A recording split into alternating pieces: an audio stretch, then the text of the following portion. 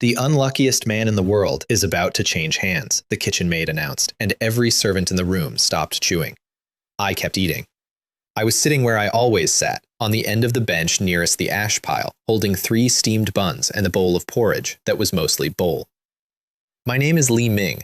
I am the 5th young master of the Shen family, grandson of the Marquis of Yunnan, and I ate every single meal of my life in the servants' kitchen because the alternative was not eating. Go on then, Lin Wei, somebody said. Who's taking the title? She let the pause stretch out like she was selling fish. Our young master Li Ming is getting married, to a girl whose family and face are both far above him. There was a beat of genuine silence. Then the room went up like a barn. Who'd marry him? Joe can't afford a copper of dowry. They'll have to hold the banquet in this kitchen. Right here, on this table, bride sits by the ash bucket. I want you to understand that I was in the room, 2 arms lengths away, close enough that one of them elbowed me in the shoulder while laughing and apologized to the bench instead of to me. That's the part people never get right when they tell this story later. They weren't talking behind my back. There was no back. I was furniture with a mouth. You want to know who? Lin Wei wiped her eyes. It's a royal decree. Yu Linghua. The laughter died so fast you could hear the fire pop. Yu Linghua, 3rd daughter of the Su family, the most beautiful woman in Great Wei, if you asked anyone with functioning eyes, and a sword prodigy on top of it, which frankly felt like showing off. A week earlier, a sword immortal from Xiaoyao Peak had taken her as a personal disciple. She was also, and this is the fun part, deeply and publicly in love with my cousin Li Jia, the golden child of our family, the man everyone assumed she'd marry by next spring. The emperor had just handed her to me instead. Every face in that kitchen swung around to look at me, and I watched their expressions rearrange themselves in real time, contempt sliding off, and something else sliding on, quick and greasy, like oil finding a crack. Respect, if you were being generous. Calculation, if you weren't. I picked up my buns and my bowl and left before anyone could try to be nice to me. I'd been in that house long enough to know what that meant. A decree like that has a shape, and I figured it out before I finished the first bun. The Shen family holds an army. The Su family used to hold an army and still holds every officer's loyalty in it. If those 2 houses married their heirs, the emperor would wake up one morning with a problem he couldn't fix with a scroll. So the palace got clever. Marry the Su prodigy to a Shen. Absolutely, by all means, family harmony, wonderful. Just not that Shen. Give her to the one the Shen family keeps in a shack by the fish pond. Now the 2 houses have to come to the throne on their knees and beg to undo it, and they pay for the privilege. I was the pin the emperor stuck in the map. Nobody asks the pin. I climbed back to my room, sprinkled ash on the floor against the damp, and lay down on a bedboard that screamed like a wounded animal every time I breathed. Fantastic. Love that for me. Then I picked up my book, because I had exactly one plan in life, and the book was all of it. The Mountain River Body, Tempering Art. Any market in Great Wei sells it for the price of a bun, and nobody buys it because reading it feels like being hit in the temple with a wet rope. Scholars have gone at it for decades and come away with a headache. I'd been at it for a year, and I had never told anyone why.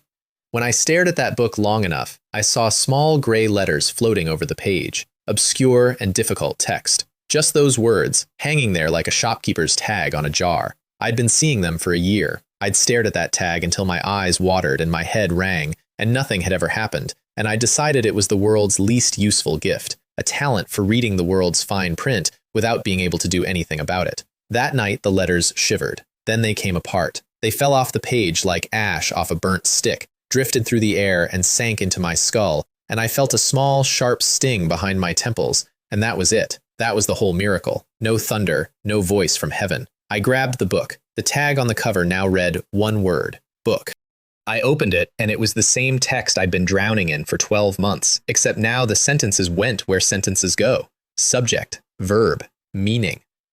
I sat down and read the first chapter in the time it takes tea to cool, and then I sat cross-legged in the dark and did what it said. Breathe in, breathe out. Steady as a mountain, flowing as a river. Half an incense stick later, my hands were stronger, my head was clear, and the room seemed brighter, and I sat there in the dark in my collapsing shack, grinning like an idiot at nothing. I turned my attention inward and found the gray words waiting there, sitting in my mind like a coin in a pocket.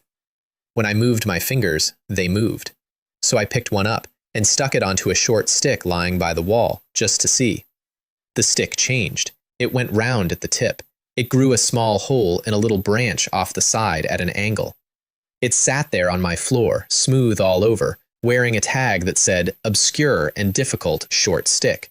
And I am a shameless man, and even I blushed. Fine, confirmed. I could pull the label off a thing and stick it on another thing, and the thing became the label. The first hour of the most powerful ability in the Empire was spent making an obscene stick and then hastily unmaking it.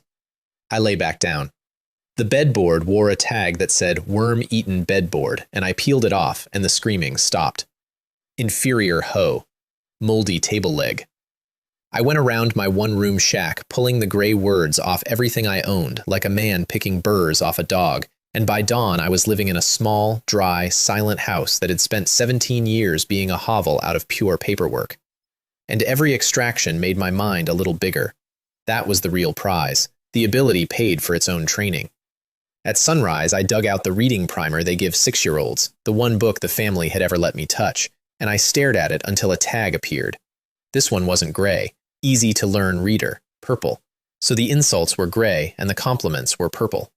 Good, that's the entire universe explained. Purple did not want to come off. Gray slid free like a scab. Purple I had to pry, and by the time it let go I was sweating through my shirt, and my head felt like a bell somebody had used as a stool. But it came off. And I held it, this bright little word, and I looked at the impossible book that had eaten a year of my life, and I stuck easy to learn onto the mountain river body tempering art. I want a normal life, that's all I ever asked for. Enough food, a door that closes, nobody trying to break me. But I've been in this house long enough to know a marriage decree in the Shen family isn't a wedding. It's a countdown. So no more asking. For 2 days I didn't leave the house. The kitchen has a rule. If you don't work, you don't eat. And I'd stopped working, so I lived on flatbread. If you've never had it, imagine chewing a roof tile that someone described bread to.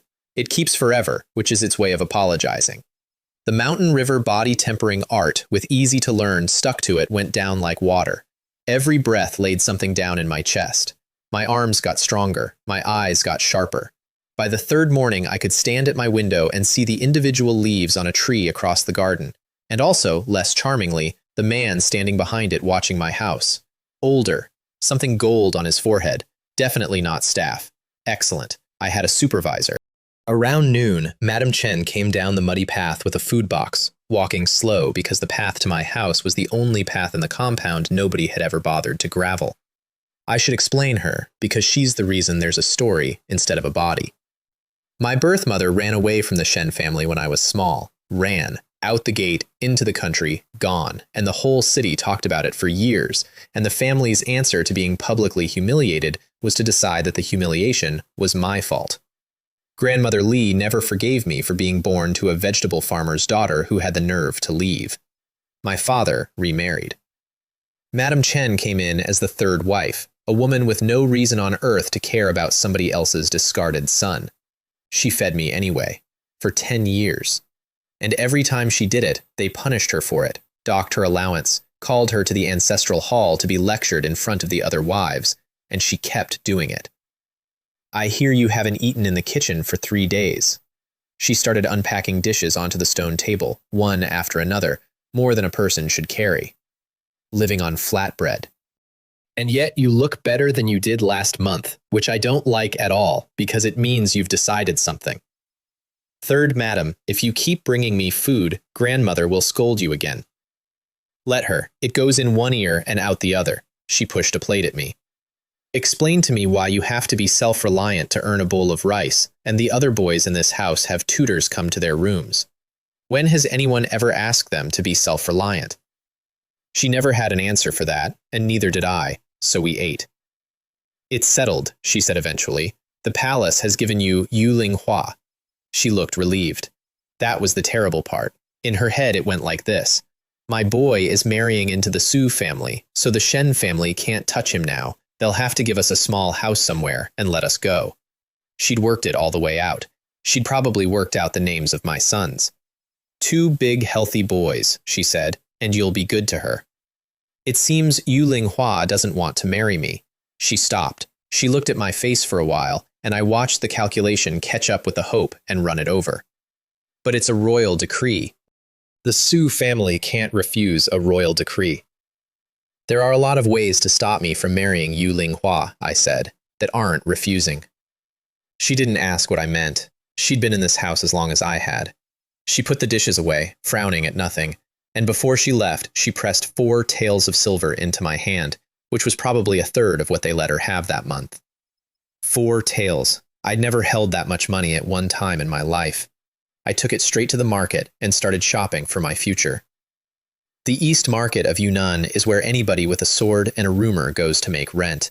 However, ground is covered in cloth squares with cultivation manuals laid out on them, and every single seller will tell you the same story, ancestral technique, unbelievably powerful, priced accordingly. The good ones start at 100 taels. I had 4 and needed to eat. Then I found a man with a small mountain of books and a sign that said 5 chen each, minimum 10, small business, no bargaining. I crouched down and looked at his mountain, and the mountain looked back at me.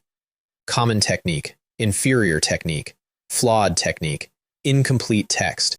Every book in that pile was wearing its own confession. Joe had no idea he was selling me a bin of stripped screws, and I had no idea how to keep a straight face. Boss, discount? Joe glanced at my clothes, decided I was a waste of oxygen, and turned his head away. 4 taels for 10, that's it. I got him to 3. Then I spent 1 more coin on 2 children's readers, because purple words live in children's books, and walked home with 10 cultivation manuals and the collected works of a 5-year-old. The first book I opened was missing half its pages and most of its cover. Incomplete text, said the tag. Extract. The sting behind my temples, the gray letters falling into my head, and the ruined book in my hands knitted itself back together, and 5 characters came up on the cover. Lone wind, treading snow steps. A movement technique. The entire Shen family owns exactly 1 movement manual, and it's kept in a locked room because footwork is the difference between a fight and an execution. I'd just bought one for 3 chen off a man who thought I was an idiot. It was still written like a poem, of course.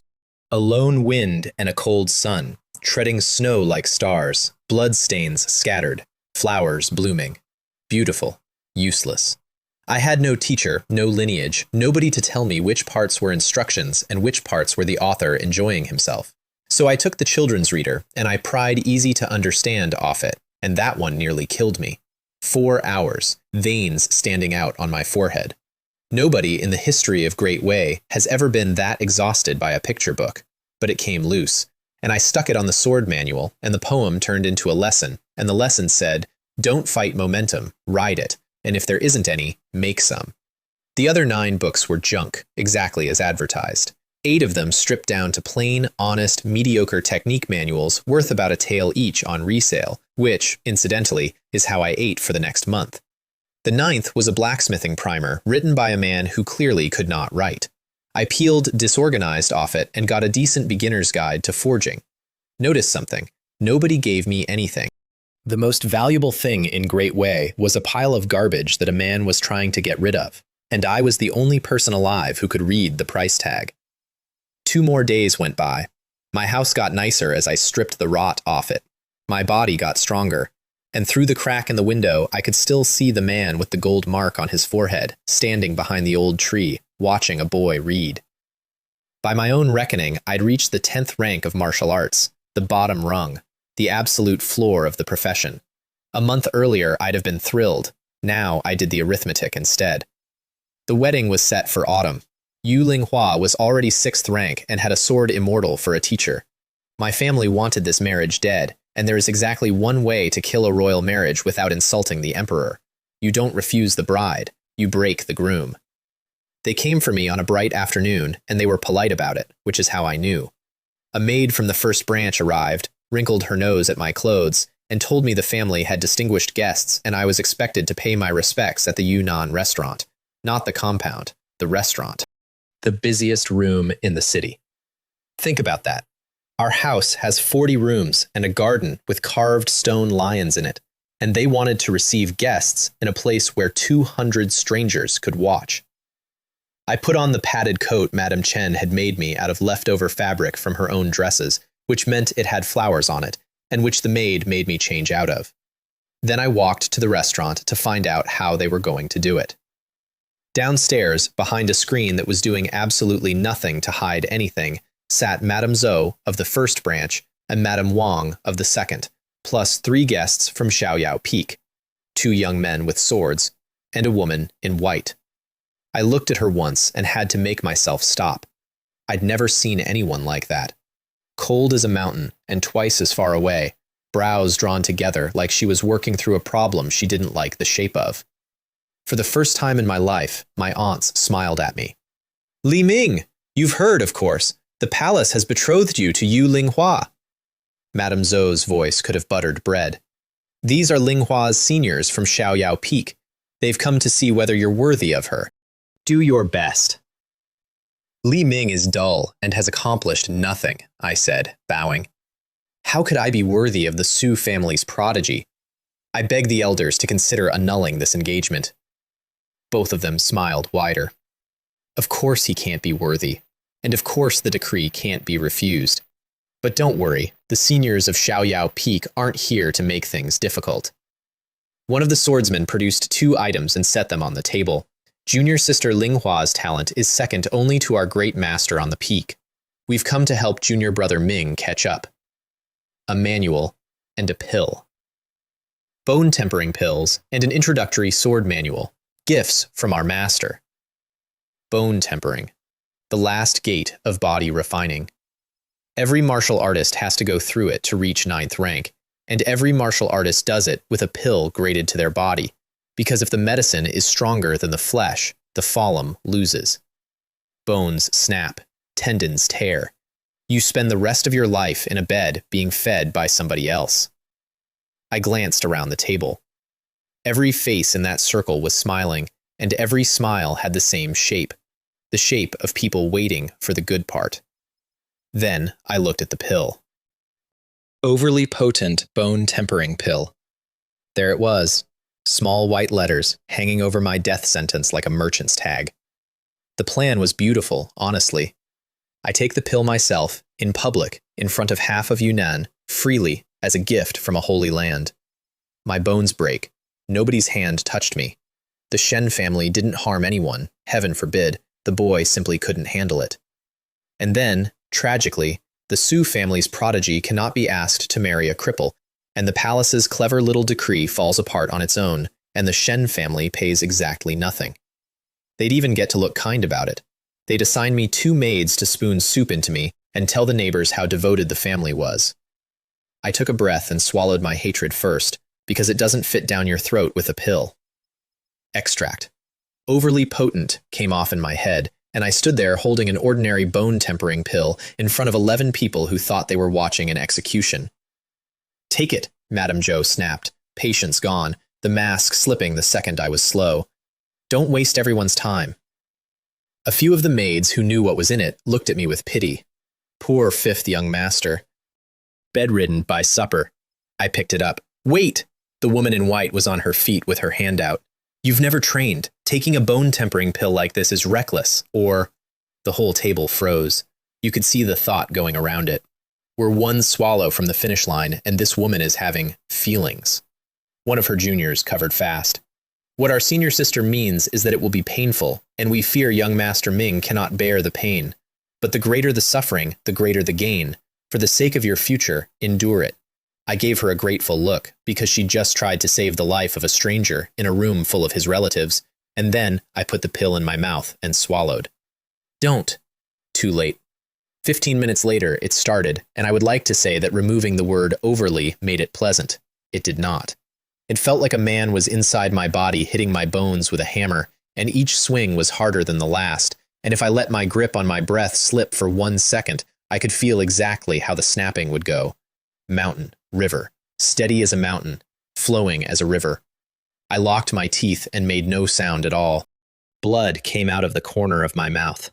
Around me, the entire restaurant had stopped eating to watch, and my 2 aunts wore expressions of enormous concern, and every so often the concern would slip and something else would show through, and it was joy. They were happy. They were watching a 17-year-old boy shake and bleed, and they were happy.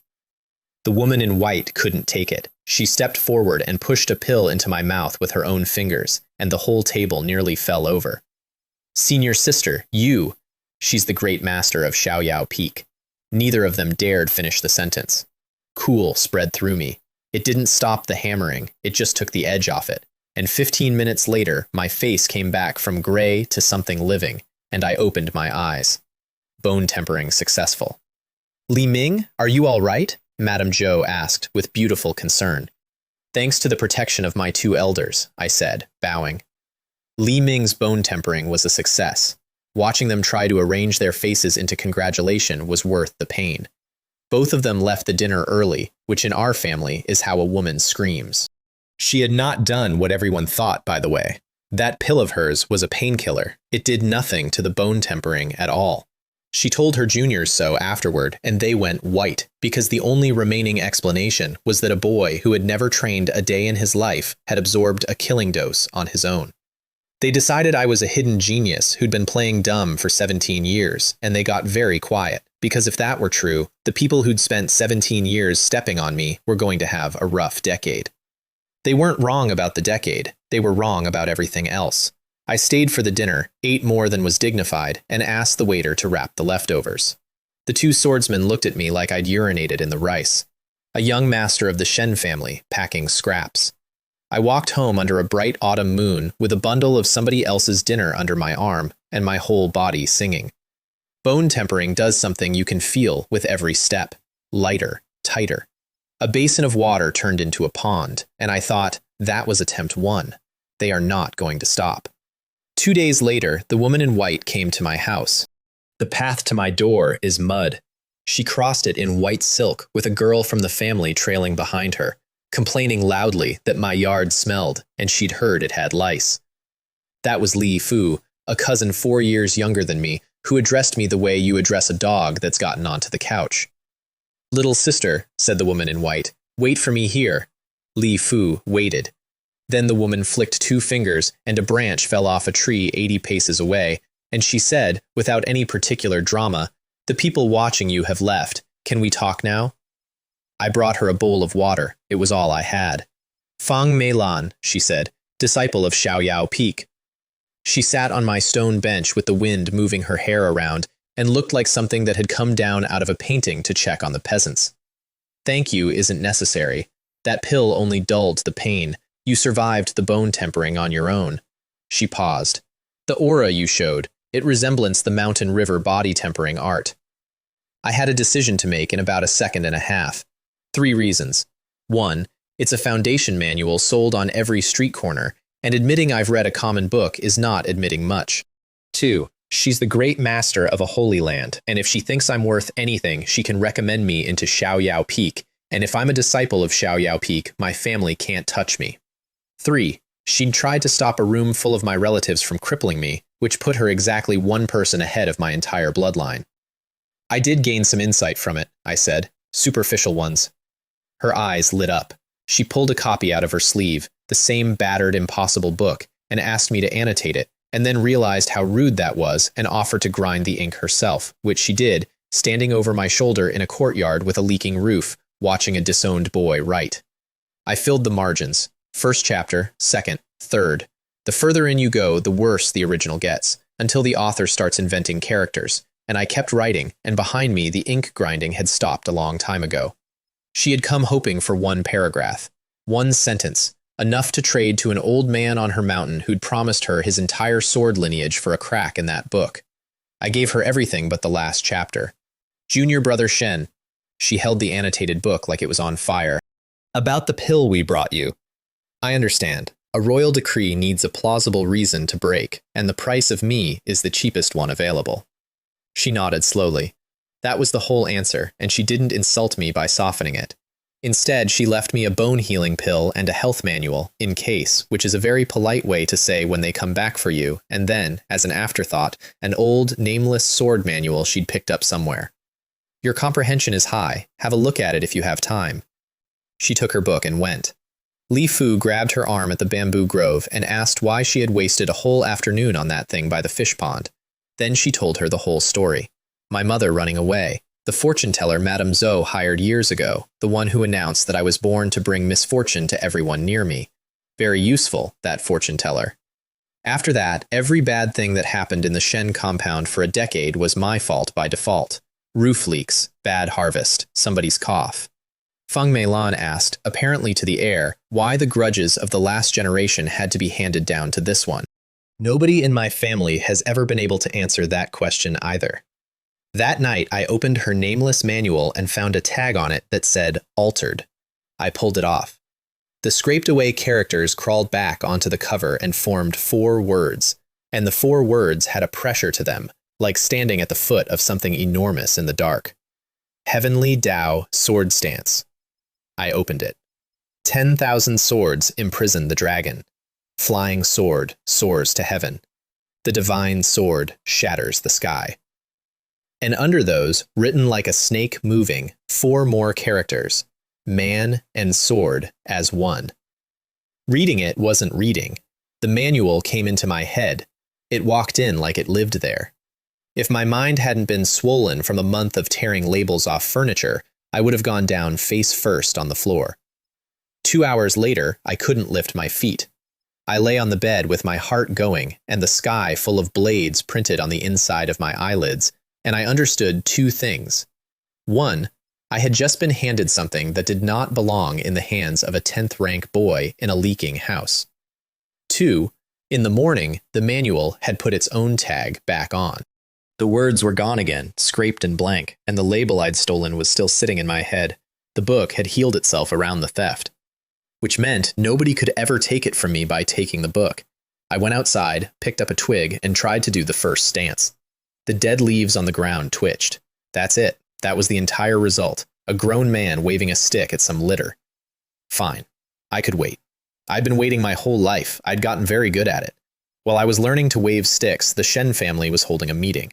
They held a lot of meetings about me. I've come to think of it as their real family hobby. Somewhere in that compound, in a room with good tea, my grandmother and my aunts would sit down and calmly decide what should be done about the boy by the fish pond. And in fairness to them, they were never lazy about it. They put real work in. The problem, they agreed, was that the first attempt had failed, and I was still walking. The solution came from Madame Wang of the second branch, who was quick. Not clever, quick. Frame him, she said. Theft. So a servant arrived at my door with a gift box. Mid-Autumn Presents, he said, for all the young masters and young ladies. From the second Madam. In 10 years, Madame Wang had never given me so much as a bad word for free. I opened the box and found jade bracelets in it, the kind that cost more than my life had cost the family to date, and I put the box in my room and sat down to think about how I wanted to be arrested. That night, the compound lit up. They searched everywhere. They even called the constables in from the prefecture, which for a family of our rank is like calling the army to find a lost sock. And at dawn, the constables arrived at my shack, apologized, searched, and came out holding the box. Theft, under Great Way law, is punished with the ink brand. They tattoo the word thief on your face. Forever. It ends you socially, completely, and a branded criminal obviously cannot marry the pride of the Su family, and the decree dies, and the Shen family pays nothing. They dragged it to the prefecture on purpose.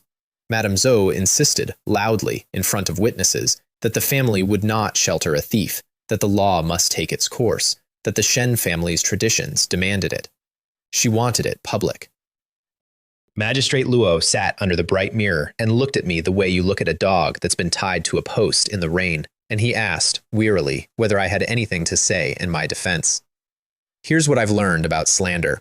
If somebody accuses you of stealing noodles, the stupidest thing you can possibly do is cut your stomach open to show them there aren't any noodles in it. Denial is a losing game. You cannot prove a negative to a room that has already decided. So I didn't defend myself. Your Excellency, I said, I live alone by the vegetable garden. I am poor, but I would never steal.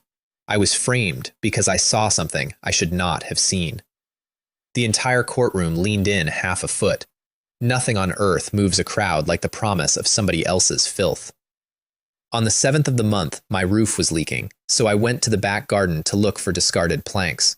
And I saw a household servant, And I let it die there. I looked at my feet. I said it concerned the reputation of the Shen family, and I truly could not say more. They were embracing the second madam, I said, and his hands were still. The howl Madame Wang let out could have stripped paint. Constables had to hold her. The prefect's gavel came down.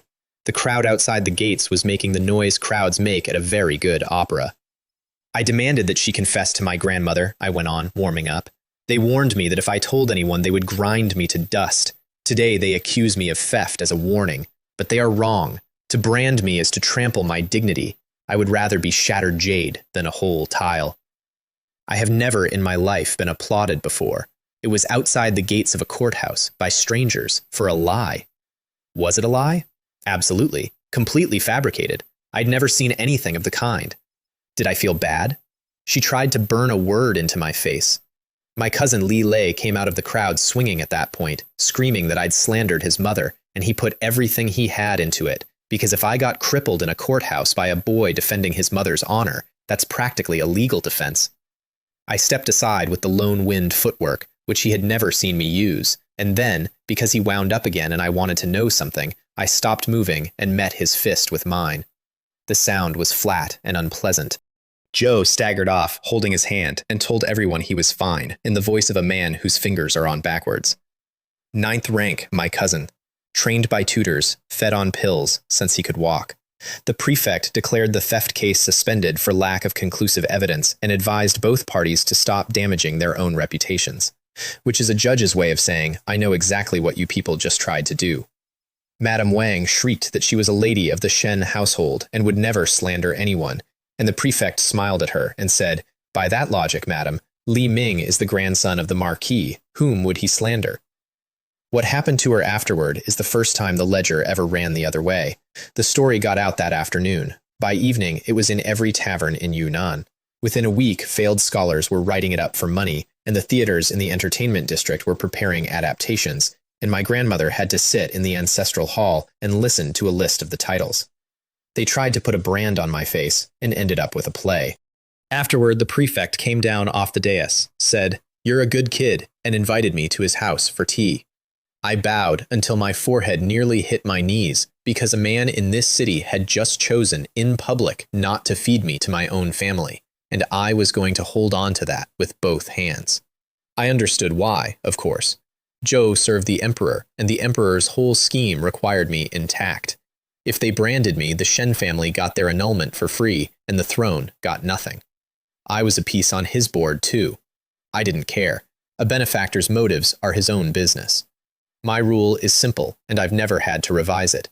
Anyone who helps me is a benefactor, and anyone who tries to break me is an enemy, and no amount of noble reasoning turns the second into the first. That night, my grandmother had both aunts kneeling in the ancestral hall, screaming at them, not for trying to destroy me, you understand, but for being caught, for getting the family's name into a play. And when Madame Wang sobbed that she never expected the little wretch to slander her back, my grandmother said the sentence that summarizes my entire childhood in one breath. If we had known he would do that, we would not have used this method. Not it was wrong. Not he's your nephew. We'd have used a different one. Magistrate Luo's house was smaller than ours, and about 400 times more pleasant to stand in. There was a shallow pond in the middle of it, with actual fish in it that somebody had put there on purpose, and plants that looked cared for rather than expensive. How does it compare to the Shen family garden? He asked, pouring tea.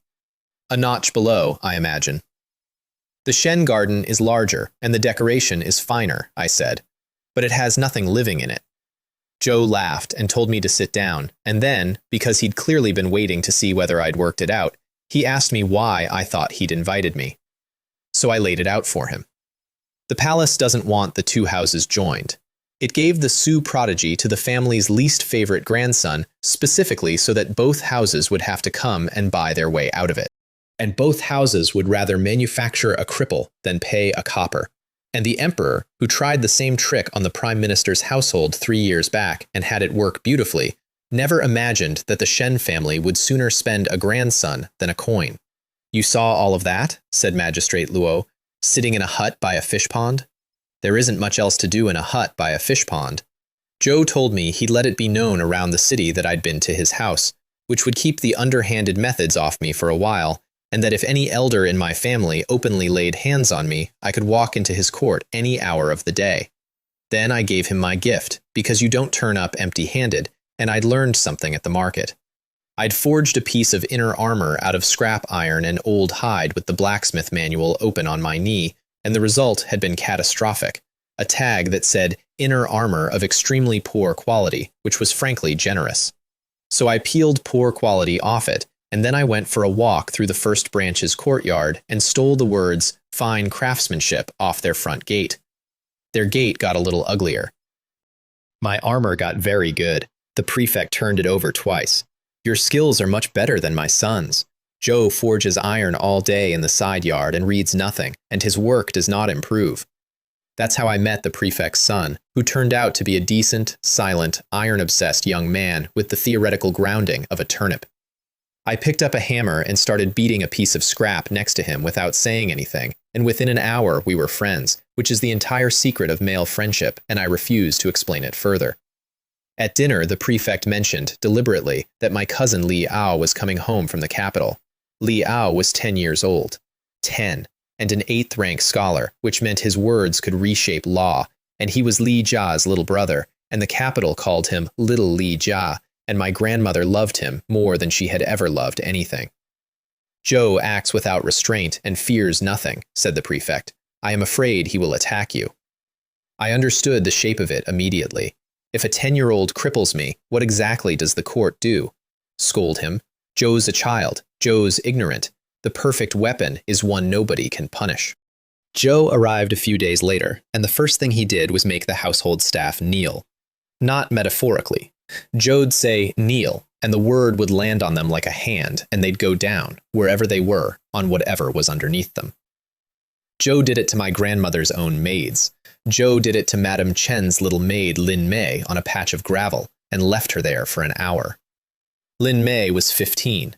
She's the only person in that compound, besides Madame Chen, who ever called me you the polite way.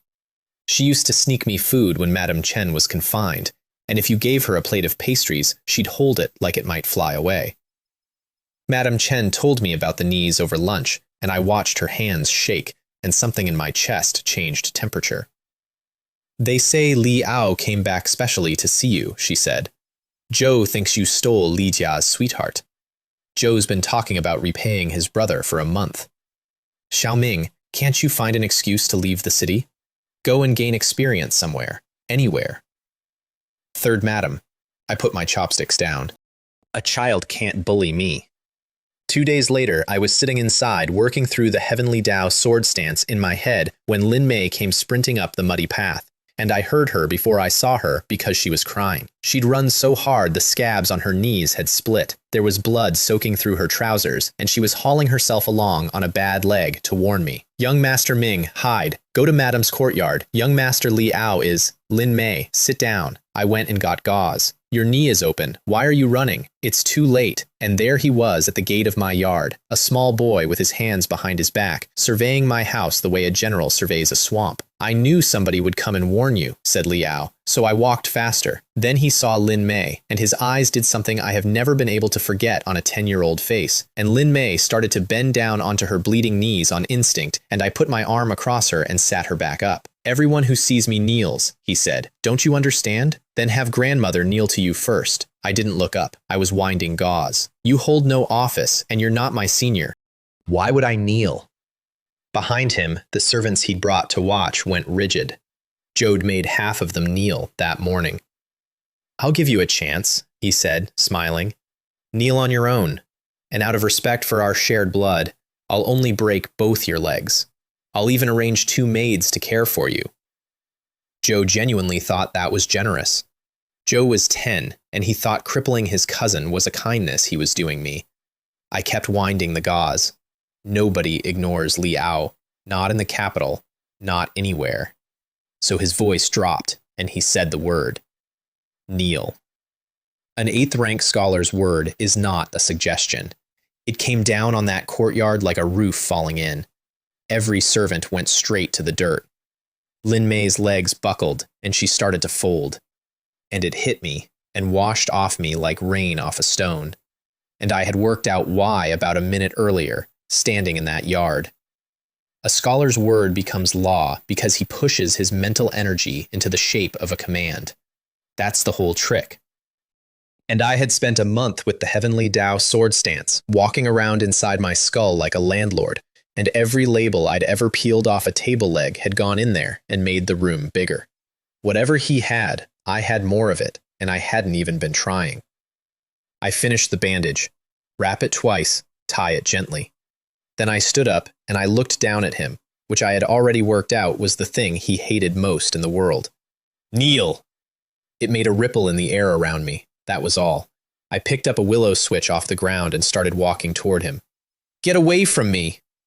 10 years old, 8th rank, the pride of the Shen family, and I lifted him off the ground by the front of his robe, because a scholar who has never once trained his body is a very well-read sack of rice. Let go of me, you abandoned son, you scourge. My mother will never let this go. My brother will skin you alive. The willow switch came down across his palm. You dare? I did, actually. Be precise about what I did, because this is the moment where people either agree with me or they don't. I did not injure him. I did not cripple a child. I held a boy who had spent a week making bleeding servants kneel on gravel, and I gave him the punishment you'd give any brat in Great Way, on the hand with a switch until he cried. Joe called for his servants to run and fetch his mother and my grandmother. Nobody moved. Every one of them stood there and watched, and some of them clapped, quietly, into their sleeves. My cousin Li Fu came around the corner, saw what was happening, rubbed her eyes like a woman in a farce, and ran. By the time Madame Zhou arrived at a dead sprint and gathered her son up off the ground, his hands were swollen, and there was nothing left of the little tyrant at all, just a crying child, and I have never felt one grain of guilt about it, because I spent that whole beating looking at the blood on Lin Mei's trousers. Li Ming, you are the elder brother, and you struck your cousin. When grandmother arrives, you will be punished. I bowed to her, perfectly, because form is the only armor a poor relative has. Madam, you are mistaken. I did not beat my cousin. I disciplined him. And then Grandmother Li came through the gate on 2 maids, and the yard got very cold. Since you've taken it upon yourself to teach our a lesson, she said, may we elders teach you one in the same way? I bowed again. In reply to Grandmother, since my cousin returned, the servants of this house have been made to kneel wherever he goes. If Grandmother doubts it, look at the knees of your own maids. Second, my cousin came to my courtyard today and spoke of killing his own kin. As his elder brother, it is my duty to discipline him. Every word inside the law, every word polite. She'd raised me to be terrified of a misplaced syllable, and I had turned into a boy who never made one. I did not ask you that, she said, and her voice was going up. I am asking whether we elders may teach you a lesson. As a junior of the Shen family, I am naturally subject to the discipline of my elders. If I have been impolite in any way, I will accept punishment and learn from it. I lifted my head. I only wonder what it is that Li Ming has done that was impolite. Silence.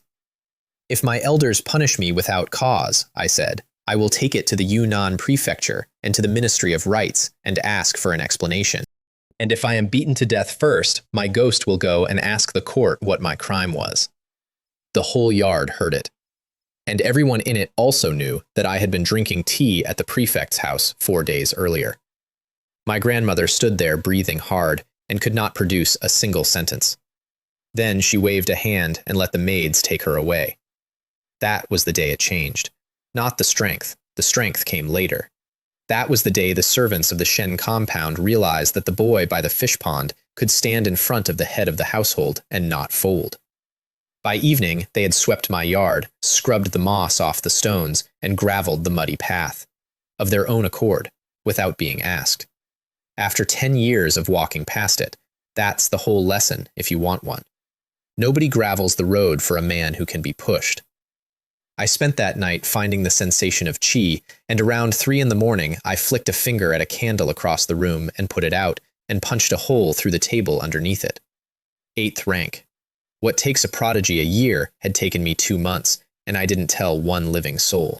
The next move came from my grandmother, and I'll say this for her. She was the only one in that family with any craft. A maid arrived with a message. Tomorrow evening, I was to dine at Shu Chen's courtyard because my cousin Li Ao wished to apologize to me in person, and my attendance was expected, and failure to attend would be defiance of the head of the household. Beautiful. Look at the trap. If I go, I'm off the compound. If I don't go, I have publicly refused a reconciliation between brothers arranged by my grandmother, which is exactly the sort of thing that gets written into a family record. Shu Chen's courtyard takes one party a night. One. Nobody else gets in, no matter who they are. So I spent the day making a sword. I forged a soft sword out of scrap, and it came out with the tag, extremely inferior soft sword, which stung a bit, but the shape was right. I stripped inferior off it. Then I went for another walk through the compound and found a spear standing outside the armory wearing the words tough and resilient in purple. Half an hour to pry it loose. The family's fine spear became an ordinary stick. My garbage sword became something you could wrap twice around your waist under a robe and never see. House rules say a junior can't carry a blade without permission from an elder. House rules also say nothing about wearing one. I walked to Shui Chen's courtyard across a stone bridge in the evening, and Madame Zhou and Li Ao were waiting at a round table big enough for 20. Li Ming, I hear you've been living on flatbread. Her voice was soft as a folded blanket. This meal was prepared entirely for you. Please enjoy it. Li Ao couldn't manage his face at all. Zhou sat there, radiating pure murder at a 10-year-old's volume. Mother, I want to see him beg. She pulled him out by the hand, and the two of them left, because of course they left. If I'm in danger and they're present, they're obliged to help me. Absent, they're merely tragic.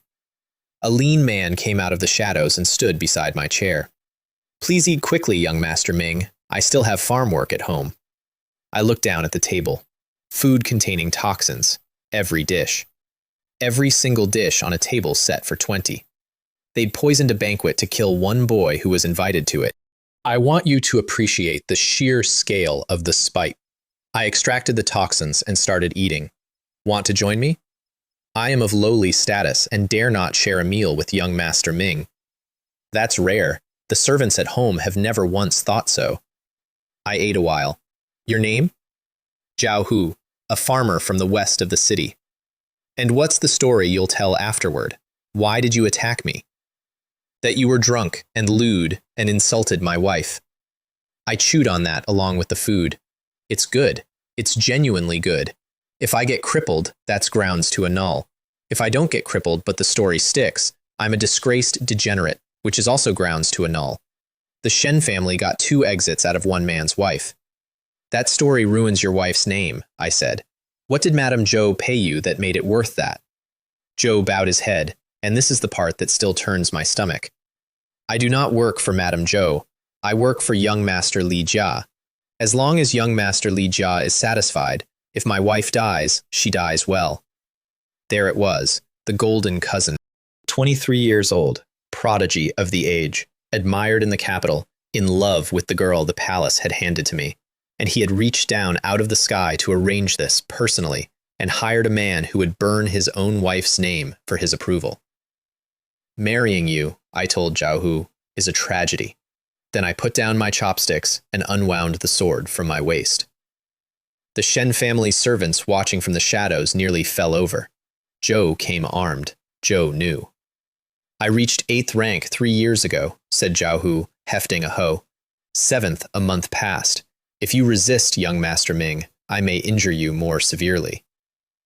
7th rank, a minor master by the standards of this city. Sent to break a boy Madame Zhou had described as 9th rank. I opened with setting sun sword art, and then I did the thing Feng Meilan had accidentally given me. She'd lent me a book on ethereal sword intent, the art of the false and the true, and the core of it is that you throw 100 blades and only one of them exists. Block them all, and you exhaust yourself for nothing. Ignore the fakes, and one of them isn't. Silver light came apart into threads across that courtyard, and Zhao Hu's calm went out like the candle. Zhou fought well, actually. Zhou got the hoe up. Zhou blocked 100 blades and felt one, but while he was doing it, I was looking at his weapon, because I am not a proud man, and I will win however I have to. Extremely sharp hoe. Purple. Extract. It took me a quarter of an hour of fighting to work it loose, and in its place I dropped one of the little gray words I'd been carrying around since I was pulling them off my own furniture. Inferior. The finest hoe in the county turned to rust in a man's hands, and my sword came through it and out the other side, and Zhao Hu's eyes opened so wide the skin split at the corners. Then I turned around and looked at the first branch's servants, standing at a polite distance, waiting to report the result. I had shown my full strength in that courtyard, and the Shen family was not going to hear about it. One sweep of the sword and the courtyard was quiet. I packed up the untouched food in a tablecloth before I left. It was a lot of food, and I'd been eating roof tiles for a month. And if that detail bothers you more than the rest of the evening, I'd suggest examining that. I looked back once at the door. Madame Chen had told me not to let hatred eat my life. I keep that sentence. I've kept it since the day she said it. But there is a difference between a man consumed by hate and a man who has run out of other options. And that night, I did not have one single other option, and I have never once dreamed about Zhao Hu. Madame Zhou sat through an entire opera waiting for a messenger who never came, and went home to be told that young Master Ming had returned unharmed half an hour ago and gone to bed. She ran to my grandmother in a panic. A 7th-rank fighter, a poisoned table, and nothing. And my grandmother, who had spent 60 years being the cleverest person in every room she entered, arrived at the only explanation that fit the facts as she understood them. The royal family has secretly sent people to protect him. That misunderstanding kept me alive for 2 months. The three of us spent the Mid-Autumn Festival together, 2 days early, because on the actual night the whole family would be required at the banquet and Madame Chen would have to sit at a table pretending to be part of something. Lin Mei cooked in my yard on a fire she built herself, one pot of everything stewed together, which is not how the Shen family eats and is 1,000 times better than how the Shen family eats. She brought flour. We made mooncakes with our hands, badly, me kneading, her shaping, Madame Chen supervising and correcting and eating the filling. Then we sat outside and ate them under a moon that was 1 day short of full. If only every day could be like today, Madame Chen said, and her voice went somewhere else. I never imagined that marrying into the Shen family would lead to this kind of life. She looked at the moon for a while. Xiaoming, tell me honestly, do you resent the Shen family? I thought about lying and decided she deserved better. I am not a saint born of heaven, I said. I cannot be without resentment. She nodded slowly, and then she gave me the piece of advice that I have failed to follow more or less continuously ever since. And hold it quietly, she said. The world is dark. I hope you stay clean anyway. Not because they deserve it, because I'd like to know one person in this house who came out of it whole. I dropped a chair by the doorway so she and Lin Mei could sit out of the wind. Lin Mei hummed something she'd learned as a child, off-key, into her sleeve. And I sat in a yard that used to be a swamp, in a house that used to leak, with the only 2 people alive who had ever fed me for free. I have been to banquets since. I've eaten at a prince's table. That was the best meal of my life. The actual Mid-Autumn banquet was 2 days later, and my grandfather came home for it. Duke Li, Marquis of Yunnan, commander of the Eastern Garrison, on the frontier 10 months of the year, home once every 3, a man I had physically seen perhaps 4 times. The compound lit itself up like New Year. Every lantern in the city that hadn't already been sold got hung on our walls, and in the Wutong courtyard, the family arranged the seating, and I was in the far corner of the far row, which was correct and expected, and had the excellent side benefit of nobody talking to me. Zhou tested the juniors one by one. Liao went first, of course. Zhou said mountain collapse, and the phantom of a mountain came down out of the air and crushed a bronze incense burner into gravel. The officers applauded. My grandfather glowed like a lamp and handed him a sword, and told him that if he didn't like it, he could trade it to his grandmother for anything he wanted.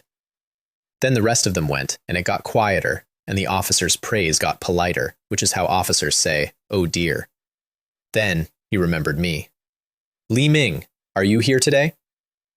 I came forward and bowed to every elder in the correct order with the correct depth. I have never once given that family a procedural crack to put a knife in. Zhou looked at my clothes. "Is this what you have worn to the Shen family's Mid-Autumn banquet?" I had money by then. Magistrate Luo had given me 100 taels. I could have bought a robe. I hadn't, because he'd given me that money for pills, and it had never once occurred to me to spend medicine on cloth. Madame Chen stood up in front of the whole family. "Reporting to the Duke, the household requires Li Ming to be self-reliant. Joe earns his own meals. Joe has no money for clothes. Is that so? My grandfather didn't even look at her. When your brother Li Jia went to the capital, did he not also rely on himself? And when did he ever dress like that? You should learn from your elder brother. Today's situation is simply due to your own lack of ability. Then he handed down a verdict on me in front of 90 people. 3 words, and they stuck to my name in that city for a season. Incompetent. Madam Chen tried again, and he turned on her instead. As the wife of the 3rd branch, she bore responsibility for raising such a worthless descendant, he said, while her husband bled on the frontier. I stood there and let it go into the ledger. The wedding is set for the 12th month, he said. What do you say about your engagement to Yu Linghua? Do you think you are a good match? In reply to the Duke, the Su family's daughter is a prodigy of her generation. Li Ming is naturally unworthy of her. Good. You have some self-awareness. Then I beg the Duke to petition the royal family to annul this engagement, so as not to injure the Su family's prodigy. Joe stared at me, because I had just walked us both into the only room he didn't want to be in. Annul it properly? That means going to the emperor and paying. The price the palace wanted was 2 years of my grandfather at court in the capital, and a stranger commanding the eastern garrison in his place. 2 years is enough time to hollow out an army from the inside. Break off the engagement, he said. The Shun family can break it off by destroying decades of foundation in the military. Do you think I should break it off? I pretended not to hear the shape of the question. But if we do not annul it, it is a real injustice to the Su family's prodigy. Joe gave up and handed me a letter instead, from my father. I sat back down in the corner and opened it under the moon after the banquet, having lowered my expectations as far as a human being can lower them. It said, "Obey the family's arrangements in all things. Follow the elders. Break the engagement." And then, because my father is a thorough man, it offered suggestions. For example, get yourself caught in a brothel, moral failing, grounds for annulment. I sat with that one a moment, because a normal young lord who sits a brothel gets a scolding. A young man carrying an imperial marriage decree who visits a brothel is committing an insult to the emperor. That isn't a scandal, that's a capital matter. The outcome he was proposing for me was substantially worse than losing both legs. The ancients say that parents who love their children plan far ahead for them. My father had planned very far ahead indeed. I burned it in the stove, and then a servant came to tell me the Duke required me back at the Wutong courtyard, because my cultivation was the worst in the family, and I was to return and clean up. So I swept the banquet hall until midnight with the servants, and picked useful things out of the rubbish on my way home, because a discarded chair with a bad tag on it is a good chair with an extra step. Madam Chen was waiting in my yard when I got back, at midnight, in the cold, to ask what the letter said. Nothing, I said. Joe told me to take care of myself and dress warmly. She pouted at me. Joe cares about people? Let me see it. I'll read it myself. I dropped it on the way home. She looked at my face for a second, and then she stopped asking and said, "Never mind. It'll be disheartening, and reading it will only make me feel worse. And that is the closest thing to a knife I have ever taken. The Mountain River body tempering art has a ceiling. It's a foundation manual. It builds a body. And at 8th rank, a body is not the problem anymore. To go from 8th to 7th, you have to sharpen the senses and swell the mind, and my foundation book had nothing left to give me on either count. The family was never going to hand me an advanced manual, and you cannot buy one on a street corner because anyone strong enough to need one is strong enough to keep it in a vault. So I did the only thing available, which was to take the most dangerous object I owned and use it as a grindstone. Every night I sank into my own mind, picked up a sword, and charged the heavenly Tao sword stance. That was not a metaphor. In there, that thing is a sky with blades in it. The first night I got half a step before something went through my chest, and I came out of it with cold sweat running off my jaw and my heart hammering. Because it turns out your body does not know the difference. Dying in your own head is not a metaphor, it is a full rehearsal. I went outside, put cold water on my face, ate a piece of flatbread, and went back in. Then again. For 2 days I did nothing else, and every time I woke up shaking, I sat there a moment, and then dived back down into the place where I get killed. And on the second night, something in my senses cracked open like a shutter. Insects outside, individually. the dark, transparent, 7th rank. I looked at the bed, which had a tag on it that said soiled because I had sweated through it, and I peeled that off too and lay down on a dry mattress and slept until the sun was up. You want to know what the ability really is? It isn't power. It's that I never had to wait for anyone. I was 20 days into being 7th rank when a servant came to tell me the 3rd master had returned to the compound and I was to wait for him in the ancestral hall. My father was home. Joe made me wait in the ancestral hall for 4 hours before he came in. That was deliberate. Then he lit 3 sticks of incense and bowed to the tablets of our ancestors in front of me, slowly, letting the smoke build up, so that when he finally turned around, he'd be speaking with several centuries of dead Shens standing behind him. I let all 3 sticks burn down. Joe broke first. I hear you falsely accused Madame Wang of an affair with a servant. Is that true? Not hello. Not you've grown. Straight to the accounting, and only 1 column of it, because the part where she manufactured evidence to have my face branded didn't come up. Go to the prefecture tomorrow and clear her name. Father, will you seek justice for me over the false accusation of theft? They acted that way because you did not cooperate, he said. If you had cooperated and broken the engagement earlier, none of this would have happened. And he pushed out his aura at me, the way you'd shove a child, expecting me to flinch. I'd been getting run through by the heavenly Tao sword stance every night for a month. His aura felt like weather. I saw the affair with my own eyes, I said. I cannot speak against my conscience. Joe kicked a chair to pieces. It seems the Duke was right. You really are a rebellious son.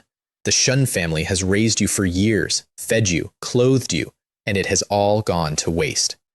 I nearly laughed out loud. And this is the point where I should list what the Shen family fed and clothed me with. Nothing. Everything I ate, I earned. Everything I wore, I earned. I did the dirtiest work in that compound, and I was paid less than the lowest servant, who at least got board and a monthly wage. The house I lived in was a shed. The only reason I hadn't walked out the gate years earlier was that they wouldn't let me, because my mother had already made them look like fools once, and they weren't risking it twice. That's what he meant by raised. Then Madame Chen came through the door of the ancestral hall with Lin Mei behind her. When the 3rd master returns to the Shen compound, I, the 3rd madam, am the last to hear about it. Joe glanced at her the way you glance at furniture that's been moved.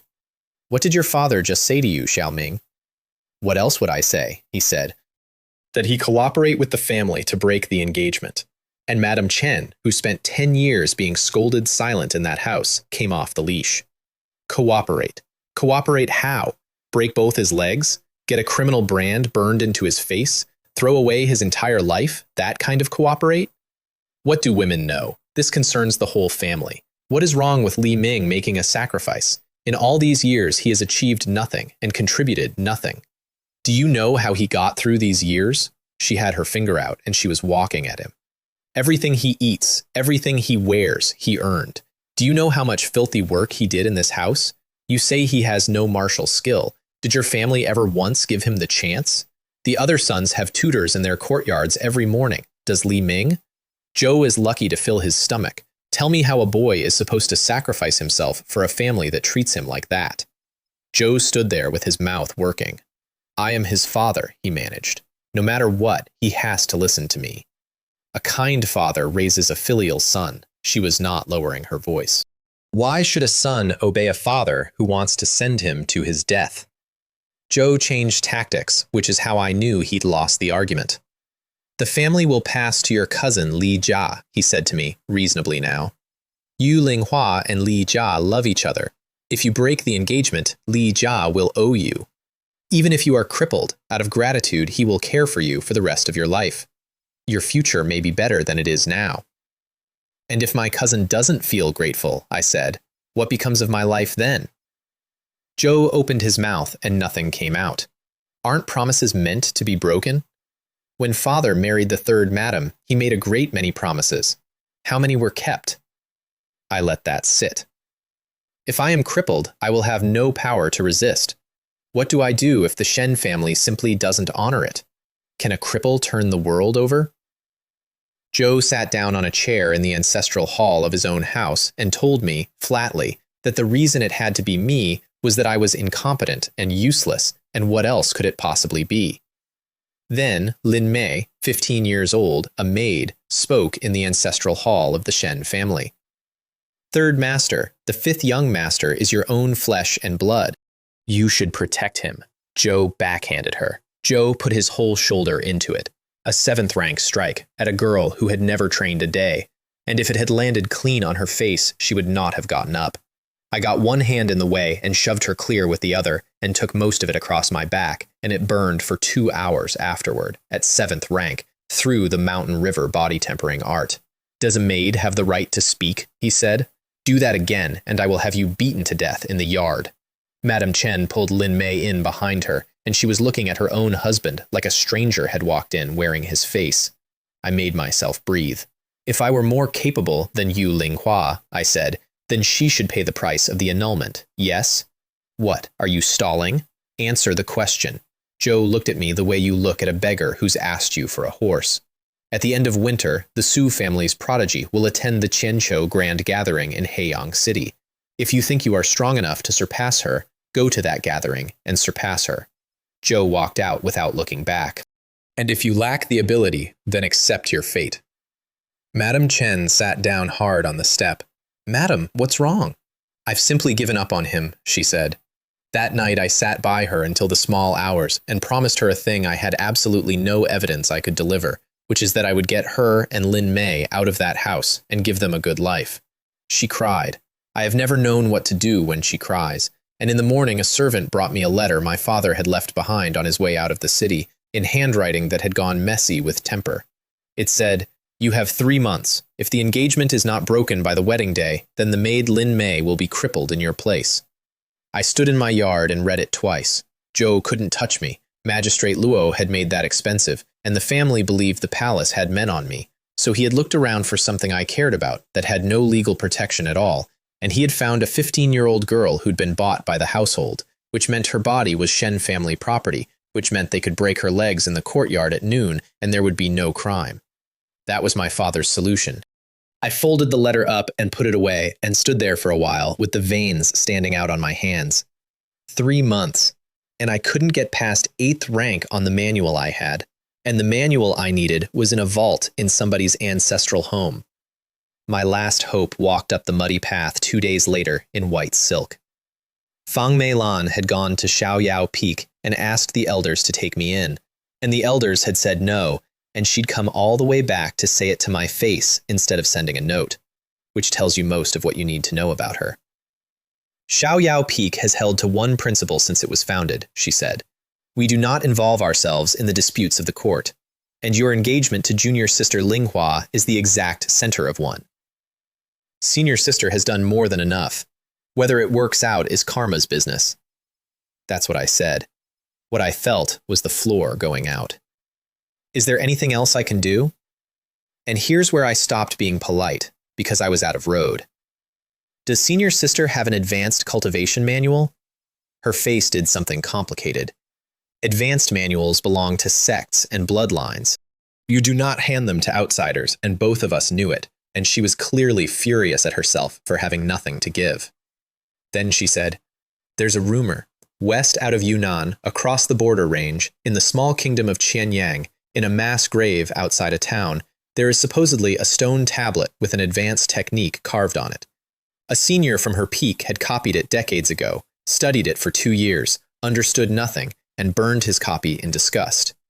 It is said to be even harder to comprehend than the mountain river body tempering art, she said apologetically, so it may be worth nothing at all. I nearly laughed in her face out of sheer relief. Lady, I do not care how hard it is to read. I have never once cared how hard anything is to read. I can't leave the city, I said. They watch the roads. Then I will delay the man watching you, she said. Tonight, when you see my signal, go and don't stop. If I go, the Shen family will blame you. Xiaoyao Peak will be dragged into a court dispute anyway. She waved that off like a fly. This was my own doing. Junior brother Shen has helped me a great deal. I should repay it. Count what that was worth. She was the great master of a holy land, and I was a boy with a leaking roof and no future, and there was no version of that trade where she came out ahead. She did it anyway. Twice now. At 3 in the morning, I got the signal. and I went over the western edge of Yunnan City on the lone wind footwork with a bundle on my back. I stopped once on the far side and looked at the wall. 18 years old, and it was the first time in that body's life that I had ever been outside it. The ground was softer out there. I remember that, stupidly. The ground was softer, and there was something flowering somewhere. Then I turned west and ran all night. Qianyang is a poor country. Everything about it announces this. Cold wind comes over the border range and stops, and on the far side, the trees give up their leaves a month early, and the mountains are all rock, and there's nothing in the ground worth invading anyone for, which is exactly why they'd had a century of peace. Nobody wants it. I came down out of the pass, opened the map Fang Meilan had drawn me, and found that it had a tag on it. Crude map. Extract. 4 lines became a road network. I want to point out that this is the single most useful thing my ability has ever done, and it took 2 seconds. But the strange part started at the foot of the mountains, where there was a market that had no business existing, and the road north was full of people, and every third person on it was armed with a weapon carrying a blue or purple tag, which is not what a farmer carries. These were great way fighters, dozens of them, all walking into a barren corner of a country nobody cares about. I found the town, and the town had exactly 1 inn, 50 taels a night, 50. The waiter had a wonderful smile. Sir must be new to Good Luck Town. Everyone here has come for the treasure that is about to be born. To open a shop in this town costs a fortune to the Qianyang court. 50 taels sounds steep, but if you find even a small piece of the treasure, you will make thousands. I had 36 taels to my name and a plan to eat for a week on it. Never mind. There is a curfew, sir. You'd have to walk 10 miles to find a place to sleep. And it isn't very peaceful out there at night. There's the squeeze. Very professional. And then somebody dropped an ingot of silver on the counter and said, "I'll pay for him. Let him stay." The voice was cool and slightly bored and belonged to a woman in a pale green immortal robe who had already turned away and was walking upstairs before I got my mouth open. I only got the one look. Gentle face, older than me, the kind of composure you don't get before 30. I stood there like a post while the waiter sighed and told me I was lucky to be handsome, since it apparently got my lodging paid for, and lamented his own face at some length. 50 taels was half a year of my life. To her, it was lunch. I bought answers off him instead, 3 questions for 5 taels, and got the shape of it. A heaven and earth treasure was due to be born in the mountains west of town. Phenomena had been building for days, and the experts in the square that afternoon were 4th rank and above. A treasure like that is not for a boy of 7th rank. Those are veterans, and there is not enough of the prize to go around, and when it comes out of the ground, they will start killing each other over it, and I would be a rounding error. But I wasn't there for that. The next morning, I went the other way, over 2 peaks, into a valley full of yellow weeds and tilted stone slabs, and started reading gravestones. Dilapidated tombstone, broken tombstone, damaged tombstone. 10 of them, all graves. I kept going, and after an incense stick's worth of walking, I found the 11th, half buried, and its tag was different. Stone tablet with illegible inscription. Not a tombstone, a tablet. I dug it out, straightened it up, extracted illegible, and a wall of small, clean characters came up out of the stone. I cited every one of them onto paper, and then read the copy, and the copy had a tag too. Incomplete cultivation technique. Of course it did. The tablet was carved from a damaged original. The senior who'd studied this for 2 years and burned it had been trying to understand a text with holes in it. Extract. The gaps closed, and 4 characters came up on the front of my little booklet. Genshan Secret Method. I lit incense for the dead before I left. That matters to me. I'd come into their field and dug up their neighbor and taken something out of it, and it cost me nothing to be decent about it, and I have never once regretted the coin I spent on candles that day. Then I walked back down toward the main road, and the road was jammed because that day was the day. I should have gone home. I knew that. I had what I came for. I had a manual in my bag that could carry me past 7th rank, a girl in Yunnan on a 3-month clock, and no possible business at a gathering of 4th rank killers. I followed the crowd anyway, and here is my entire justification. I can read the label on anything, and I wanted to see what a heaven and earth treasure calls itself. I stopped where the young people stopped. Then I went a little further, because the elders were going further. And then I climbed a mountain overlooking a wide circular plaza with a hole in the middle of it, and lay down at the top to watch, and only then did I look up and notice the thing that should have sent me running. 8 peaks, standing in a ring around that plaza, evenly. Mountains do not do that. If you've only come to broaden your horizons, said a voice beside me, it's better to stand further away. I nearly came out of my skin. She was standing on a flying sword above the slope with her sleeves moving in the wind, the woman from the inn, and I had not heard one thing. Standing on air, not leaping, not gliding, standing, 4th rank at the absolute minimum, possibly 3rd, possibly an immortal. Thank you for the advice, Senior. I'll withdraw. You're already here. Guard your mind and look around. She flicked 2 fingers and a jade pendant floated over to me.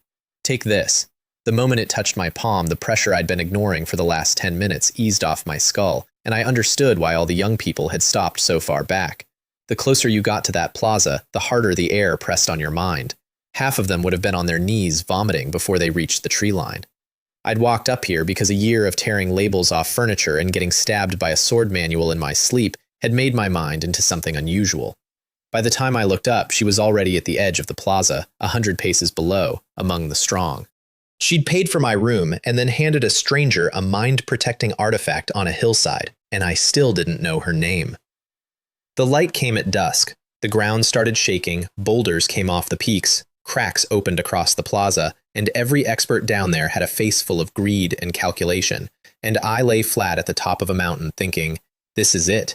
This is a heaven and earth treasure being born. And then thorns came up out of the ground. Not from the hole, from everywhere. All at once, across the whole valley, up through the plaza, and up the slopes, and up the mountain I was lying on. And the mood down there changed in about half a second, because those are 4th rank experts, and they didn't take it seriously for about half a second. They went to leap clear the way you'd step over a puddle. And they couldn't. Not one of them could move. Bodies like copper and iron, and the thorns went into every single one of them like they were made of bread. Down on the plaza, 100 of the strongest people in 3 kingdoms were being wound up like spools.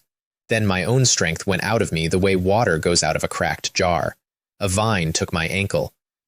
And I lay on that mountainside at the actual bottom of the world with no rank, no strength, and no way to pull my own leg free. There was no treasure.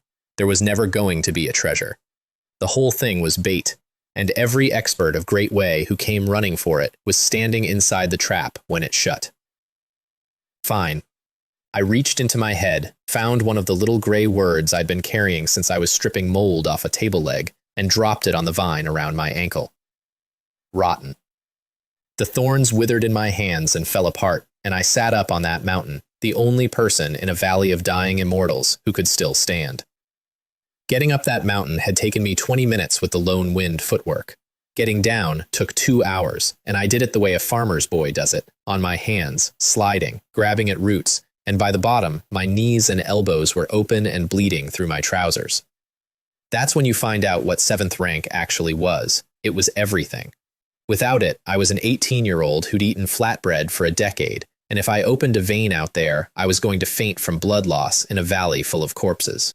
I tore strips off my clothes and bound my own arms and sat in the dirt breathing for a while. Then I ate a piece of flatbread because the man who packs food is the man who eats, and started walking toward the plaza. The road there was lined with people. Some of them were still conscious. I did not untie them. I want to say that plainly because I've thought about it since.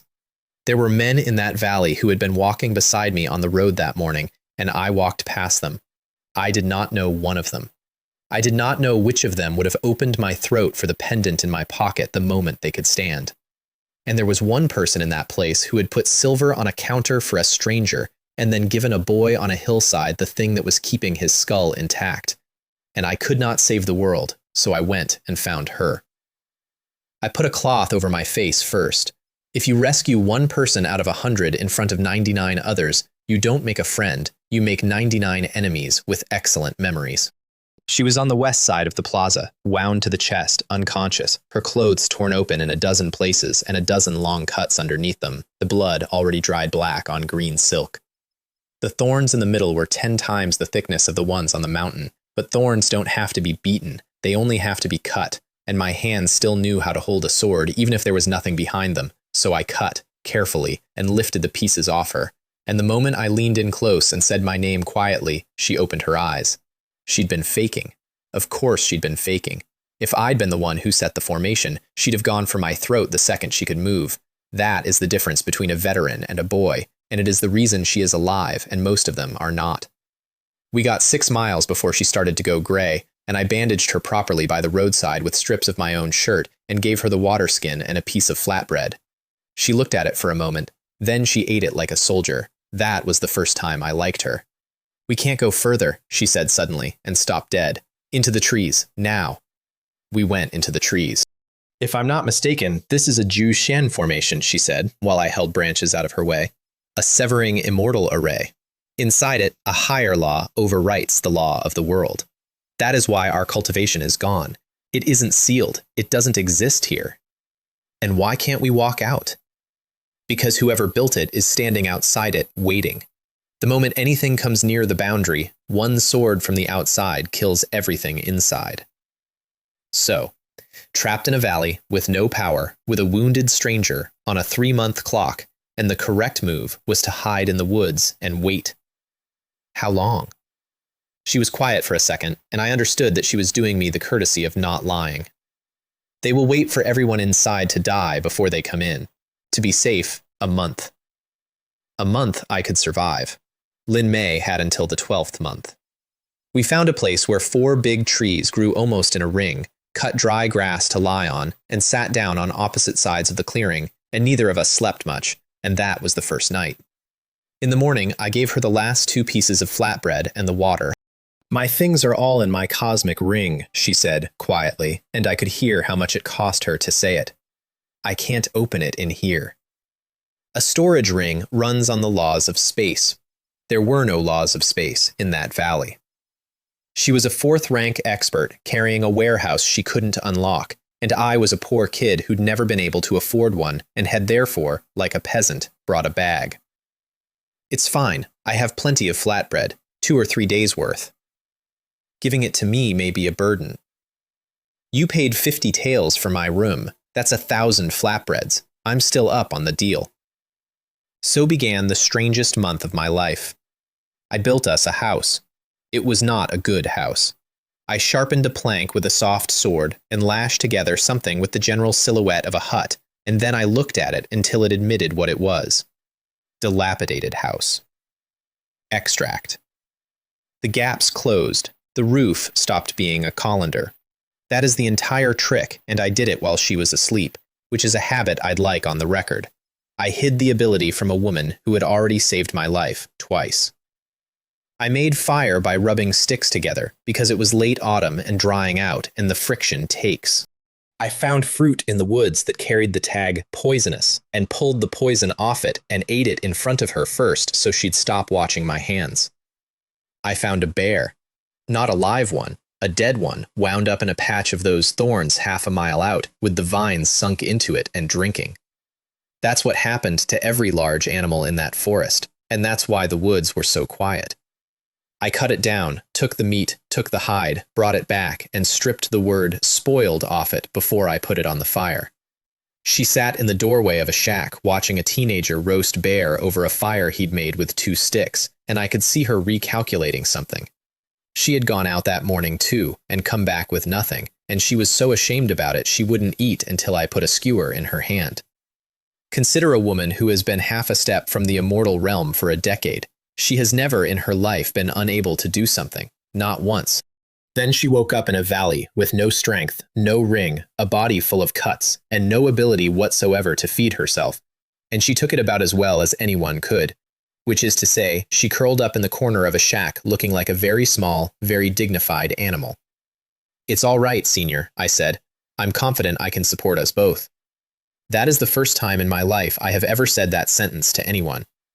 There was one other incident that first week that I would like to skip, and won't, because it is where the whole month turned. She got up to help with the planks, and the thorns had gone through her clothes in more places than either of us had noticed, and she stood up straight into the afternoon light, and I turned around and made a noise like a man being strangled. "Senior, that isn't your—" She looked down. She got very close to the ground very quickly. I dug my spare shirt out of my bag, put it on the grass in front of her, said that I was going out to scout and would not be back for at least an hour, picked up the sword, and walked into the woods at a speed that I would describe as brisk.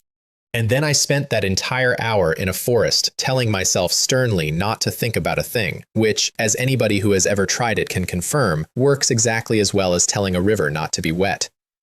She was wearing my linen shirt when I came back. It was 3 sizes too big on her, and she had the sleeves rolled, and she looked, and I say this with enormous respect, ridiculous. I called out from 50 paces so she'd have warning. She understood exactly why, and something in her face changed, and after that we were fine. Her name was Hua Yanju. I got that out of her on about the 10th day, sitting by a covered fire, and I gave her mine, and neither of us lied, which for 2 strangers in a death trap is worth noting. What brought you to Qianyang? Surely not the treasure. I came for an advanced cultivation manual, to broaden my horizons. You have no master? A sect should provide those. I tried to join one, I said. Nobody wanted me. And that's when she found something she could contribute, and honestly, I think it saved her more than it saved me. The manual belongs to my sect, and I can't pass it on, she said, but I have moves I created myself, and other things. If you don't mind, I'll teach you everything. So for the rest of that month, a woman 1 step from the immortal realm sat in the dirt with a twig and taught a boy from a shed. And it turned out I knew nothing. Absolutely nothing. I could feel chi and swing a sword, and I did not know the first thing about pills, or formations, or artifacts, or what the major schools of the continent actually do to you in a fight. I'd have walked into a duel with a chess cultivator and lost to a man weaker than me because I had no idea what a chessboard does. She drew diagrams on the ground. She explained what each rank actually requires, and what the obstacles are, and where people get stuck, and why. She told me, rank by rank, all the way to the 3rd, exactly what to expect, and exactly what would try to kill me. And then she said, cheerfully, above the 3rd rank, I don't know how to deal with anything. But follow this exactly, and you'll get that far. That is not teaching. That is somebody handing you the map of their entire life. I filled a notebook.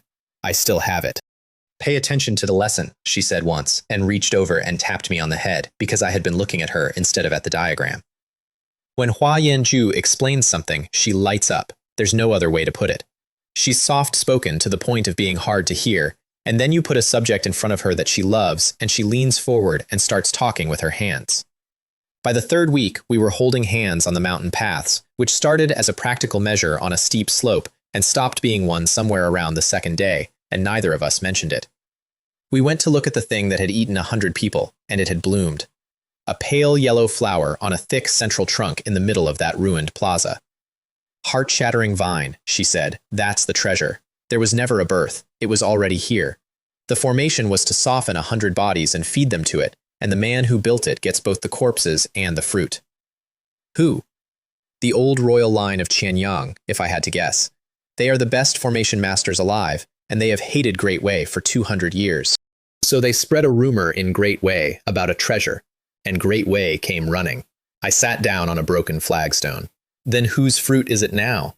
Because there were no competitors left. The strong were all dead in the field. The formation builder was outside, waiting patiently for us all to expire, and would not step in until it collapsed. And inside it, walking around, was one boy with a bag of flatbread. We waited for it to ripen, and in the meantime the weather turned, so I skinned everything I killed and lashed the hides on with vine, and we spent the last 2 weeks of it stumping around a forest wearing fur like a pair of badly made bears. Hua Yanju, 1 step from immortality, in a hide coat, with snow in her hair, building a snowman in front of a shack, and stopping dead when she noticed me watching. She looked away every time I laughed. She did not stop building it. Snowflakes all over my head, I said once, that last week. Does that count as white hair? She heard it. She looked up. We both looked down at the same time. I want to tell you what that month was, because I've had a lot of time to think about it since. It was the only stretch of my life with no ledger in it. Nobody was calculating what I was worth. Nobody was deciding whether I should be crippled. There was a woman who was better than me at everything, who could not open a jar without me, and a boy who could feed her, and a forest, and that was the whole world. We ate the fruit at the end, when the formation finally started to fail. There was an argument first, a long, stupid, extremely pleasant argument, in which each of us tried to give the other the entire thing. This is yours, she said. Without you, I'd have died in that cage. Without your pendant, I'd have gone off a mountain. A treasure like this must be taken whole, or the benefit is wasted. Then neither of us takes it, and we sell it for gold. That one earned me a slap on the thigh and a genuinely offended expression. That is utter nonsense. How much gold do you think buys this? We split it in half. It took an hour to get there, and the trees were sick of us. I looked at the fruit before I cut it, out of pure professional curiosity, and got the tag. Fruit of foundation strengthening and origin nourishing, and the letters were orange. I'd been reading the world's labels for months. Gray for junk, white for plain, blue for good, purple for precious. That was the first orange thing I had ever seen. I ate my half, and it was sweet going down, and then it felt like being scoured out with sand from the inside for a quarter of an hour, and afterward my body was not the body I had woken up in. Marrow washed, tendons washed. One step off 6th rank with nothing under me but foundation. Then she ate hers, and I stood guard over her while she did it, which is a job I was in no way qualified for, and we both knew it. It was an excuse, and we both knew that, too. When she opened her eyes, she was half a step from the 3rd rank, the immortal realm. And then the ripples went through the air, and the formation broke, and the world came back, and with it every difference between us that a month in the woods had made irrelevant. There is a town 10 miles east, she said. She put her own cosmic ring into my hand and closed my fingers over it before I could argue. Pills, silver, everything. Then she was gone, in the way that people at her level are gone, and I stood in a clearing holding a ring. I did a stupid thing then. I took the sword and scratched 2 little figures into the bark of a tree, one of me and one of her, and the artistry was not good. Then I walked east. I found out much later that she came back out of the tree line after I was gone and stood in front of that tree and drew a line between the 2 figures, connecting their hands, and stood there a while, and then rubbed it out. I rented a room off a farmer for 3 chien a month, which after 50 taels a night felt like a personal apology from the universe, and settled into work. 2 letters first, to the post station. 1 to the Shen family. I am alive, I am training, I will return before the 12th month, do not harm anyone else. 1 to Madam Chen. I'm safe, don't worry, and here's a version of my adventures with all the interesting parts removed. My grandmother, when they read her that letter, got her appetite back and ordered meat congee. She had been sick with worry for a month, and what she was worried about was this. If I vanished, the palace would accuse the Shen family of hiding the groom to sabotage an imperial decree, and the price would be enormous. My continued existence had become a household asset. It's the closest thing to affection I ever got out of her. Then I opened the Genshan secret method and stuck easy to learn on it. The mountain river body tempering art builds a body. This did not mention the body at all. It was about intent and momentum and mind, and when I sat down and followed it, I fell out of my own head into a grassland. Sky, horizon, pale yellow flowers in the grass, and a smell in the air, and it was so real I put my hand down and felt the stems bend. The Genshan secret method carves a world inside your own sea of consciousness and lets you sit in it and think. Do you understand what that gave me? I had a manual that made a training ground out of nothing, and a sword stance living in my head that would kill me in that training ground as many times as I liked, and neither of them cost me a copper or a favor or a single hour of anyone's goodwill. I sat down cross-legged in that grassland and looked for my own intent. Then I stood up in a farmer's shed, and I was 6th rank. Below 6th, they call it the mortal realm, and I used to think that was arrogance. It isn't. Below 6th, if you work hard enough and eat enough medicine, you go up. Above 6th, every single step needs talent and resources and experience, all 3. And if you're missing one, you simply stop, forever. And there are men who die at 7th rank after 100 years of trying. I had crossed into the 6th rank about 9 months after learning what a cultivation manual was, and I sat down on the edge of a farmer's bed and thought about the fact that Yu Linghua was 6th rank too. The girl who had, according to my father, so far outstripped me that the only reasonable thing left to do with my body was break it for parts. I bought 2 winter coats on the way home and made them exquisite, because I know how to spend money now. 1 for Madam Chen, 1 for Lin Mei. I bought Feng Mei Lan, the Genshan secret method, copied out, because everything I had came from a book she handed me on a whim, and I do not like carrying debts. Then I went home, and Li Lei jumped me at the gate, screaming, and put his whole body into a punch to my chest. Joe connected, actually. Joe was very pleased about it for approximately a quarter of a second. Then he stood there holding his hand, which had gone the wrong shape, while the entire younger generation of the Shen family watched. Joe must be 8th rank by now, somebody whispered. More than that, 8th rank peak. 8th rank peak.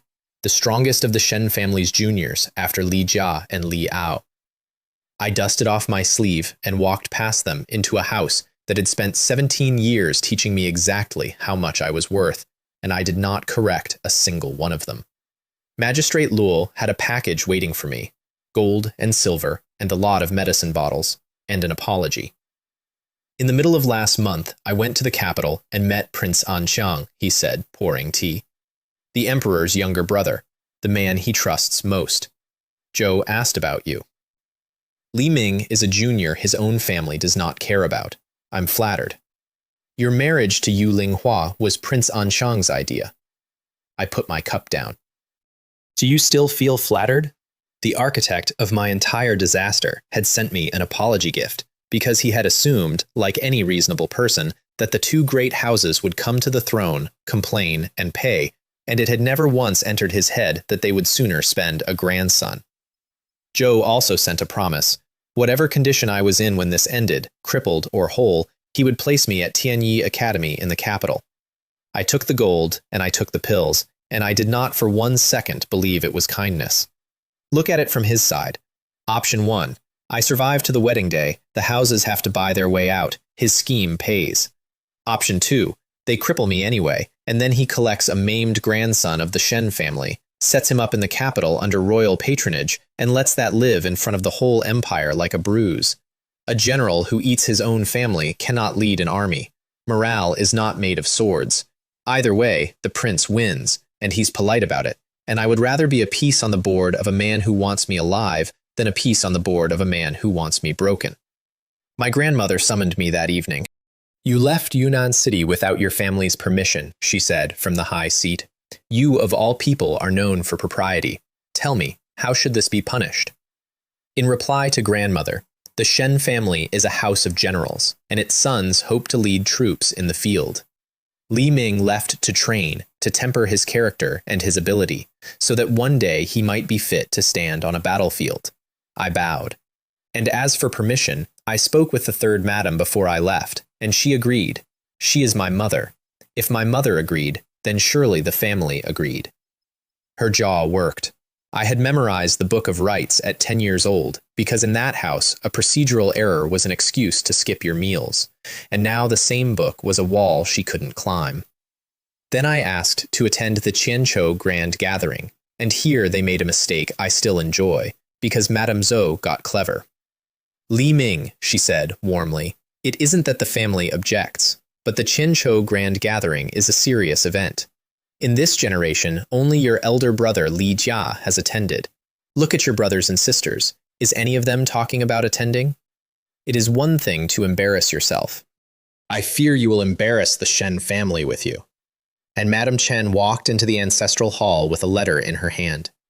Grandmother, the invitation to the Qianzhou Grand Gathering has already been sent to Li Ming by Fairy Fang Meilan of Xiaoyao Peak. Her own words. Li Ming of the Shen family solved several difficult problems for her, and this place at the gathering is her return gift.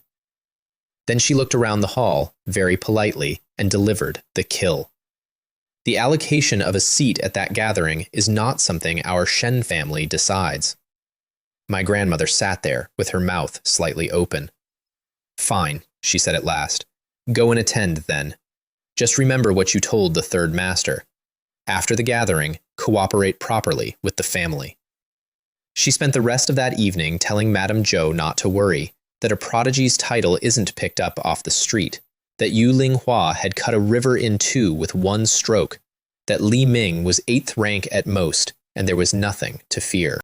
Then she arranged for a hidden expert to follow me to Heiyang City anyway, and I want to note the exact texture of that. She was completely certain I would lose, and she still sent a man to make sure. On the way to Haeyang, I made a detour because Madame Chen sent Lin Mei with me and I was to leave her at the Chen family in Anyang City where the Shen family couldn't reach her. That was Madame Chen's plan, and it was a good one, and it also came with an instruction I've never forgiven her for.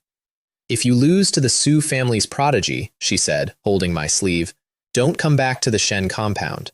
Find a quiet place. Hide. Live. She had worked out that I might not come home and had decided that was acceptable, and it took me a long time to understand that this was the single most loving thing anyone had ever said to me. Lin Mei nearly came out of her skin with excitement. She had never left Yunnan City in her life. She spent the entire carriage ride with her face pressed to the gap in the curtain, and by the second town I had bought her 4 different kinds of snack, and she fell asleep against my shoulder like a cat. Anyang City is smaller than Yunnan and immediately more pleasant. The Chen family compound smells of medicine from 3 streets away, and inside it the servants smile at each other, which sounds like nothing and is in fact the entire difference between a home and the Shen compound. Uncle Chen came out to meet us personally, grabbed my luggage out of my hands, dragged us to a guest room, and put 14 plates of pastry in front of a 15-year-old maid. "You've grown up so fast," he said, looking at me. "It's only been a few years." And then, because he'd clearly been holding it in, we heard about the decree. The Shen family is ruthless, treating their own grandson like that. Leave Lin Mei with us. I promise you she'll live better here than she ever did there. And after the gathering, Xiaoming, your uncle will find a way to send you somewhere remote. Life may be a little hard, but the Shen family will never find you. That is the Chen family. They had exactly as much reason to help me as Madame Chen did, which is none. And they made the offer in the first hour. I asked about the smell in the air, and that's how I found out the Chen family are alchemists. Not good ones. That's how Uncle Chen put it himself, with a slightly embarrassed laugh.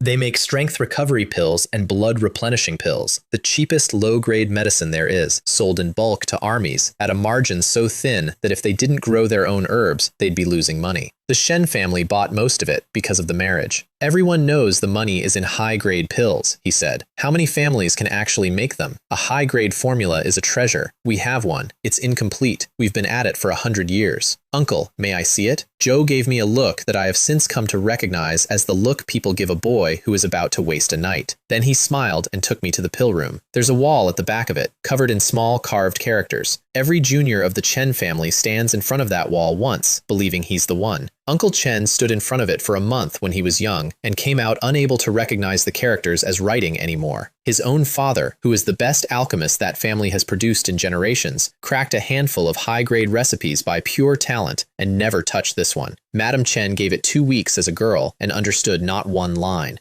The alchemists working there came over to warn me off it, kindly, one after another. Don't get stuck, boy. Some men lose years in that wall. I looked at it. Pill formula riddled with errors, not incomplete, wrong. For 100 years, the Chen family had been trying to understand a text that had been miscopied somewhere down the line, and every single one of them had assumed the failure was in themselves. That's the part that got me. 4 generations of people standing in front of that wall deciding they weren't clever enough. I asked to stay the night in the pill room.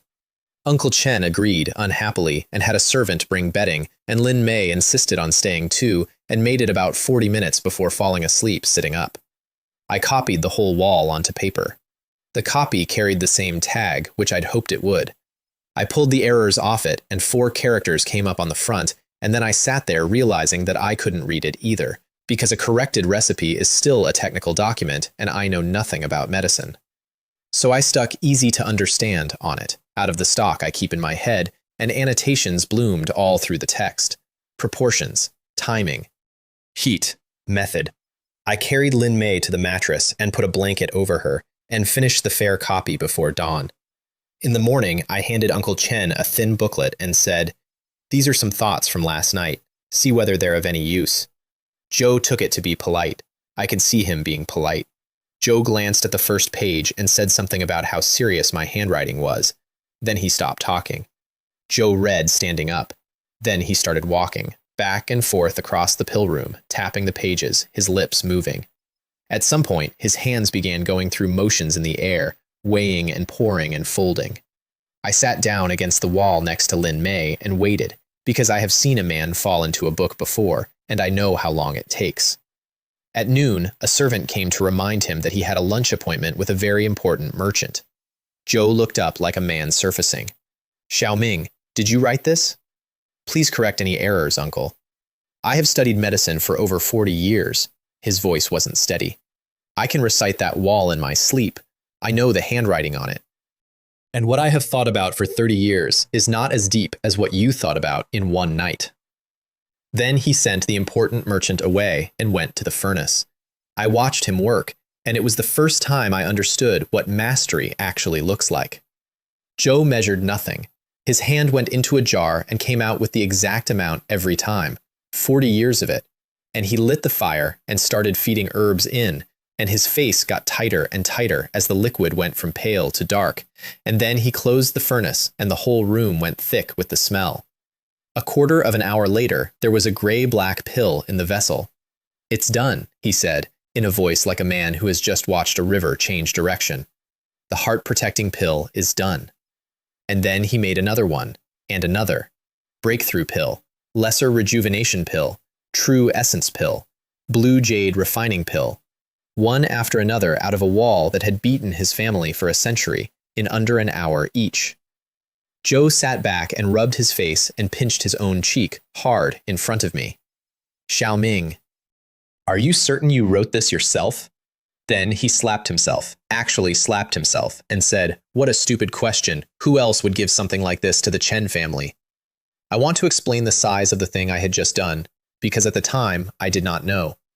A high-grade pill takes most alchemists 2 to 3 days of unbroken concentration, and the great houses hoard the methods, and even the Chen family patriarch had a success rate under 40%, which means the majority of the herbs he touched turned into expensive smoke.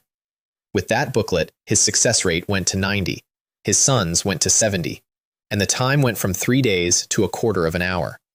The old patriarch of the Chen family came storming in halfway through, furious that his son had blown off a major buyer, and got about 4 sentences into the scolding before he saw the row of pills on the cutting board. Joe picked one up, smelled it, looked at it a long time. These. You made all of these.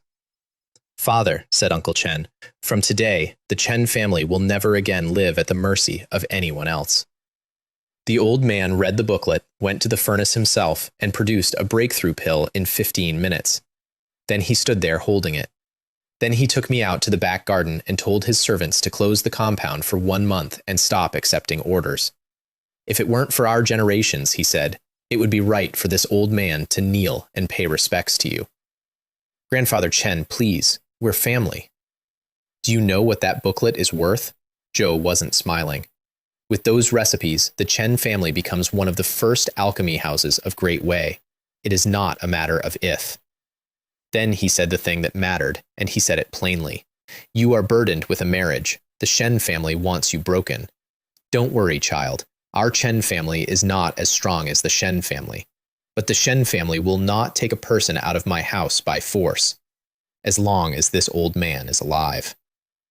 I bowed, and I said the true thing, which was that I needed protection, and I knew it. I want to draw one line under this, because it is the entire moral of my life. The Shen family raised me for 18 years and demanded that I break my own legs for them out of gratitude. I gave the Chen family 1 night's work, and they closed their gates for a month, promised me a home, and never once mentioned that I owed them anything. The difference is not blood. The difference is that one of those families thought I was a cost. Heiyang City sits against a mountain, and on the eastern face of that mountain is a staircase, and that staircase is the Chinchu Grand Gathering. 1,000 steps, 10 to a level, 100 levels, and they call each level 10 autumns, and the whole 1,000 autumns. 200 years ago, an immortal of the 2nd rank carved his own life into them and left them to the young people of Great Wei. Uncle Chen explained it to me over dinner in a 12-story restaurant, which he had chosen specifically so Lin Mei could see the seafood and make a noise. It looks like climbing stairs, he said. It isn't. Every step you take pulls you into a false world of your own. Every man's is different. Some can't pass the first one. Their skulls split. How high do the family prodigies usually get? The best of a good house, 50. 50 is excellent. 60 means the family will pour everything into you for the rest of your life. 70? 80? There are years when nobody in the entire empire reaches 70. And the record? Joe stopped talking. Uncle, if it's awkward, don't. It isn't awkward, he said. It's just that it's your Shun family's prodigy. Lin Mei worked it out first. Eldest young master, Li Jia. 4 years ago, Joe went up the first 50 like walking across a field. 2 hours. Everyone who climbed with him that year watched him go and couldn't even manage to be jealous. Uncle Chen turned his cup around. Joe stopped at 96, and he came down with energy left. They say he simply didn't want to go higher. Nobody at that table had much appetite after that. Don't be discouraged, he said. Your comprehension is extraordinary. Even if your strength never surpasses his, you'll make a name. I nodded and said nothing. And here is what I was actually thinking, since we're being honest. Everybody in my life has told me some version of, don't compare yourself to Li Jia. My grandmother, my father, the Duke. And every single one of them said it while handing him another advantage. 96. Fine. Noted. They start you off with a painting. 200 tables in front of the mountain. 200 and some young people from every corner of the empire. A cup of wine poured for the dead immortal who built the place. And a plate of the snacks he apparently liked to eat while thinking. Then they unveil a painting he made when he was alive and tell you to spend 2 hours getting whatever you can out of it. I ate one of each snack, and then I took out a cloth and wrapped the rest of the plate up to take to Lin Mei. Up in a pavilion overlooking the whole thing, a maid pointed at me and said, loudly enough that I heard about it later, "Young miss, he's packing the food. How embarrassing." I have eaten roof tile for a decade. There is no version of me that leaves good pastry on a table. Then I looked at the painting, and it pulled me into it. Mountains, a stream, grass, and a young couple splashing each other in the water who walked straight through my body when I tried to speak to them. I stood in that place a long while. It's peaceful. That's the whole content of it. That's what a second-rank immortal chose to leave behind. A quiet afternoon by a river with somebody he loved. And I thought about my own courtyard and Madame Chen and Lin Mei and mooncakes, and then I pushed a thought and stepped out. Half an hour in there, a quarter of an hour outside. That is not a painting. That is a lesson about how much of your life happens inside your own skull. The maid up in the pavilion had a lot to say about that too, later. At noon, they opened the steps. Everyone went up like a wave and I hung back because I don't like crowds and because I wanted to see it done before I did it. Then I put my foot on the first step, and I was in a forest, and a wild boar with tusks was in my face. I killed it and came out. A quarter of an hour, said the outside world. 1 step. The commentary started immediately. A quarter of an hour on the first floor. Truly terrible. Joe won't see 10. Up in the pavilion, Yu Linghua's maid said something about how it was an insult for him to share a surname with young Master Li Jia, and Yu Linghua shook her head and felt ashamed to be publicly attached to me. And down in the crowd, a short man with a mustache picked up a sound-transmitting artifact and reported it to my grandmother in Yunnan City, where she was sitting in the garden with my 2 aunts having a very pleasant afternoon. Rest assured, he told her, half a quarter hour for 1 step. At this rate, he reaches the 10th at most. My grandmother sipped her tea and asked how long it had taken Li Jia 4 years ago. 10 floors in under 15 minutes, said Madame Zhou, glowing. I want you to hold that picture. A woman in a garden, drinking good tea, listening to a live report of her grandson's humiliation for entertainment. Second step. Tiger. Killed it. Except I didn't just kill it. I stood in that forest afterward and felt around the edges of the place, because something had been bothering me since the painting, and it was this. Time in there does not match time out here. If I could work out why, this staircase stops being a test and starts being the best training ground in the empire. Third step. Fourth. Fifth. The people in front of me went up 10, 12, 15. I climbed like a man with a bad hip while a city watched and made jokes, and by that afternoon started taking bets on when exactly I'd fall off. Then, somewhere around the 5th level, I got it. The false world isn't a place, it's your own mind, given room. A quiet mind stretches it. On the 5th level, I sat in that space for an hour, doing nothing, listening, and came out to find that half an hour had passed outside. That is the thing the immortal of Heiyang wanted to hand to the young. Not a fight, a state of mind. After that, I stopped climbing slowly. 6th, 7th, 8th, each one steadier and faster than the last. Yu Linghua came onto the steps hours after I did, walked up them the way you walk across a courtyard, and passed me on the 5th level in about 10 breaths without slowing down. She glanced at me sideways once, nothing in the glance at all. I remember it very clearly. It was the first time we were ever within arm's reach. Night came. Heiyang lit its lanterns and nobody went home because the crowd had discovered they were watching a very good joke, and I stepped over the 10th level, and the mustached man reported it to Yunnan, and my grandmother said, "It's fine. 10 is good, it saves the family too much embarrassment," and went to bed. Nobody in that compound stayed up. 20th level, and the false worlds started fighting back properly. Whole packs of enemies now, several times stronger. I have been dying in the heavenly Tao sword stance every night for months. A pack of phantoms is a holiday. Sword shadows in a false sky, and up I went. 30th, rooster crowed. 40th, the man with the mustache had been sending messages up the mountain all night to a house where every single person was asleep. At mid-morning, somebody finally answered him, and a maid went sprinting into the dining hall where my grandmother was leisurely enjoying breakfast. "Slow down," she said. "Mind your manners in this house." Then she heard the number and told the maid she'd misunderstood, that obviously the boy had fallen off after 20, and that reaching 20 was quite impressive for someone who'd hit 8th rank in 4 months. "Grandmother, Joe hasn't fallen. Joe just sent word that he has passed the 43rd. She turned her head away, like the maid had said something obscene, and the maid, who had served her for 30 years and had never once been wrong, repeated it. She went to the hall herself and asked the artifact directly.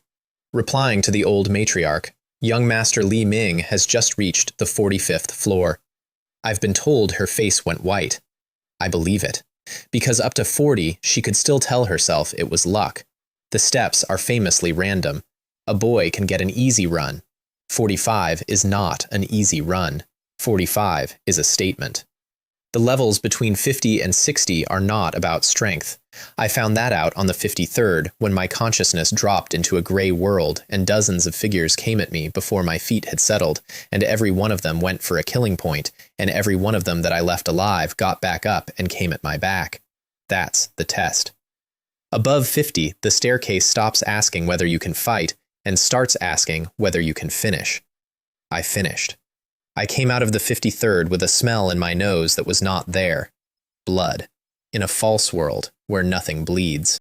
I climbed, and the enemies got friendlier as I went, smiling at me, greeting me by name, and I killed them too, because a smiling enemy is an enemy, and by the high 50s I could not tell you what level I was on. Somewhere in there it stopped being a test and started being a hunger. The sky went red. There was a field of bodies and a river, and I could not see past it, and every part of my mind that was still mine was somewhere very far underneath a wall of noise. That's the actual trap of level 50, not the enemies, what killing them does to you. I came out of it standing on the 59th step with my hands shaking and no idea how long I'd been in there. A quarter of an hour, apparently, which someone in a high building remarked was one step behind what his cousin Li Jia had managed. Above 60 it changed again, and I laughed out loud when I saw it, alone, in an empty false world. There was a stone carving, and on the stone carving there was a text, and over the text, floating in the air, in a place where nothing physical exists, there was a small gray tag. Book with slightly blurred characters. The 60 to 70 stretch tests comprehension.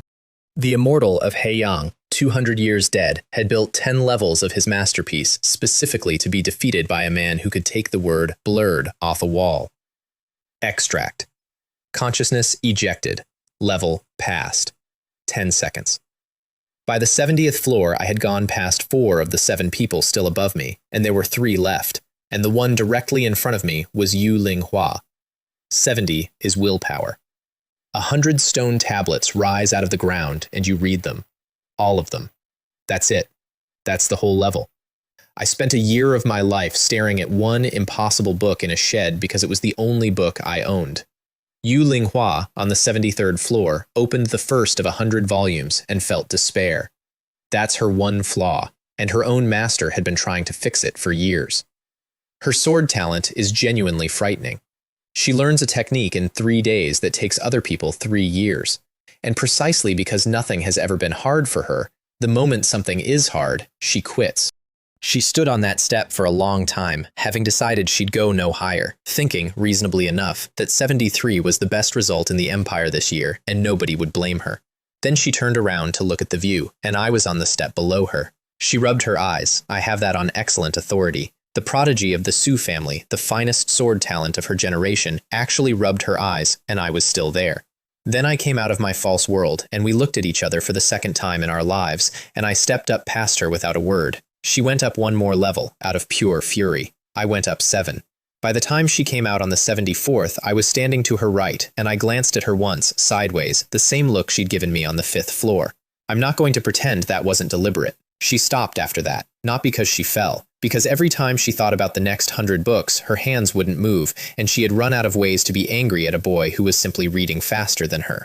Down in Yunnan City, my grandfather's voice came out of a sound artifact into a hall where the entire Shen family was standing very still. 50 floors of the 1,000 Autumn Steps. Are you certain it is Li Ming? My lord, we have trusted men in Heiyang. The results will spread by tomorrow.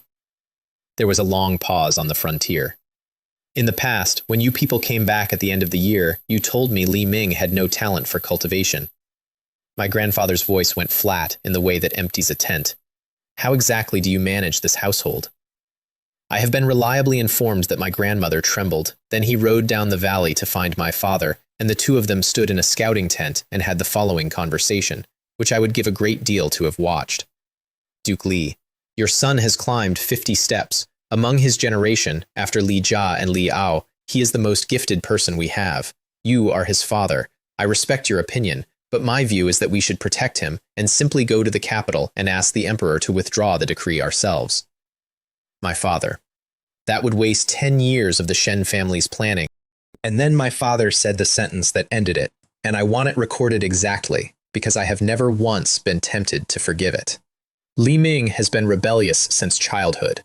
If we protect him now, he will not remember the family's kindness. Continue as planned. Duke Li actually pushed him. Twice, which is the closest that man has ever come to decency in my direction. And my father, who had known me for 18 years and spoken to me perhaps 11 times, decided that his son's talent was a threat rather than an asset, because a talented boy who resents you is worse than a broken one who can't. Joe wasn't even wrong about the resentment. Joe was just wrong about which of us caused it. Level 80 is love. I knew it the moment I arrived, because there was no enemy. There was a small old house that felt warm, and somebody was calling my name from the doorway. I made a side dish. Come and taste it. Is it salty enough? And it was Hua Yanju. I knew where I was. That is the truth of it. I knew it was a false world, and I knew what it wanted, and I sat down at the table anyway, and pulled out a chair, and said, "Can I take a break?" She smiled at me, and it was her smile. 200 years ago, the man who built these steps could not pass his own 80th level. Every time he stood on it, he saw the person he wanted to see, and could not make himself leave. You're not her, I said. I am her, the one you keep thinking about. She reached out and took both my hands, and I could feel her hands. 80 floors is already an achievement. Going higher gains you nothing. It only attracts jealousy and trouble. Let's stop here. Every word of it was true, incidentally. That's why it's the best level on the mountain. It doesn't lie to you. It just offers. Outside, the crowd was delighted. Ah, look, the young genius is human after all. Everyone wants power, money, or a woman. Who do you think it is? Who else could it be? It's Yu Linghua. Yu Linghua, standing 7 steps below, looked up at my back and thought, uneasily, that it might be her, and disliked me marginally less for a moment. It was not her, and I could not move my feet. I had passed the killing intent. I had passed comprehension. I had passed willpower. And I was going to end at the shackle of a hand I had held on a mountain path for 2 weeks and let go of. Then somebody outside started playing the zither. I heard it in there, which should have been impossible. The music went sharp, and the sound turned into blades, and my mind came out of that little house like a fish off a hook. Flying sword fills the sky. Sword shadows in front of me. Commander Bai, the man running the gathering, moving faster than any of us. Yu Linghua, 7 steps down, drawing and throwing up a fence of sword energy in the path of an assassination she had every reason to let happen. That last part surprised me, and it surprised the entire city, and it caused her an amount of trouble that I still find funny. Commander Bai broke the blades apart with one palm 2 breaths later. What came through was aftershock, and my own shadows ate most of it. I fell down the steps anyway, deliberately, because it was very obvious to me, lying there with my eyes shut while a doctor was called, that whoever ordered that had done it from close by, and I wanted to see who came to collect the body. 5 men in matching clothes arrived within the minute. "Young Master Li Ming! We are your father, General Li Lingsheng's personal guards, here to escort you back to the Shen family." A pause. "The general said that if you do not follow orders, he will be very angry. A general's anger is difficult for an ordinary man to bear. We urge young Master Li Ming to know when to advance and when to retreat." Uncle Chen arrived at a dead run from the other side and planted himself in front of me. Commander Bai, who had just presided over an assassination attempt at his own event and was in an absolutely spectacular mood, looked at both parties and said he had no way to verify anyone and would leave it to the boy. I sat up. "This is my uncle. I will go with him." I let my voice go thin and unsteady because I am not above it. "As for these men, I have never met them. I do not know them. It is very likely they are accomplices of the people who harmed me." "That is a lie." "No, truly. It's a lie. I knew exactly who they were, and I told it directly to a court official with a straight face, and my father's 5 personal guards were dragged away by soldiers while shouting their own general's name." Then I bowed to Commander Bai and asked him to punish them severely, since to attack the Qianshou Grand Gathering was to disregard both Great Wei and the dignity of the Heiyang City Lord's mansion. Zhou knew exactly what I was doing. Zhou agreed anyway, because he had just failed to protect a boy on his own mountain, and he wanted somebody to hurt for it. 80 floors and a hidden assassin, and the crowd went home arguing about whether I'd have reached 90. I want to record the reaction in my own house because it is the exact moment the ledger flipped. 4 years earlier, when Li Jia climbed those steps, my grandmother and my aunts sat in that hall and cheered every level. Every servant in the compound got a tip that day. The whole house was drunk on it. This time, with each level I climbed, the hall got quieter. The servants stopped breathing. Nobody cheered. The same family, the same staircase, the same surname. And when the number reached 80, my grandmother got up so fast she nearly fell, because it had finally occurred to her that if he can do this, they will have to protect him, and if they protect him, everything we have done to him for 18 years is now a bill. Madame Zhou went to her room instead and sent a different kind of message. She had already decided that a talented Li Ming was more dangerous to her son than a marriage, and she had a zither player in position before I reached 70, her own nephew, on a public staircase, in front of 4 academies. The Duke worked it out within a day and asked her nothing, because the answer was inconvenient. I went to the Chen family and did not come out for a month, and in that month the world rearranged itself. The Shen family sent a formal letter to the Chen family on military paper explaining that Chen family pills were of inferior quality and that the armies under Shen command would no longer purchase them. They also passed the word to every allied house so that nobody else would either. My father wrote that letter personally the same week he divorced Madame Chen. Zhou sent the divorce papers to An Yang with a messenger who had rehearsed his speech on the way, because obviously the Chen family, cut off from their largest buyer and now severed from the Shen family entirely, would beg. They'd want concessions. They'd want him to carry a message back. The Chen family servant took the papers, went inside, and came back out in under a quarter of an hour with Madame Chen's own divorce letter, already written, already sealed, waiting. The messenger stood in the street holding it and could not work out what had happened to him. Madame Chen, when they told her, did not cry. She sat down in the sun with a piece of embroidery and looked, for the first time in 10 years, like a woman with nothing on her shoulders. Meanwhile, behind closed gates, the Chen family stopped making low-grade pills entirely. Think about what that means. The Shen family banned everyone from buying strength recovery pills and blood replenishing pills from the Chen family, and the Chen family's answer was to stop making them. You can't buy them from us. We don't have any. We don't make them. Instead, they went to mid-grade, 2 products only, qi-boosting pills and huanyuan pills, which are the direct upgrades to the 2 low-grade pills every army in the world runs on, made from more or less the same herbs. And here is the number that broke the empire. A mid-grade pill normally costs about 10 times a low-grade pill, which is why armies don't use them. Nobody can afford to feed 100,000 soldiers on them. The Chen family priced theirs at 4. They could do that because a booklet in Uncle Chen's hand had taken their success rate from 40% to 90%, and their production time from 3 days to 15 minutes, and because I had, along the way, worked 2 more pages out of a pair of manuscripts the family had been mislabeling as recipes for a century. They weren't recipes. They were technique manuals from the Shui family of Yan State, the finest alchemists on the continent, describing a method of pounding the medicine while the fire condenses, which strips impurities and lifts potency by 1/3. The old patriarch read those 2 pages, ran a test on the cheapest pill he makes, and came out holding a strength recovery pill better than anything his house had produced in 4 generations. Then the Chen family opened their gates, and for 2 full days, nobody came. I want to dwell on those 2 days because I think they mattered more to that family than anything that happened afterward. The gates opened at dawn on the day the compound reopened. The servants stood ready. Tea was brewed. Nobody. Not one person in Anyang City. The whole town had already written them off. The first visitor arrived on the second afternoon, and it was the head of the Yin family, their oldest rival, who had come specifically to enjoy himself. "Chun family lord, we have been enemies for so many years that I have developed a certain respect for you," he said, settling in. "But the Shen family made you, and the Shen family has unmade you. If your household cannot support so many alchemists, they are welcome to come to the Yin family." Grandfather Chen smiled at him and had him shown out, and then stood in the doorway watching him go, and said, quietly, "That boy was right. It is already good enough when people don't kick you while you are down. Charcoal in the snow is asking too much." Then the merchant came, Boss Shah. A pill trader who buys in bulk and distributes across 3 kingdoms, the same man Uncle Chen had blown off the day he read my booklet.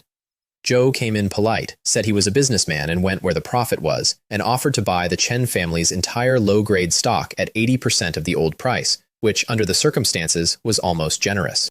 Grandfather Chen invited him to the pill room instead. Boss Shah smelled it from the corridor. Joe isn't an alchemist, but he spent 40 years around medicine, and he stopped walking and said, "That isn't a strength recovery pill."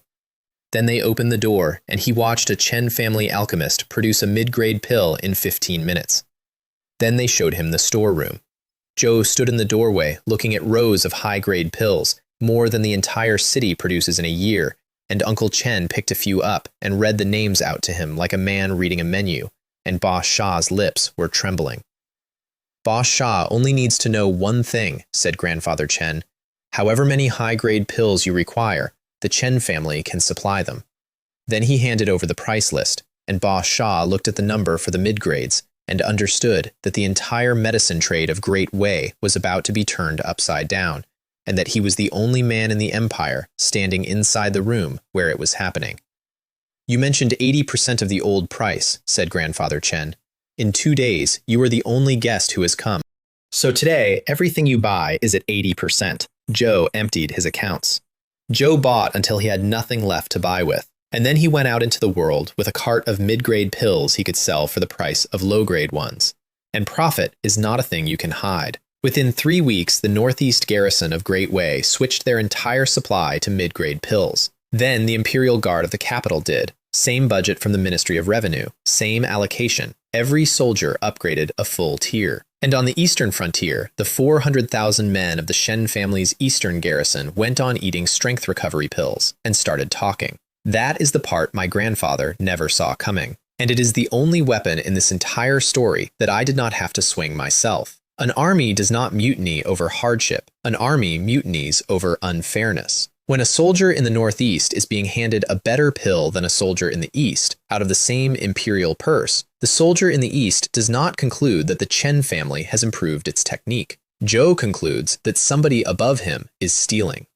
My grandfather worked out what was happening in about a month, and had my father shake down 2 small pill traders to find the source, and when they broke, they both said the same 2 words, Chen family. The 2 of them sat in a tent in silence for a long time. Then my grandfather said the funniest sentence of the entire war. "You are the Chen family's son-in-law? How is it that you knew nothing about the Chen family's methods?" Joe was not being funny.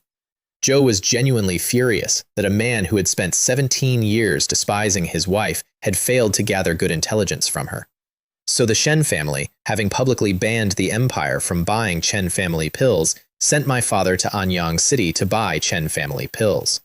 Joe got as far as the gate. We apologize, but the Chen residence is no longer receiving guests today. Please come early tomorrow. I am Li Ling Shen. I am sorry, guest. Please come back tomorrow. I said, I am Li Ling Sheng. Guests, we at the Chen family treat all visitors equally.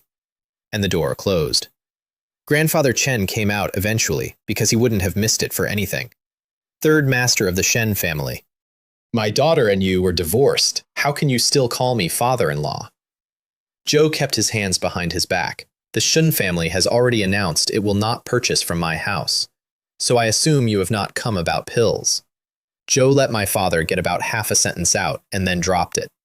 You should have known before you came that you would only be laughed at. Don't even think about buying my family's pills. Joe turned to go and then stopped and delivered the line that is now, in my opinion, the single greatest thing that man has ever said. Although, if Li Ming is willing to put in a good word for you, we could sell to your Shun family cheaply.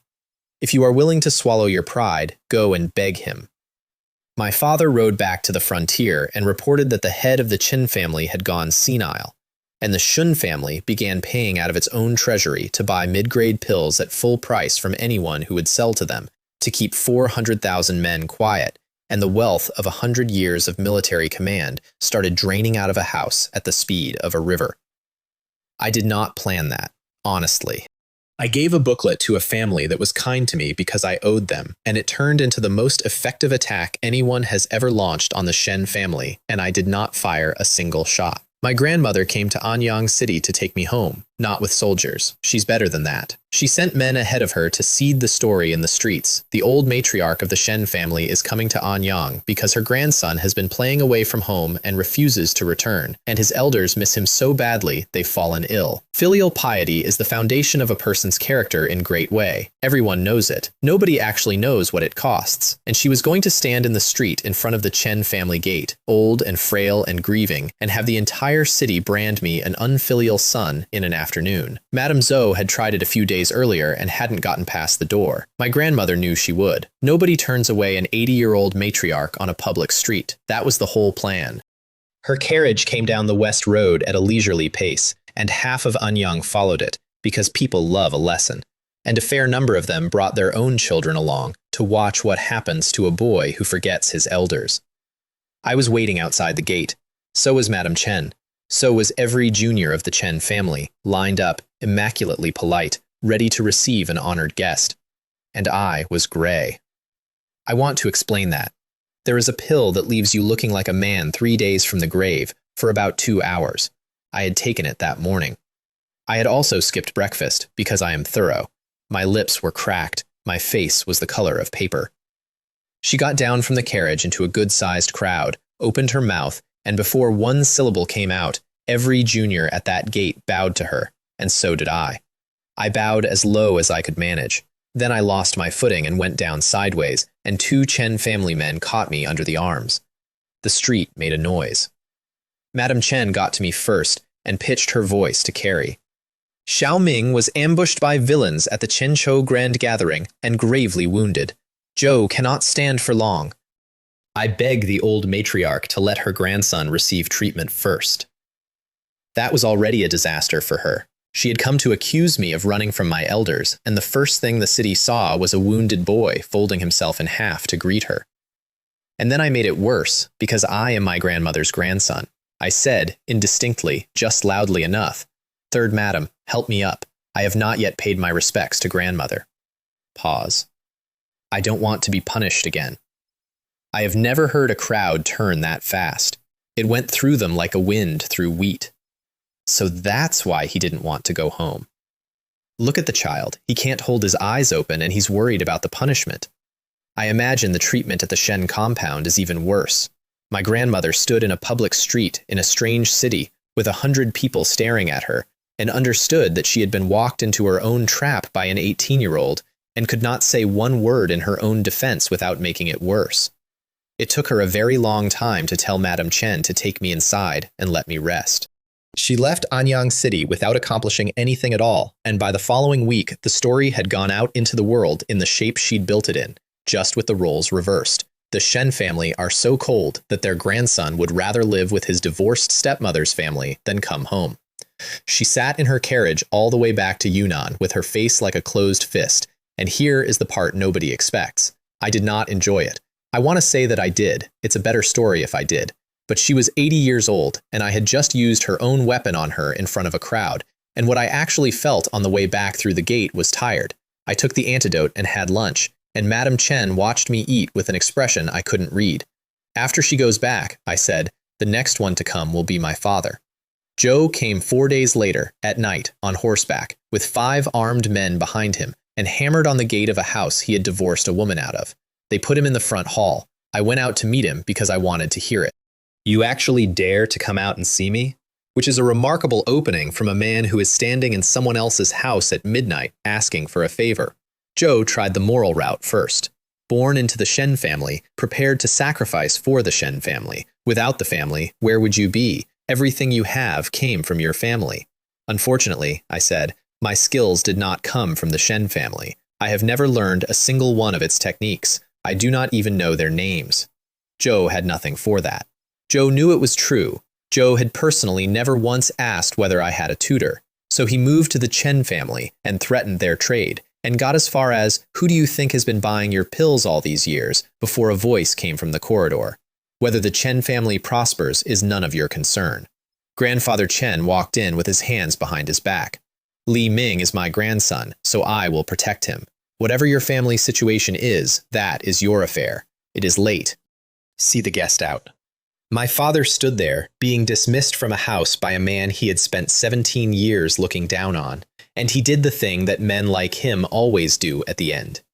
Zhou looked around the room for the smallest person in it. Oh, that maid, Lin Mei. You took her with you, didn't you? Zhou was already walking to the door. She was bought by the Shen family. Her life and death are the Shen family's to decide. If the engagement is not annulled, then from today, no member of the Shen family should ever see her. Because if I see her, I will kill her. Zhou turned in the doorway. Remember, this is Li Lingsheng's promise. Try me and see whether I keep it. Then he shook his armor so the plates rang and left. Madame Chen told me not to worry. She said Lin Mei was hidden in the Chen compound, and the Shen family would never dare come in. I said something I have never taken back, and Grandfather Chen and Madame Chen both looked at me like I'd changed shape. Isn't it said that any Shen who sees her will kill her? I said. Then if every last one of the Shen family died, the problem would be solved. In my own defense, I was not making a plan. I was 18, and a man had just promised to murder a 15-year-old girl to control me, and that girl was in the next courtyard cheerfully telling everyone that a broken leg would be fine because she could rely on us afterward.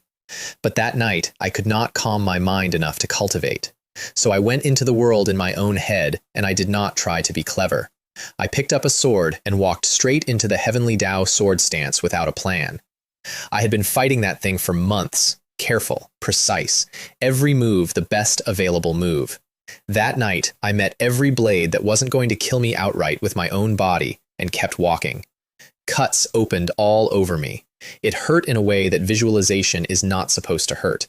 And I kept my point aimed at the center and did not stop. And for the first time in my life, the sky flinched. 100 sword shadows collapsed into one and came down through my chest, and I woke up on a bed with my heart trying to leave. But I had made it move. That was the night I touched the thing I had been reaching for since I first opened the Genshan secret method. My own intent. The thing that separates the 6th rank from a man swinging metal. I got it wrong at first. I thought it was about being willing to die, and I spent days trying to reproduce that sword and failing, because I was doing the pose without the reason. Then I sat down in the grassland inside my own head, and a wind went through the grass, and I understood. It is not that I am prepared to die. Anyone can be that. It is that there is a thing behind me that I will not step aside from. The sword in my hand went through the sky, and I came out of it at the 6th rank half step, and I sat in the dark in a borrowed courtyard and thought about a maid with scarred knees and a woman who fed a stranger's son for 10 years. That's all it is. That's the whole secret of my intent.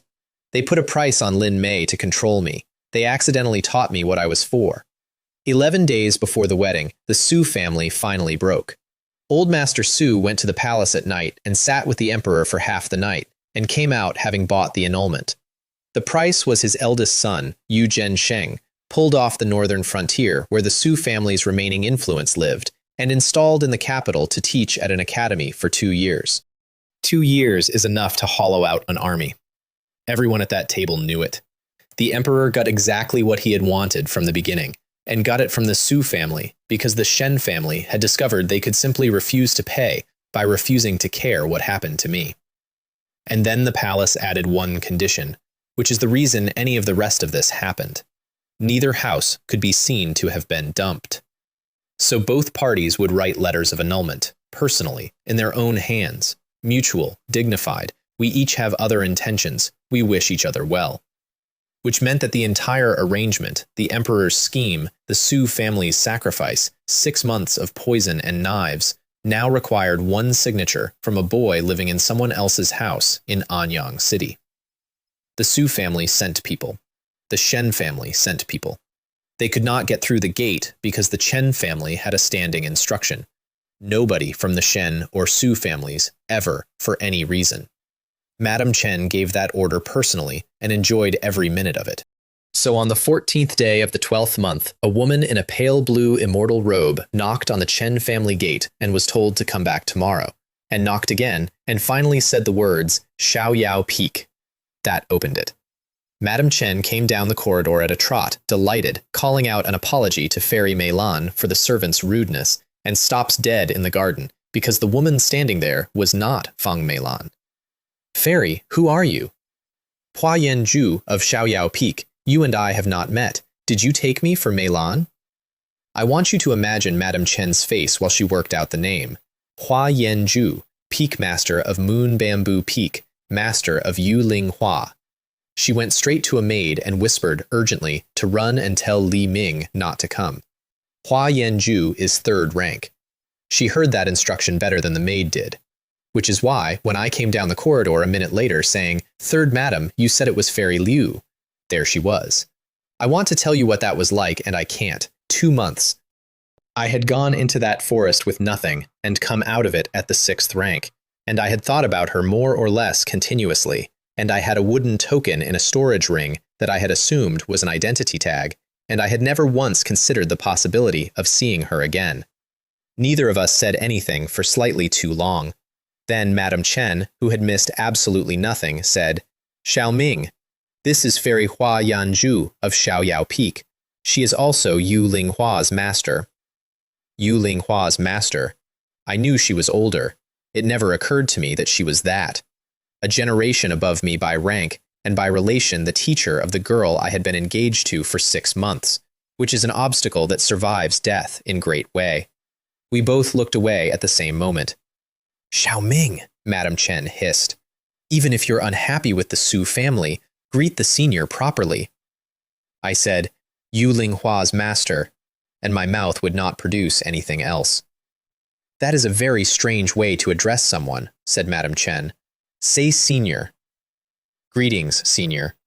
Both of us physically flinched. Madame Chen negotiated, and she was ruthless about it, because she had watched her son get poisoned and framed and threatened for 6 months, and now somebody wanted a favor. Whatever compensation you need, Hua Yanju said, as long as it's within my power, I will not refuse. Anything at all? Yes. That sincerity is what set Madame Chen off. She smelled a trick, because nobody in her life had ever been sincere for free. Then Hua Yanju swore on her sword heart, which for a sword cultivator is not a phrase, and Madame Chen folded. I was already writing the letter by then, at a stone table, in a garden, with a barrier up so nobody could hear us. So you are Yu Ling Hua's master? I should have guessed before I came. She was looking at her hands. Same name, same engagement, both wanting it annulled.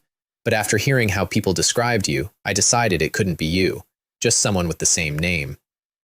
How did they describe me? She hesitated, and then, because she does not lie, of poor character, driven by profit, foul-mouthed, ungrateful. I laughed out loud. I couldn't help it.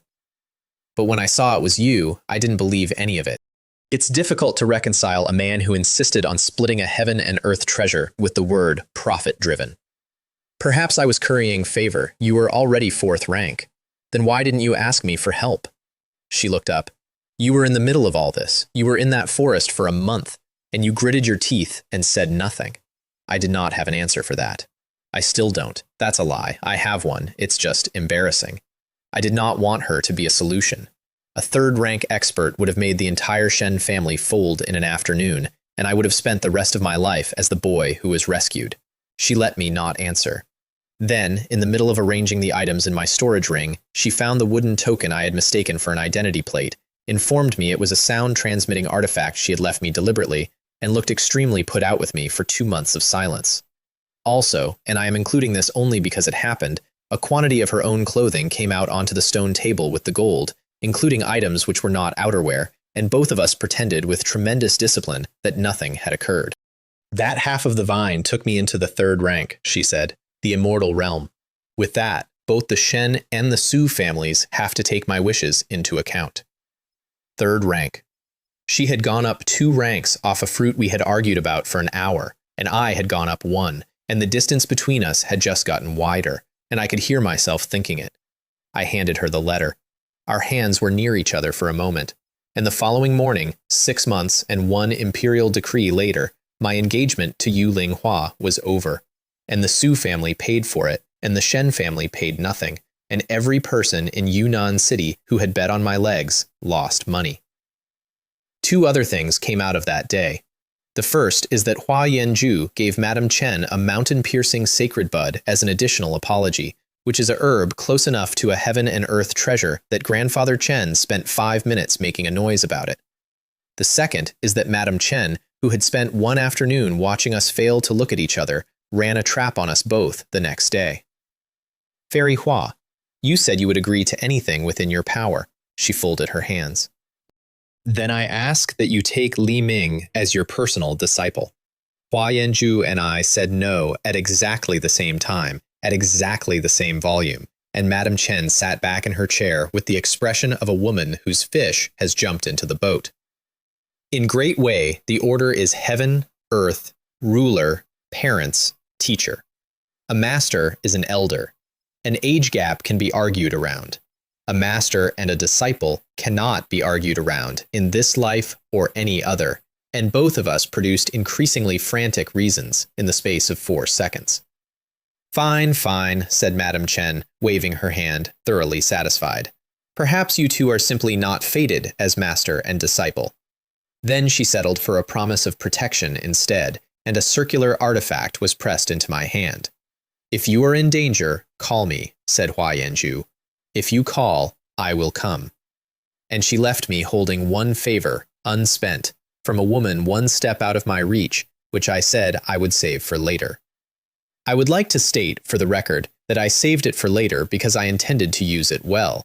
Madame Chen's version is that I saved it because I did not yet have the nerve, and Madame Chen is a woman of great insight whose opinions on this subject I do not accept. The Shen family clan assessment was on the 11th day of the 1st month, and my grandfather came home for it because he had begun to suspect that the woman who had been running his household for 60 years might have missed something. Joe was right. Joe was just wrong about what. The whole compound turned out to greet him with their heads down, and the first thing he said was, "Why are you all bowing your heads? Are you Shen family or aren't you?" which set the tone. Then he asked where Li Ao was, and Madame Zhou said the boy was busy studying in the capital, and my grandfather turned on his favorite daughter-in-law and asked whether Li Ao was or was not a member of the Shen family. That's how bad the mood was. Even the golden child got hit. Li Jia, of course, did not have to come. Li Jia had sent a letter from the capital suggesting the format of the assessment, and my grandfather quoted it warmly to everyone, and every junior in that yard swallowed it. The assessment format was this.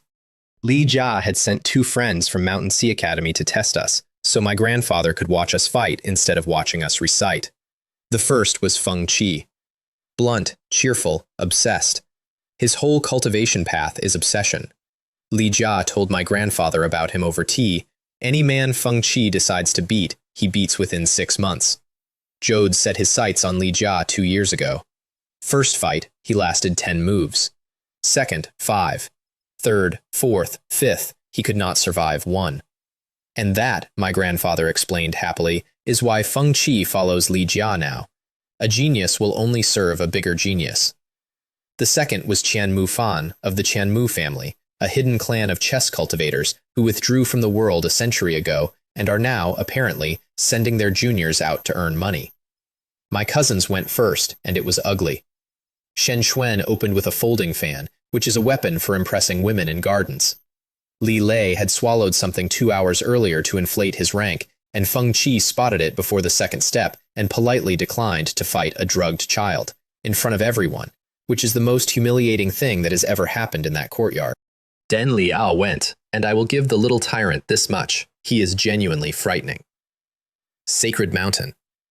The phantom of a mountain came down out of the air, and Feng Qi turned it with a bamboo stick. Sinful fire.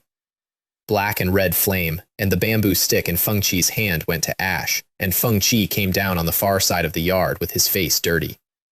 My grandfather's face at that moment was the happiest I have ever seen it.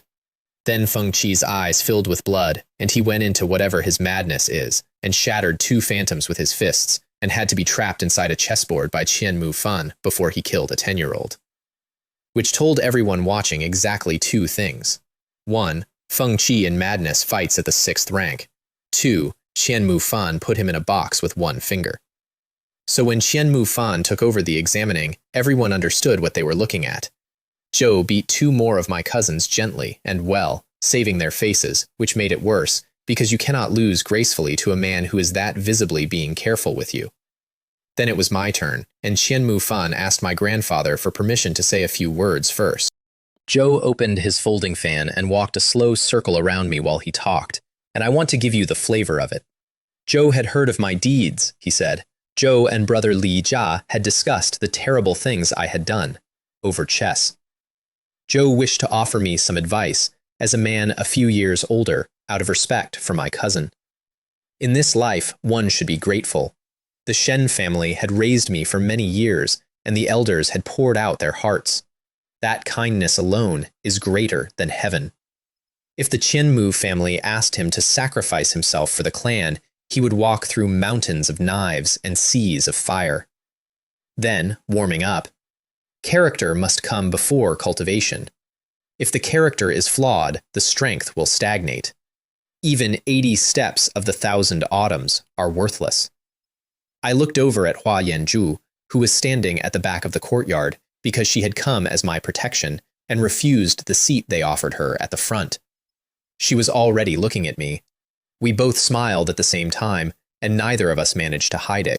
Qianmu Fan saw that and shook his head like an uncle and said that brother Li Jia had warned him good advice is hard to hear, and that clearly only suffering would produce repentance in me, and that if I found the suffering unbearable, I could go and kneel in the Shen family ancestral hall for 7 days and repent to the ancestors. My grandfather told him not to waste his breath on a man of low character, and added, looking at the back of the courtyard, that if anybody interfered with the assessment, he would deal with them himself. That last part was for Hua Yanzhu. Protecting me was permitted. Preventing me from suffering was not. Wind came through the courtyard and moved the dead branches of the wutong tree. Qianmu Fan put down a black stone. A chessboard came up around me with edges that scalded. Another stone, and it began to close. That's the Qianmu family art. Zhou doesn't fight you. Zhou sets up a position and then plays it out. And by the time you understand the shape, you're already inside it. I let it come close enough to be interesting. Then I said, the divine sword shatters the earth's power, and cut his chessboard in half. Qianmu Fan went white, and here is why that mattered. Nobody cuts a chessboard. It isn't a wall, it's a rule. And a rule made out of a man's mental energy comes apart when something with more mental energy hits it, and I had been getting run through by the Heavenly Tao sword stance every night for 6 months. Zhou recovered fast, though, and threw a fistful of stones, scattered like stars. Phantom pieces the size of houses came down out of the air, bigger than Liao's mountain, and the crowd made a noise, because this had stopped being a family assessment. Flying sword fills the sky. Sword shadows ate them all, and I did not slow down, not for 1 step. Out beyond the ropes, my grandfather leaned back in his chair and explained to my grandmother, patiently, that it only appeared Li Ming had the upper hand, and that in reality, Qianmu Fan was luring the enemy in deep, a common tactic, and she believed him, because he has commanded armies for 50 years. Zhou was technically right. Qianmu Fan was luring me in. Black eats, black loots. God's roar. 3 stones, a closed encirclement, and inside it a voice saying that character must come before cultivation. and that a man who cannot cultivate goodness cannot beat him. The phantoms squeezed inward and, 10 breaths later, shattered. All of them. At once. Then it was very quiet in the Wutong courtyard, and Qian Mufan was on his back with several sword shadows holding him there, and my point at his throat. What you said about character coming before cultivation, I said. It seems to be true. My character must be far superior to yours, brother. Then, after a pause in which nobody in that entire courtyard produced a sound, I looked over at my grandfather. Did I pass the clan assessment? I want to describe the two faces at the high table. My grandfather had commanded the eastern frontier for 40 years, and had just publicly explained a military principle that turned out to be a boy getting flattened. Joe wanted, visibly, to swear.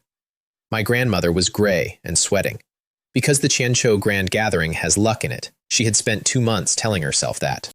But this was a fair fight, in her own courtyard, in front of her whole household, against a hand-picked examiner from Mountain Sea Academy, and there was no luck in it anywhere, and every single person present had watched. Go back to your seat and sit down, said my grandfather, and I did not, because there was one item still outstanding. In reply to the Duke, you said earlier that after the assessment I would spar with my cousin Liao. Liao had asked for that himself, an hour before, as his reward for beating Feng Qi into a rage. Zhou had wanted it very badly. Zhou had been practicing for months for exactly that. I watched a 10-year-old try to make his legs move and fail. Everyone watched. My grandmother leaned forward on her cane and produced the sentence that I think is the single purest artifact of that family ever recorded. As the elder brother, do you want to bully your own younger cousin just because you have achieved a little success? Have you no pity for your own brothers? Please understand, grandmother, it was my cousin who challenged me. I merely accepted. I bowed. And rest assured, I would act with restraint.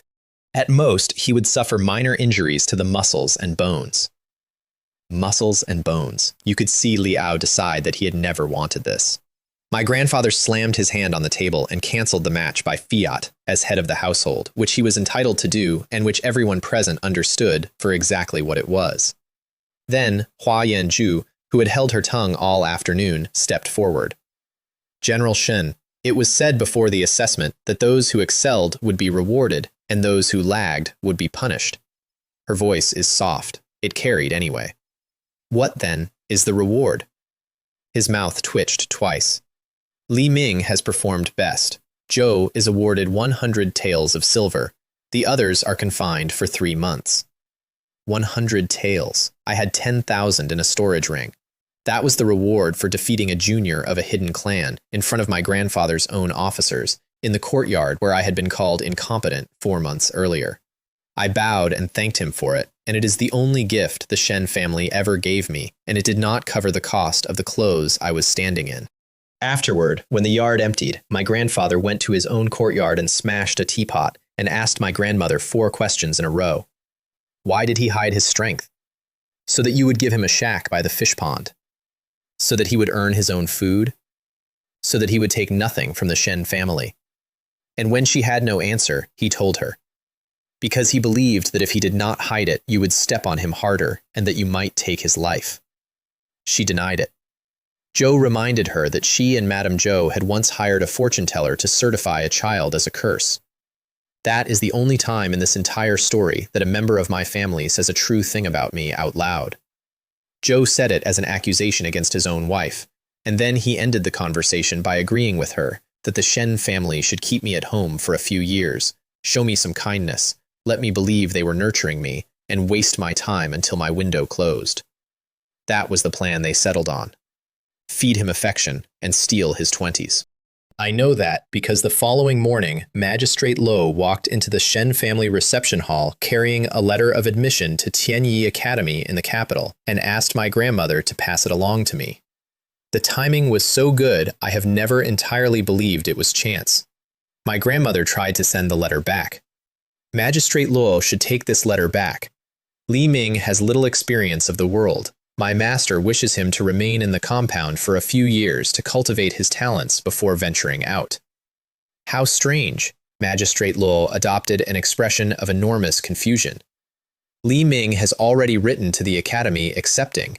Why would he change his mind in 2 days? She had planned to have me decline it politely. She had not planned on the prefect informing me first. Then my grandfather tried, and he tried the whole spread, which I appreciated as craftsmanship. First, kindness. Tianyi Academy is a poor school, only 30 years old, no foundation, nothing like your brother's Mountain Sea Academy. Stay home a few years, hone yourself, then go somewhere worthy. In reply to the Duke, I know my talent is meager. If Tianyi Academy is willing to recruit me, I will seize the opportunity. Second, cynicism. Do you really think Tianyi Academy wants your talent? They want your surname. They want to use a grandson of the Shen family against the Shen family. Rest assured, Duke, your grandson goes only to study and will certainly not associate with them in any improper way. Use me? Fine, use me. The Shen family's plan for me involved breaking my legs. If Tianyi Academy wants to use me against the Shen family, then I should go, and frankly, I should contribute more. Third, the threat. His voice went cold, and he told me that outside Yunnan City danger is everywhere, that without the protection of the Shen family, I might meet with an accident, that constant anxiety is bad for cultivation, and I would be better off calming my mind at home for a few years. The Duke and many ancestors of the Shen family earned their rank on the battlefield, I said. On a battlefield, danger is everywhere. Since our ancestors were not afraid, their grandson is not afraid either. Then I bowed and quoted the law at him, because that is my whole style. According to the Book of Rites of Great Wei, when a junior leaves to pursue study, the elders should see him off with drums and gongs and give their full support. Zhou threatened my safety. I answered with a book of etiquette. That's the fight, honestly. That's been the whole fight since I was 7. Then he played his last card, and it is the one that tells you everything about that house. If you insist on going, then when you reach the capital, you will receive news that your father has divorced the Chen family's daughter. The Shen army has already stopped buying Chen family medicine. Before the divorce, there is room to reconcile. After, spilled water cannot be gathered. Zhou was threatening to divorce Madame Chen to keep me in the compound. It had, apparently, occurred to nobody in that family to check whether the divorce had already happened. It had, weeks earlier, at my father's own instruction, and Madame Chen had signed it with her own letter waiting ready in a drawer. In reply to the Duke, I said, before I returned, Madame Chen and I spoke frankly. She supports my decision to pursue study, and I believe she will support my going to Tianyi Academy. Zhou called me a heartless child with no gratitude, which, by that point, was very nearly nostalgic. I walked out of that courtyard, got around the corner, and laughed until I had to lean on a wall. Double joy. Madame Chen free of that house and free of him, and the man threatening to do it thought he was hurting me. I left Yunnan City that afternoon. When Li Jia left to study, the whole family paraded him through the city. I went out through the gate with a bag and looked back once at the compound and did not feel anything I could name. Tianyi Academy is 30 years old and has the royal family behind it, and everyone in the capital agrees it is the worst of the 4 academies, and my instructor made me wait at the front gate for an hour. Then he sent word that he was busy. Then, when the guard went back a second time and came away visibly embarrassed, he sent word that I could keep waiting. Mu Yang. Zhou had been an instructor at Mountain Sea Academy until his meridians went wrong in cultivation, which cut his strength and left him needing daily medicine, and Mountain Sea couldn't match Tianyi's compensation package. So he came for the money and hated every day of it. When I finally got in, he snatched my letter, asked if I was the one who'd been pestering him, and demanded to know why I couldn't have arrived later and left him in peace. Then he threw a bag and a token at me, told me the rules were written inside and I should look them up myself, and shut the gate in my face. My 3 courtyard mates came out to greet me with pure sympathy. Another unlucky one, we're brothers in misfortune. Song Jian, Liu Bo, Gao Min. Good men from small border towns, all 3 of them, at Tianyi because it was affordable and they had families who couldn't afford anything else. They had been under Mu Yang for 6 months and had never once been taken on a field expedition. Mu Yang taught like this. Zhou'd pick up a book in the large lecture, read it aloud impatiently for 15 minutes, throw it aside, and announce that everything worth saying had been said.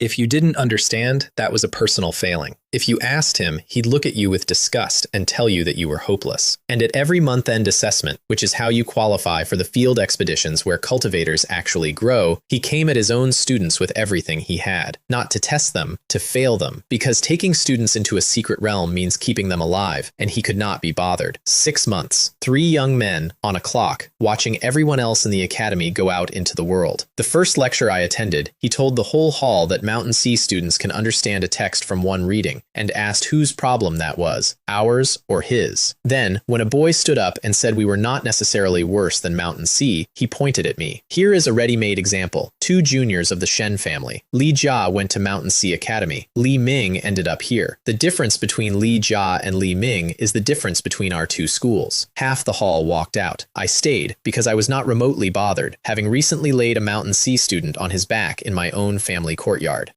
Also because Song Jian had gone very quiet and I wanted to know exactly what I was dealing with. That night, the 3 of them got drunk in our courtyard and cried. Song Jian, who is the size of a door, wept about half a year at Tianyi and skills that had gone backwards. Zhou had improved faster on his own at home. Zhou said he would not be able to face his parents. I want you to understand that this was not about pride. These are boys whose villages pooled money. So the following morning, at the month-end assessment, I took a very long look at the saber in Mu Yang's hand. Sturdy and sharp, long saber, purple. Zhou walked into the middle of the martial field with it, late, hair everywhere, dressed like a beggar who has decided this is a philosophy. The other instructors had spent the whole morning testing their own students the way you'd hope, finding weaknesses, naming them, repeating the same attack until the student solved it, encouraging, praising. That is what a month-end assessment is for. One of them, Zhou Yong, actually spoke up and asked Mu Yang why he was making it so hard on children. These are my students. I do not need you to tell me how to assess them. Or do you consider yourself far superior to me? And when Zhou Yong pointed out that his students had never once been on an expedition in 6 months, Mu Yang said, in front of everyone, that this was hardly his fault, since they kept failing. Then he looked at me and told me that he had heard what I'd said while drunk the night before and invited me to seize the opportunity. Which is when Song Jian's face went the color of ash, because Mu Yang had been listening at the wall of a student courtyard. I stepped out before any of them could. Zhou had a weapon, so I took out mine, and there was a small murmur through the crowd, because a student is supposed to defend and survive, not fight. While he was arguing with the other instructors about who would take responsibility if a student died in the field, I extracted sturdy and sharp from his saber and dropped inferior onto it. A faint bloom of rust crawled up the blade. In a moment like that, nobody looks at their own weapon. Then he opened with a word. Read. A ripple went out across the martial field. My 3 courtyard mates went white because they had all lost to that single word 3 months running. Approach. The ripples closed around me, and Mu Yang strolled forward with his saber and started to lecture.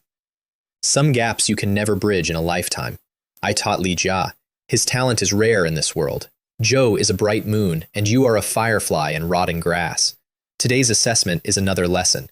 You may suffer some pain in your muscles and bones, but from today, you will understand yourself better. Sword shadows came out of the ripples and ate them. The divine sword shatters the earth's power. The shackles vanished. I had already stepped. Setting sun sword art. Full force, no restraint, straight at the vital point. Because he was the instructor and had spent an hour arranging permission for my injuries in front of witnesses, and a man cannot complain about being hurt in a fight he insisted on making dangerous. Zhou got the saber up on pure instinct, and that saber had been with him for 20 years. It broke. My point went into his abdomen, and then I flicked my wrist and put a second shadow through his shoulder blade and pinned him to the ground. The entire martial field stopped making noise. I'm not going to pretend about how I won. Zhou is 5th rank, half-step even with damaged meridians, and if that saber had held, he would have had a fighting chance. I stripped his weapon before the first exchange. I would do it again. I would do it again tomorrow. I walked over and stood above him, and every student in that academy was waiting for me to say something magnificent about Mountain Sea Academy. I looked down at him and said, "You can smell it from several paces. Has Mr. Mu never once washed?" Then I sheathed my sword, turned around, and asked Zhou Yang whether he would be so kind as to serve as chief examiner, since Mr. Mu appeared to be injured injured, Song Jian, Liu Bo, and Gao Min were assessed properly by a man who wanted them to pass. It turned out all three of them had solid foundations and decent comprehension, and had simply never been taught anything, and Zhou Yong praised them out loud in front of the field, and one of them had to turn around for a moment. All three qualified for the expedition. 6 months of a man deciding they weren't worth his time, undone in one afternoon by a boy who could read the label on a saber. That is the single most satisfying thing I have ever done with this ability, and it did not involve a treasure or a technique or a duel. Afterward, Prince Anxiang personally came to Mu Yang's sick room to gloat, which I only heard about later and enjoying enormously, and asked him solicitously whether he was injured, since surely a mere student of Tianyi Academy could not have hurt him.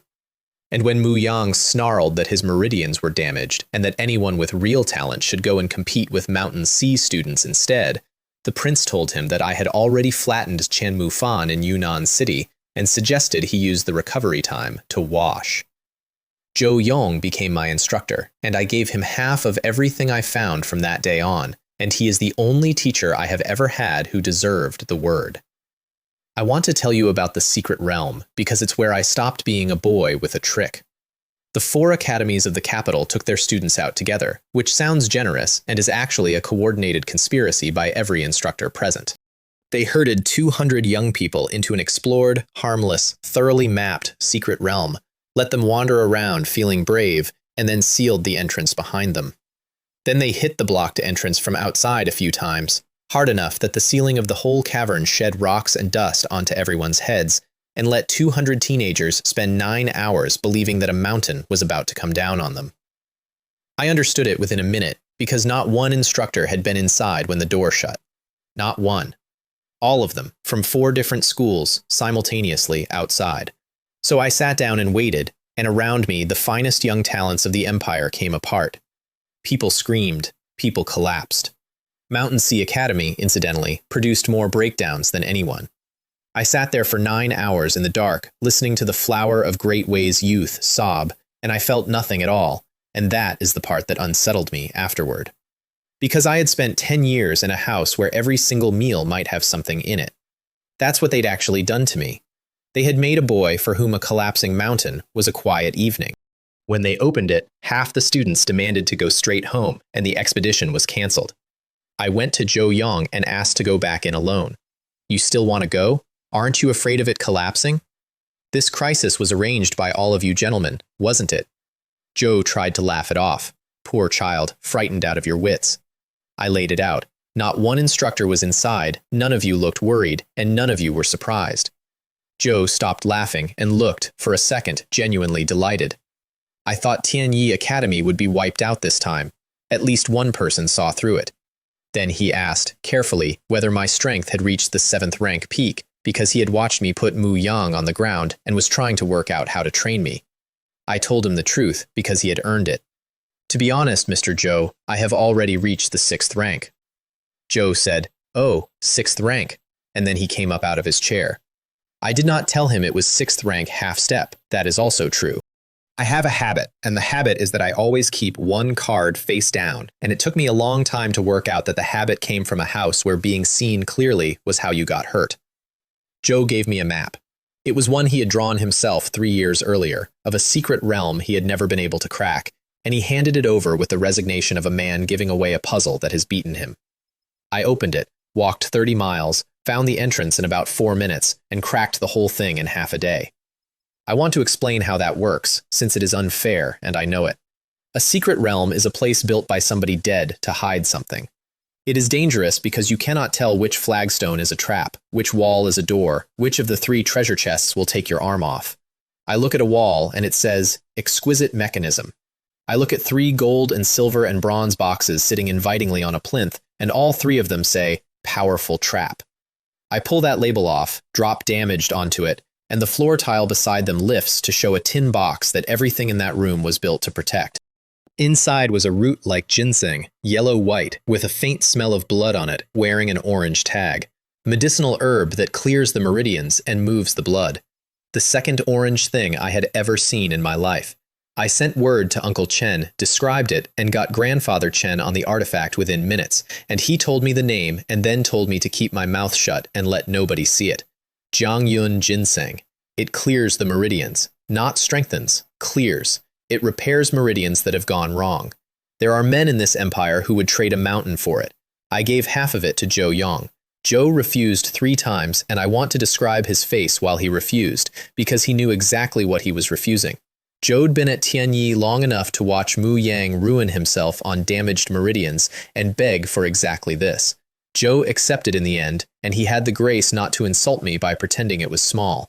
And I kept the other half, because the road above 6th rank is long, and nobody survives it without a rope.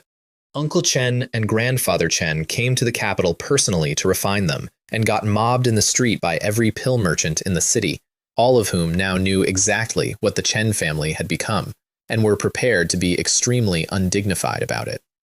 I stood at the academy gate and watched 2 men who had spent their whole lives selling the cheapest medicine in the empire push through a crowd of the wealthiest traders in the capital with matching expressions of irritation. Then they saw me, and both of them smiled at the same time, and Grandfather Chen's first sentence was to ask whether I'd lost weight. The library at Tianyi Academy is enormous and mostly worthless, which is the academy in one sentence. Thousands of volumes, and every cultivation text in the place carries a tag that says ordinary book or common book. But there were histories and geography and law, and those I could actually use. I bought a stack of children's primers from a shop in the city, stripped concise and clear off them, and applied them to anything written by a scholar who wanted to sound impressive, and read the political architecture of Great Wei in about a week. Which is where I learned the thing that reframed my entire life. The emperor is dying. Not soon, necessarily, but the reign is late, and there is no crown prince, and every faction in the empire is quietly positioning, and my marriage decree was not a scheme, it was a single move in a game that had been going for years before anybody thought of me. I was sitting with that when a middle-aged man walked up and took the book out of my hands. If you read like that, you may as well not read at all. Zhou put it back on the shelf. Zhou was well-built, weathered, and he had the specific irritation of a man who has watched somebody disrespect a thing he loves. Zhou tested me because he assumed I'd been skimming. Zhou picked an obscure passage out of a text famous for being nonsense and asked whether I knew it. I answered before he'd finished the question. Zhou stood there for a moment. Then he pulled up a chair, sat down next to me, and asked whether I was interested in military strategy. That was Yu Zhensheng. I did not know that for another 2 weeks. People find this hard to believe. Nobody said his name, he looked nothing like his daughter, and there are a great many men in Great Wei surnamed Su. Zhou handed me his own working manuscript, corrections and all, and it was the best book I have ever read. Most military texts are about defeating the strong with the weak and the many with the few, because that's what sells. His was not. His position was that unless you have the advantage, the correct decision is to withdraw, that clever tactics are things that happen much later, and that the actual foundation of war is supply, logistics, and the morale of the men. I took it home, stripped disorganized off it, added clear and concise, copied the whole thing out in a night, put the original tag back, and returned it at dawn. Then he laid a military map in front of me, the size of a table. The Wei and Qi War of 7 years ago, the one where Qi took 10 cities in a fortnight and reached 200 li from the capital, and where Yu Hongyi, my former fiancé's brother, took 200 men over 5 mountains and came back with 3 princes of Qi in ropes. Everyone in Great Wei knows that story.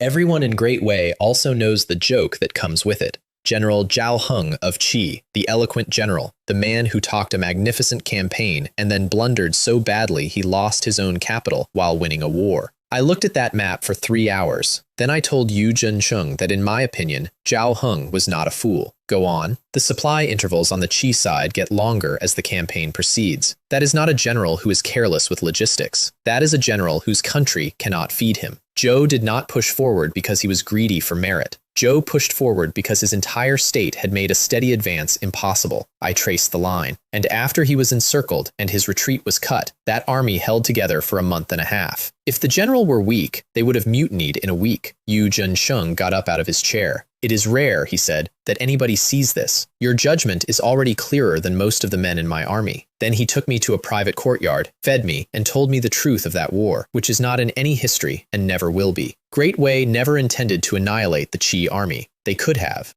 The cost would have been enormous, and the state of Yan would have picked up the pieces of both of them for nothing. So the encirclement was maintained, and a bargain was reached, and the 3 princes of Qi were not a heroic capture at all. They were the price Qi paid to walk its army home. That young man's raid was real enough, said Yu Zhensheng, but 3 princes of Qi with no talent between them are worth less to that throne than 1 army. The king of Qi knew exactly which was more important. I sat with that. So even a prince's life is worth nothing next to the state. Young man, Zhou was amused, do not be so sentimental. With comprehension like yours, do you think your clan would abandon you?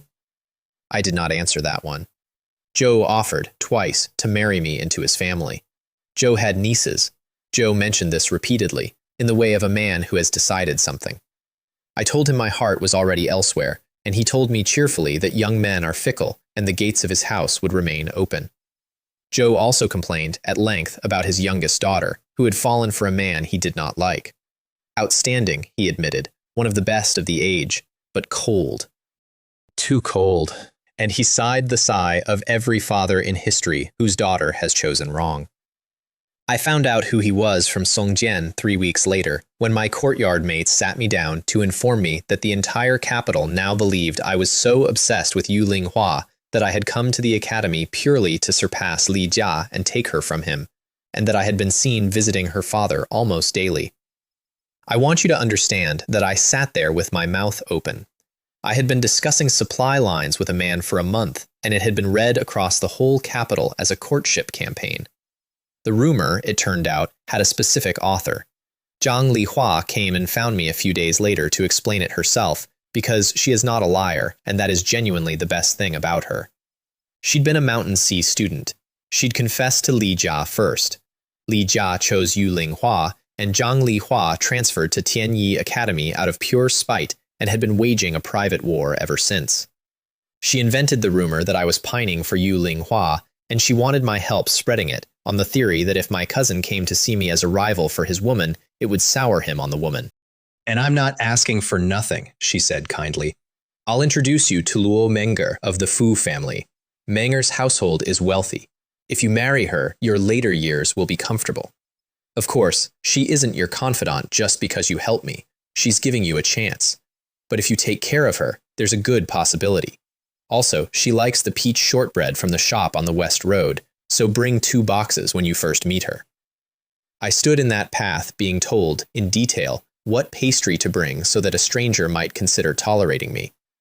Even with a bronze mirror in hand, she went on, warming to her theme, many people cannot see themselves clearly. From Yunnan City to the capital, you have exhausted your strength. This is very nearly your peak. The gap between you and your elder brother is too large.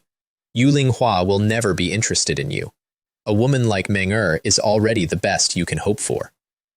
She meant well. That is the horrifying part. She was genuinely trying to help me, and everything she said was, in her sincere estimation, generous. By your own reasoning, I said, you were rejected by my cousin, and you are still trying every method available to get him. That also sounds like something a person cannot achieve simply by wanting it. She had nothing for that, and pouted, and moved on to further praise of Luo Menger, and I walked away. She went to Zhou Yong afterward and asked him to order me to cooperate. Zhou Yong told her that fabricating rumors about a student and then demanding his help spreading them was a remarkable thing to ask, and that Luo Menger was not somebody I would be climbing to reach. Zhang Lihua left that conversation deeply offended by his failure to understand social rank, went to buy peach shortbread, and delivered to Luo Menger the news that I had declined to meet her. Luo Menger, of the Fu family, one of the great houses of the capital, said it did not matter at all, and she would have been too good for me anyway, in a voice you could have cut glass with. I mentioned these two because a month later they both stood in a crowd and watched me fight, and I have never in my life enjoyed anything as much as I enjoyed not looking at them afterward. Before that, though, I went back into the secret realm alone, because there had been a wall in it with a purple tag that said Sturdy Stone Gate, in a place where there was visibly no gate at all. I pulled Sturdy off it and dropped Damaged on, and a seamless wall cracked into pieces. Behind it, a room, with mechanisms and hidden traps whose labels I harvested for later, and behind those, a wall covered in characters that were not characters. They coiled, they moved, snakes made of writing, concealed and hidden text. I peeled that off, and the snakes reassembled into something readable, and the first line said something about joy and inseparability and thorns growing through everything. And then the writing came off the wall and bit me. I could not move my feet. A small snake made of a sentence went into my arm, and the venom went into my marrow, and for the next hour I stood in a sealed stone room in agony that I can only describe as being wrapped in thorns from the inside out. Compare it to the bone tempering pill? 10 times is not an exaggeration. There were needles coming out through my fingertips from underneath. I sweated through everything I was wearing, and my skin went scarlet, and it did not stop. Half an hour in, it eased, not because it lessened, because I got used to it. An hour in, I could take a step, and when I took the step, I came out of it, standing in front of a wall, in an empty room, with no marks on me at all. The whole thing had been an illusion, and it had been the entrance exam, the incessant cultivation art. It is a protective technique, and it does 2 things. It makes you close to immune to poison, and it makes your body repair itself while it is being destroyed. I copied it, put the concealment tag back on the wall, sealed the room behind me, and sat down in the empty secret realm to work. And that night, in the world inside the Genshan secret method, I did something I had failed at every night for 8 months. I walked into the Heavenly Tao sword stance and did not defend. Absolute will. The intent I had found on the night my father threatened a 15-year-old girl, and which I had finally understood. Not a willingness to die, but a refusal to step aside. Cuts opened all over me and closed while I was still moving, because the incessant cultivation art means the body renews itself as fast as the sky can open it. I was run through the waist and kept walking, and I put my sword into the center of that thing and cracked it. The sky full of blades came apart, and all of it, every shadow, every edge, condensed and fell and drove itself point first into the ground in front of me, one single sword, red as living blood, humming. Hu and sword as one. I reached out and took the hilt, and the red climbed up my arm like it recognized me. 6th rank fruition. 9 months earlier, I had been unable to lift a stick. I want to say something honest here, because this is the point where a lot of men in my position get stupid. None of that was talent. I did not outwork Yu Linghua. I did not outthink Li Jia. I had a mysterious ability that let me read the price tag on the universe, and everything I have, every rank, every technique, every ally, came out of that. The worst possible thing I could do with it is start believing I earned the ability itself. So I came out of that secret realm at 6th rank fruition, and I told absolutely nobody, and I went back to the academy and had breakfast with 3 young men from border towns who were still thanking me for a month-end assessment. Zhou Yong put me forward as a directly taught student, which at Tianyi means 1 instructor to 1 student, and all the resources of the academy behind you, and there are 9 of those in the whole school. The price was that I could no longer hide, and the dean asked me to hide anyway for 1 more month, until the inter-academy competition at the end of May, so that Tianyi Academy could stop finishing last for once in its short and undistinguished life. I agreed. It was 1 month. The month did not survive the week. Yu Zhensheng invited me to dinner at Tingyu Pavilion, and I went knowing it was a recruitment. By then, I understood why.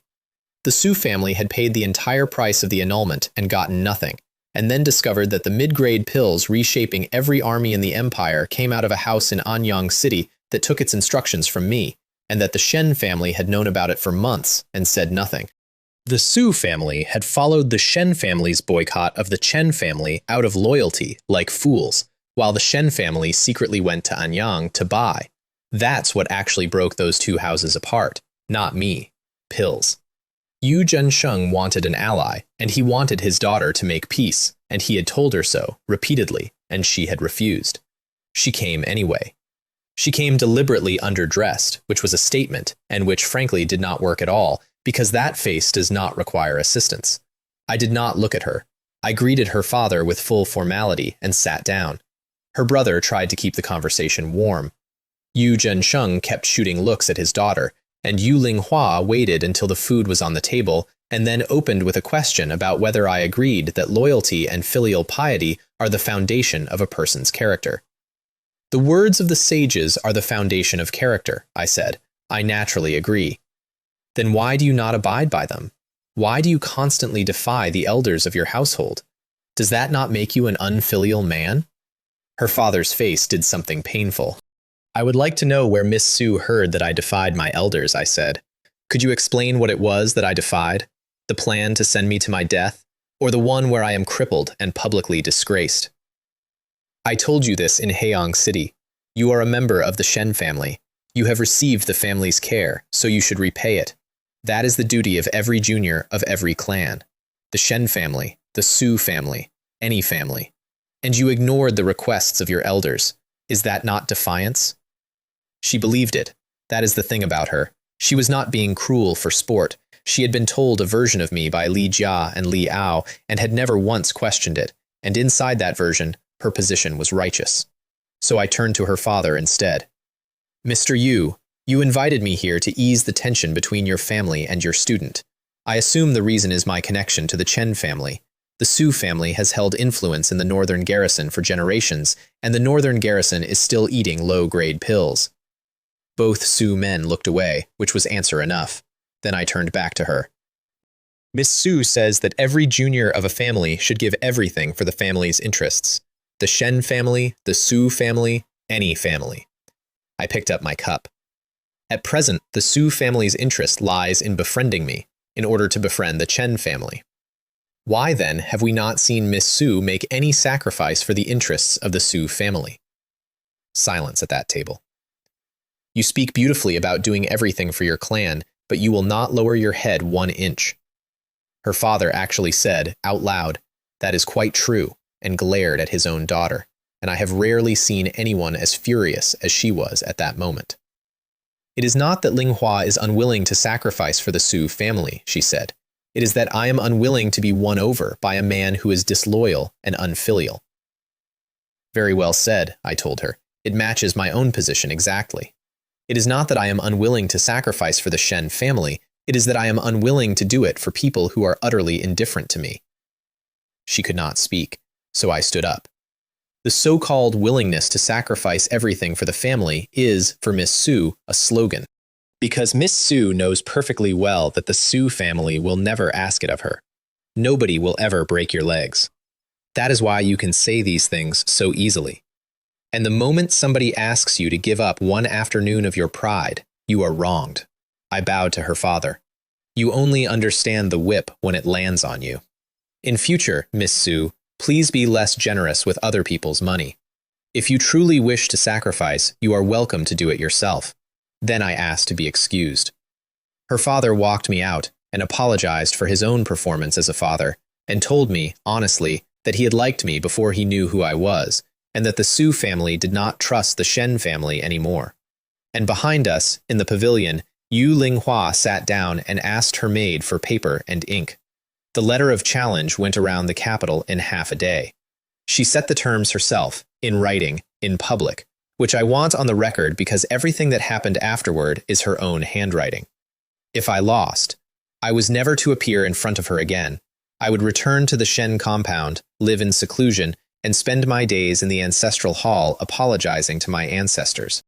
If she lost, I could make any request I wished, any request, including, she wrote, that she serve as a slave or maid. She did not write that because she was reckless. She took it because there was not one person in the empire who thought she could lose. Her maid asked her whether she was sure. Her father was going to be furious. Her master would object. She sent it anyway, because those rumors had been eating her for a month, and she wanted them killed in public. The capital went insane. The odds were so lopsided the gambling houses could not get action, and started sending men into crowds to talk me up.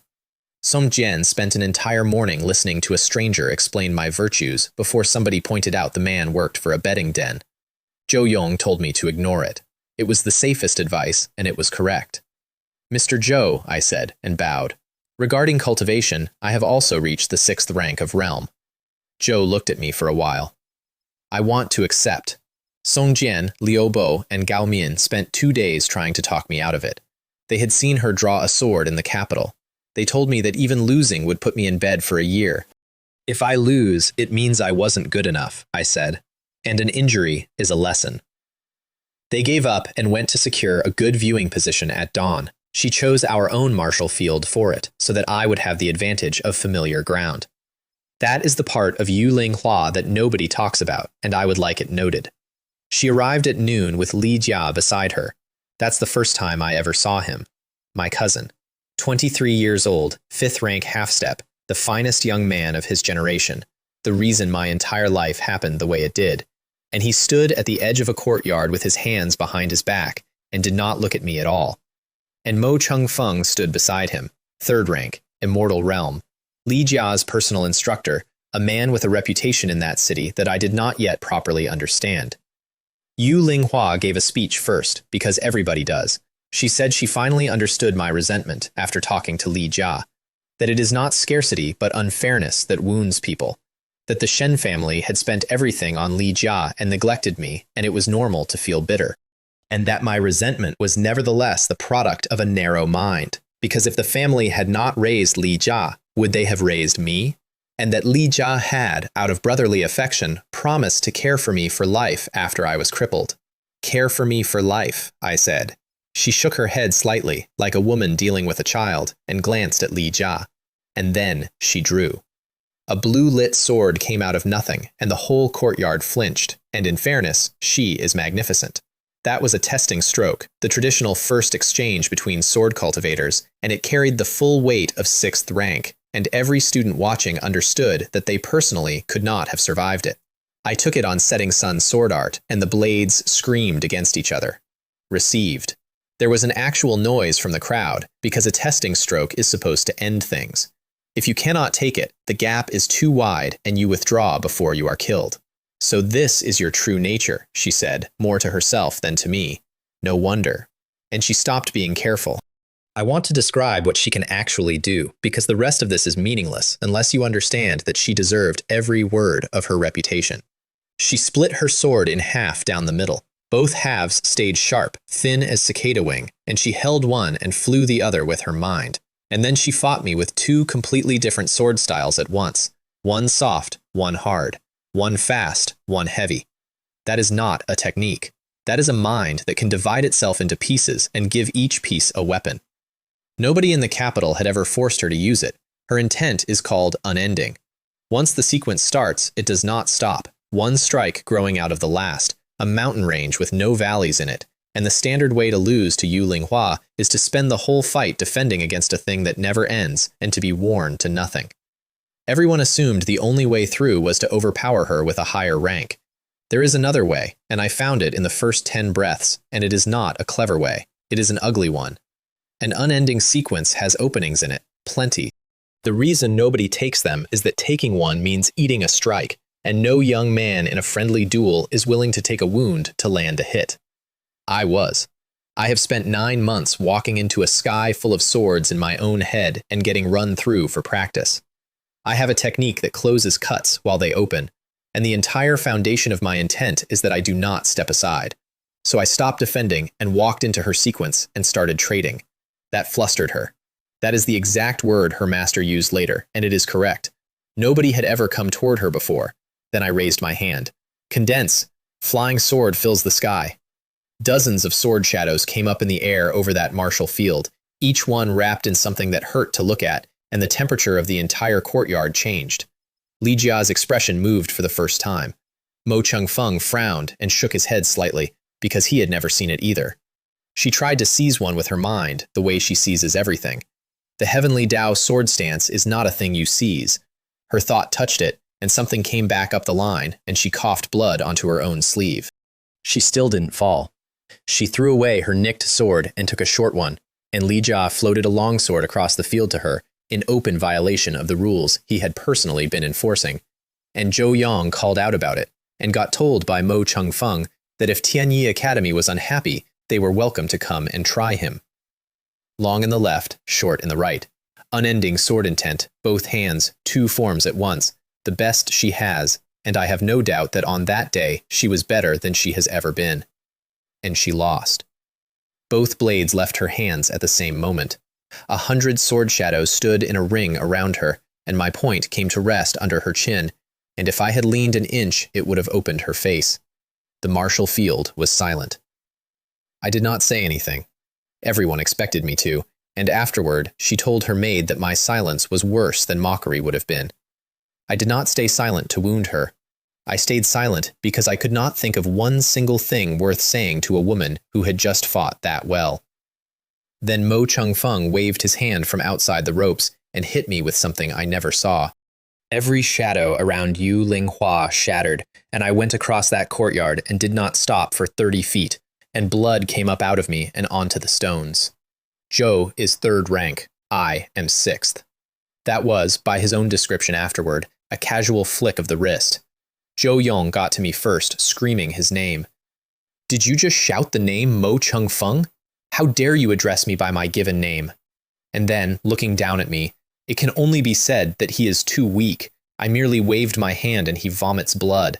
That is all the students of your Tianyi Academy amount to." Zhou Yong handed me to another instructor, stood up and attacked Li Jia, not Mo Changfeng, Li Jia, because he had done the arithmetic in about a second and a half and concluded that the only way to make an immortal feel anything was through the boy he loved, and he was willing to be killed for it. Li Jia blocked him. At 5th rank half-step, he blocked an instructor, and that told me something. My cousin is exactly as good as everyone says. Mo Changfeng was between them before the second exchange, and he told Zhou Yong that if he moved again, he would die there. And then the dean of Tianyi Academy arrived, said that if anyone was going to test Mountain Sea's students, it should be him, set Zhou Yong gently on the ground with a breath of wind, and put Li Jia on his knees, coughing blood. Mo Changfeng picked up his student and left without a word. And in the middle of the martial field, the prodigy of the Su family sat down on the ground with her hair loose over her face and did not get up for a long time. Nobody mocked her. That surprised me. The capital had spent 2 days making jokes, and when the moment came, every one of them left her the last of her dignity and went home. Her father came eventually, and what he said was, "That is enough. Stop embarrassing yourself here and go home." Her maid, a girl called Lan Ru, who I had until that moment thought of as an irritation, stood up to a general in the open and told him that his daughter was not one of his soldiers, that he was supposed to be the shelter that broke the wind for her, and not the executioner pushing her into a winter lake. Zhou raised his hand. Yu Linghua got up and stepped in front of the maid. Zhou held that hand up for a long moment, and then let it fall, and walked away, and sent a carriage back for her 20 minutes later. I have thought about that scene more than I have thought about the duel.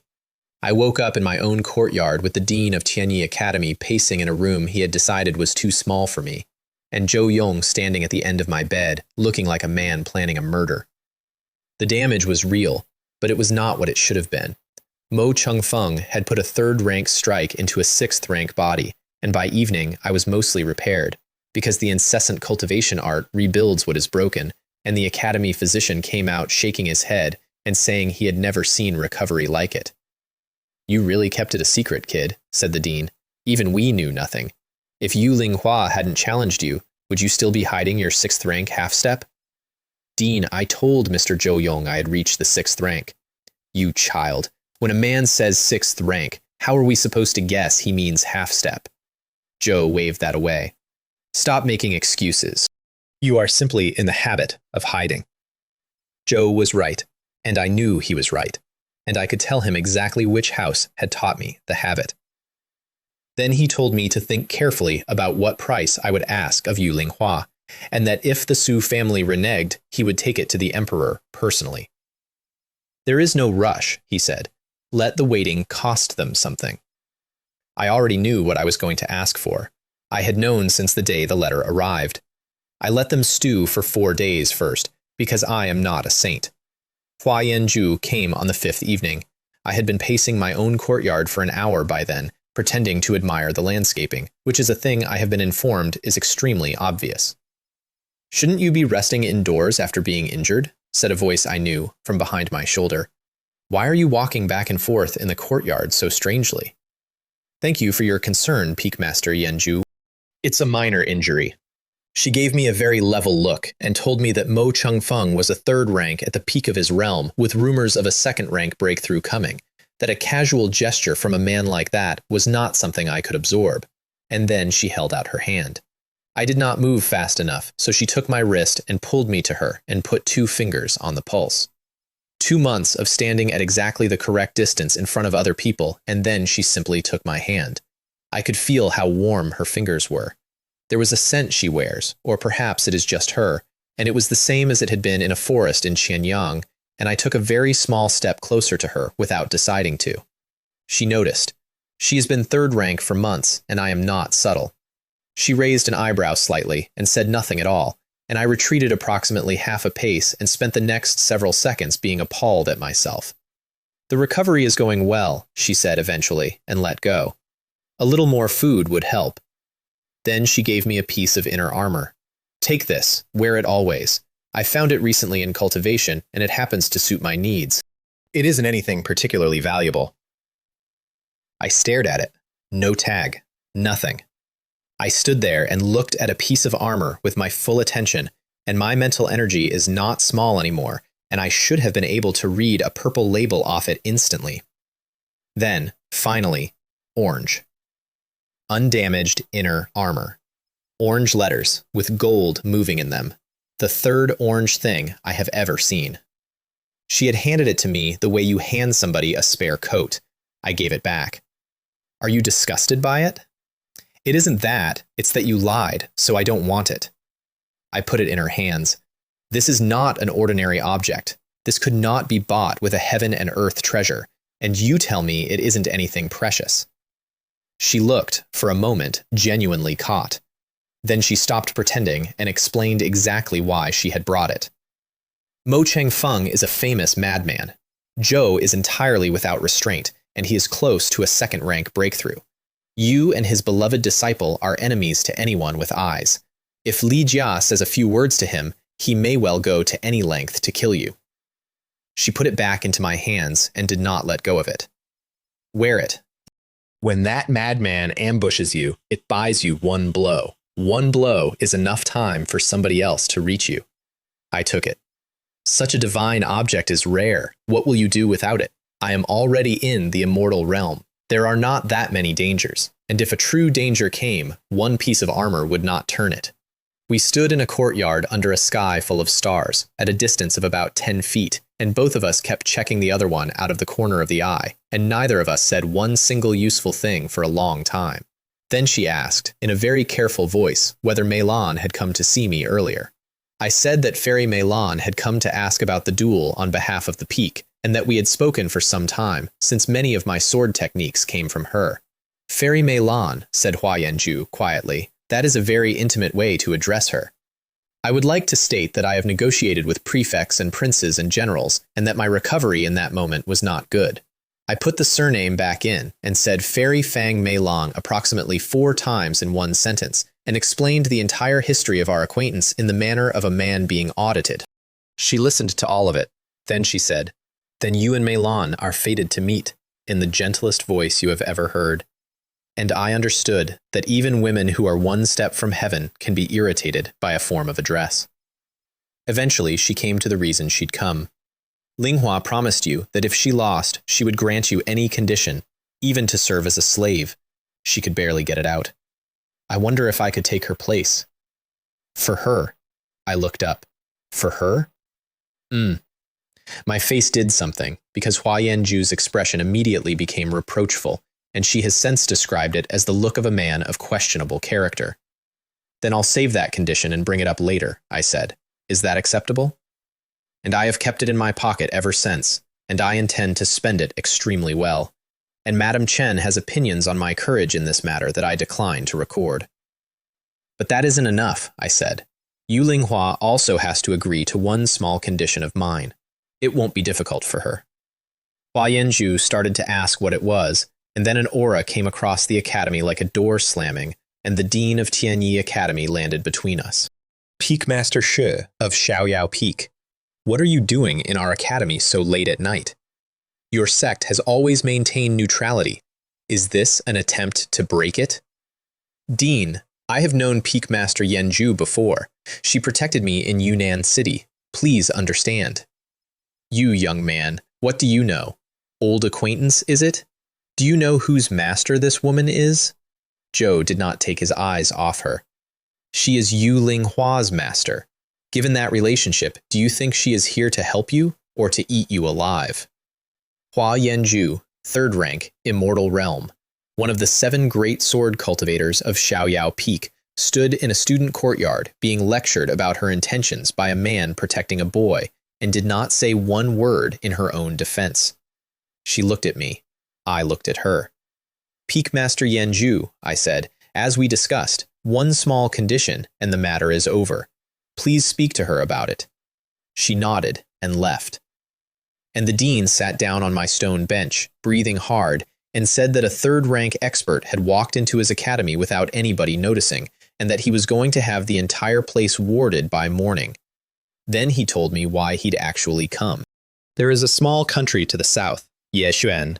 After years of negotiation, they are preparing to submit to Great Wei. Zhou rubbed his face. But before they submit, they want to test us. Their king wishes to see the young talents of Great Wei measured against his own. Zhou looked up. Bring them in, and it counts as merit in expanding the territory. That kind of merit is rarer than an immortal right now. With it, there is no obstacle to your entering the court at all. I sat with that for a long time after he left, and I want to record what I actually thought, lying on my bed, looking at the ceiling. I never wanted the court. I wanted a quiet life. I have wanted a quiet life since the first day I woke up in that shed. But I had read enough history by then to know the truth, which is that there is no quiet life in Great Wei. The court will not permit any person or force to grow beyond its reach. If I withdraw to a mountain and cultivate for 50 years, the day I approach something they cannot control, they will come for me anyway. So the choice was not whether to enter the game. It was whether to enter it as a player or as a pin. I said yes. 5 of us went south, 1 from each academy in the capital, plus 1 from a school out west, all under 20, in 3 carriages, with an escort that would have been appropriate for royalty. 2 Immortal Realm experts followed us the whole way without ever being visible. The moment we crossed the marker into Yexuan territory, the carriages left the ground. That was not arrogance. The road was mud. The escort captain looked at it, sighed, and waved us all into the air, rather than let the wheels touch it. Yexuan is small. 2 cities, that's the country. It sits in the humid south on land nobody has ever wanted, and it has been at peace for a century for the same reason nobody robs an empty house. They built their houses up on stilts, entirely off the ground, which is sensible in a wet country, and which every man in our party found faintly obscene, because in Great Wei everything about cultivation is about being grounded, and a house that does not touch the earth reads to us as a house with no substance. We all frowned at the same moment and said nothing. They welcomed us beautifully. Decorations at the gate, a banquet prepared, an official beaming at the front of a delegation. Genuine hospitality. I want to say that clearly because of what comes next. 2 young people were assigned to show us around, a brother and sister, extremely polite. And within 20 minutes of walking through Night City, the brother stopped in front of a 3-story building and asked us, kindly, whether we had palaces this tall in Wei State. The 5 of us looked at each other. It was a restaurant. There is a taller one on every 3rd street in the capital, and there were 4 of them within sight of the gate we had entered by. It's all right, he said, when nobody spoke. It doesn't matter if you don't have any. I said it was very impressive, because I had my instructions, and my instructions were that Yexuan was going to submit, and we were to promote our national dignity without humiliating anybody, and that we should always leave them a way out. Then somebody in our party asked, politely, what cultivation methods Yexuan uses. As everyone knows, said Duanhong, the origin of all swordsmanship in the world is our country. Every sword technique you practice descends from ours. Zhou looked around at us with genuine concern. Are you all unaware of this? The history of the sword is measured in tens of thousands of years. The state of Yexuan is 500 years old. Wei, Qi, and Yan between them contain every sword sect on the continent, and not one of them has ever dared claim the origin, because the title would be worth a war. The Qiling Academy student explained the actual chronology, patiently, and then pointed out that the great sword sects would have seized that title centuries ago, if it existed. Duanhong smiled at him and said it seemed Wei State had compiled a great many texts in order to steal the honor, and that if the sages of Yexuan had not generously spread the art, the world would still be hacking at each other with metal bars. Another of us tried, and cited a text on sword intent 1,000 years older than his entire nation, held in the library of Mountain Sea Academy. Facts speak louder than words, said Duanhong sadly. It can only be said that people outside have forgotten our sage's contribution. It is, in a sense, forgetting one's own roots. At which point one of my companions went a color I have not seen on a human being before and grabbed my shoulder and said, brightly, "Brother Shen here is the #1 sword genius of Great Wei. Ask him." That, I want to note, was cowardice. Duan Hong's eyes lit up, and he told me it was a stroke of fortune for both me and Ye Xuan that I had come, and that the insights I would gain from their sword arts would benefit me for a lifetime. I said nothing. My companions did not. Brother Duan, under 20 years old, across the entire continent, Brother Shen is practically unmatched. What mystery does your country possess that could benefit him for a lifetime? The world hides dragons, said Duan Hong calmly. Before they clash, all boasting is empty talk. Tomorrow there will be demonstrations at the city lord's mansion. Brother Shen, try to remain calm and peaceful, otherwise you may lose very quickly. Zhou was being sincere. Zhou was giving me advice. Zhou genuinely believed I was about to be embarrassed, and he was trying to soften it for me. That night my 4 companions sat around laughing about it, and I told them to be careful. Because here is the thing about a poor country on bad land that has been at peace for 100 years. It cannot possibly have the resources for high cultivation. But that is exactly the kind of place where somebody's grandfather found something in a cave. They nodded and agreed and did not listen to one word. The next morning, the Jade Dragon student went first, opened with a beautiful, solid technique, dropped a phantom mountain on a Ye Xuan swordsman who charged straight into it, and then, seeing that the man was about to be crushed, pulled the technique. The short knife was at his throat before the mountain finished dissolving. It was a trap. Zhou had thrown himself in, knowing a Great Wei student would not kill a man in a friendship exhibition. We lost, to a country with 2 cities. The Mountain Sea student went next, absolutely furious, and got Duan Hong himself. Wu Xiaoyan is a fist cultivator, and his opening was excellent, wind blades coming off his knuckles, and 2 exchanges in he suddenly frowned, and veins came up on his forehead, and his eyes started closing on their own. Sword at his brow. Done. I want to describe Duan Hong's face when he won, because it was not triumph, it was gentleness. Zhou put his sword away and told Wu Xiaoyan and the crowd, and Great Wei generally, that we had lost because our hearts were impetuous, that we believed there were only 3 great states in the world, and that we had not understood there are mountains beyond mountains. Then he told the watching crowd not to mock the guests. Zhou was being kind about it. That is so much worse. I went and stood next to Wu Xiaoyan, who was staring at the ground. It's all empty platitudes. Don't listen to him. I put a hand on his shoulder. Tell me what you felt. Nothing. That's the problem. His hands were shaking. There was no pressure from him at all. I felt no threat. And then, in the middle of my own technique, I got dizzy and my arms went weak. My fists. My whole art is my fists, and my arms had nothing in them. Not a sword technique. I had spent 2 months reading in a library nobody uses, and I had read about a third path that Wei, Qi, and Yen almost never touch. Witchcraft. A slow, creeping mental attack that climbs into you while you are busy watching a sword. That is why he lost, and that is why the Jade Dragon student lost, and that is why a country of 2 cities had been quietly convinced for 500 years that it was the origin of the sword. I stepped out onto the ground in front of the city lord's mansion. Duan Hong bowed to me with enormous grace and told me that he was a very ordinary swordsman by the standards of his country, that there were many far better, and that in 2 days at the imperial city I would meet a real genius. Today, he could only offer me a mortal's version. Then he drew, and immediately I felt it. A faint, slow intrusion, like a frog being boiled, climbing. Zhou waved a sword to keep my eyes busy. That was the whole play. The divine sword shatters the earth's power. Sword shadows made of pure mental energy came off my hand and cut every thread of that witchcraft out of the air. And Duan Hong, who had been calm through 2 victories and 1 long philosophical lecture, panicked. I took a sword out of the air and walked toward him. Zhou tried the witchcraft again, and the shadows ate it before it reached me. Zhou tried to retreat and found 100 blades standing between him and everywhere. Then I put the tip against his forehead. Silence in front of that mansion. Then the city lord announced that Xiao Hong had already fought once and was not in good condition, which was an attempt to salvage the afternoon.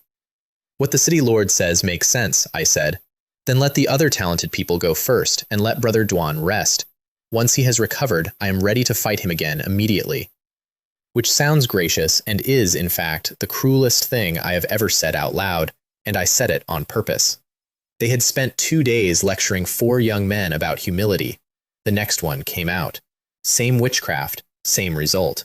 Sword at the brow in under 10 breaths. Then another. Then another. 3 of the finest young men of Night City, and every single one of them lost in exactly the same way, standing still, unable to move their feet, watching a blade come to rest on their forehead. The crowd stopped cheering somewhere around the second one. Then a boy walked up the steps, 12 or 13 years old, with a sword substantially better than anything I had seen in that city. "They are no match for you," he said. "Let me take over." Jiang Ruij, youngest son of the third prince. Zhou lasted 9 exchanges. That is more than everyone else in that city put together, and he fought properly. And he took every strike with his teeth closed and countered in the gaps, and on the 9th his body gave out and he went down with blood on his mouth. "Zhou is several years older than me," the boy said from the ground, "and his strength is only so-so." I found out later what he'd walked into afterward. Zhou went back to his brother's hall to report, and his elder brother made him spar as punishment and beat him in one move, and then told him, while he was on the floor, that the sons born to foreign women have impure bloodlines and no future. Zhou said it because their mother was not from Yexuan. She was from Great Wei.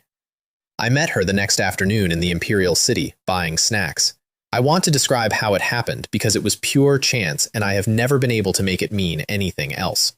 I had a piece of gold in my ring and nothing smaller, and no street vendor in a poor country can break gold, so I put the snack back down with the resigned expression of a wealthy man who cannot buy a bun. And a woman across the street was staring at me. Expensive clothes. Ornaments hanging off the sleeves, age on her face, and under it the kind of bones that must have been extraordinary once. I frowned because she looked familiar, and then I worked out why. She looked like me. "Are you Li Ming?" She had her attendants withdrawn before I answered. Then, when everyone was out of earshot, she asked whether the Shen family had treated me well. "The old matriarch dislikes me too much to consider it. And though my name is still Shen, I severed ties with that family some time ago." Her face closed. "Li Ming, who told you I was here?" "Nobody. Our meeting today is a coincidence." She did not believe that for a second. She had just watched me fail to buy a bun. She had just heard me say I was cut off from my family. So she took me behind a large tree, out of sight, and explained her situation. She had run south to get away from the Shen family. She had ended up in Yexuan. She had met the third prince and become his consort. It had not been easy to reach this position. She had to be careful with every word in that mansion. She had another son now, 2 years younger than me. If the prince learned she had a child from before, he might throw her out of the palace, and then what would happen to my younger brother, who has such an impatient temperament? "After we separated," she said, "our bond as mother and son was essentially severed. I can give you some travel money. You should leave the country as soon as possible." I want to be fair to her, truly. She was married off to a household that despised her, insulted daily by a matriarch for being a vegetable farmer's daughter, and she ran, and I have never once thought she was wrong to run. But I was standing in front of a woman I had never met, being asked to leave a country so that she could keep her allowance. "Your Highness," I said, "I have never had any special relationship with you. It would not be an exaggeration to say we are meeting for the first time. So please rest assured, I will not be asking you for charity. Let us remain strangers, as before." That did not satisfy her, because I would not promise to leave immediately. So that night she sent a guard to intimidate me out of the city. Zhou got as far as loitering near the delegation's compound and was picked up by our escort, dragged into the yard, and beaten thoroughly without anyone bothering to ask him a question. Zhou came back to her the next morning, bruised through his armor, and she gave him money and understood from his silence that he had not named her and expected to be paid for it. Then she reconsidered, because if her son was a servant traveling with the Great Wei delegation, then her son had access to the Great Wei delegation. She sent for me. When I didn't come, she came to the compound herself, and this is the conversation I would like on record, because it is the exact moment I understood something about my life. She led with affection, deep, motherly feeling.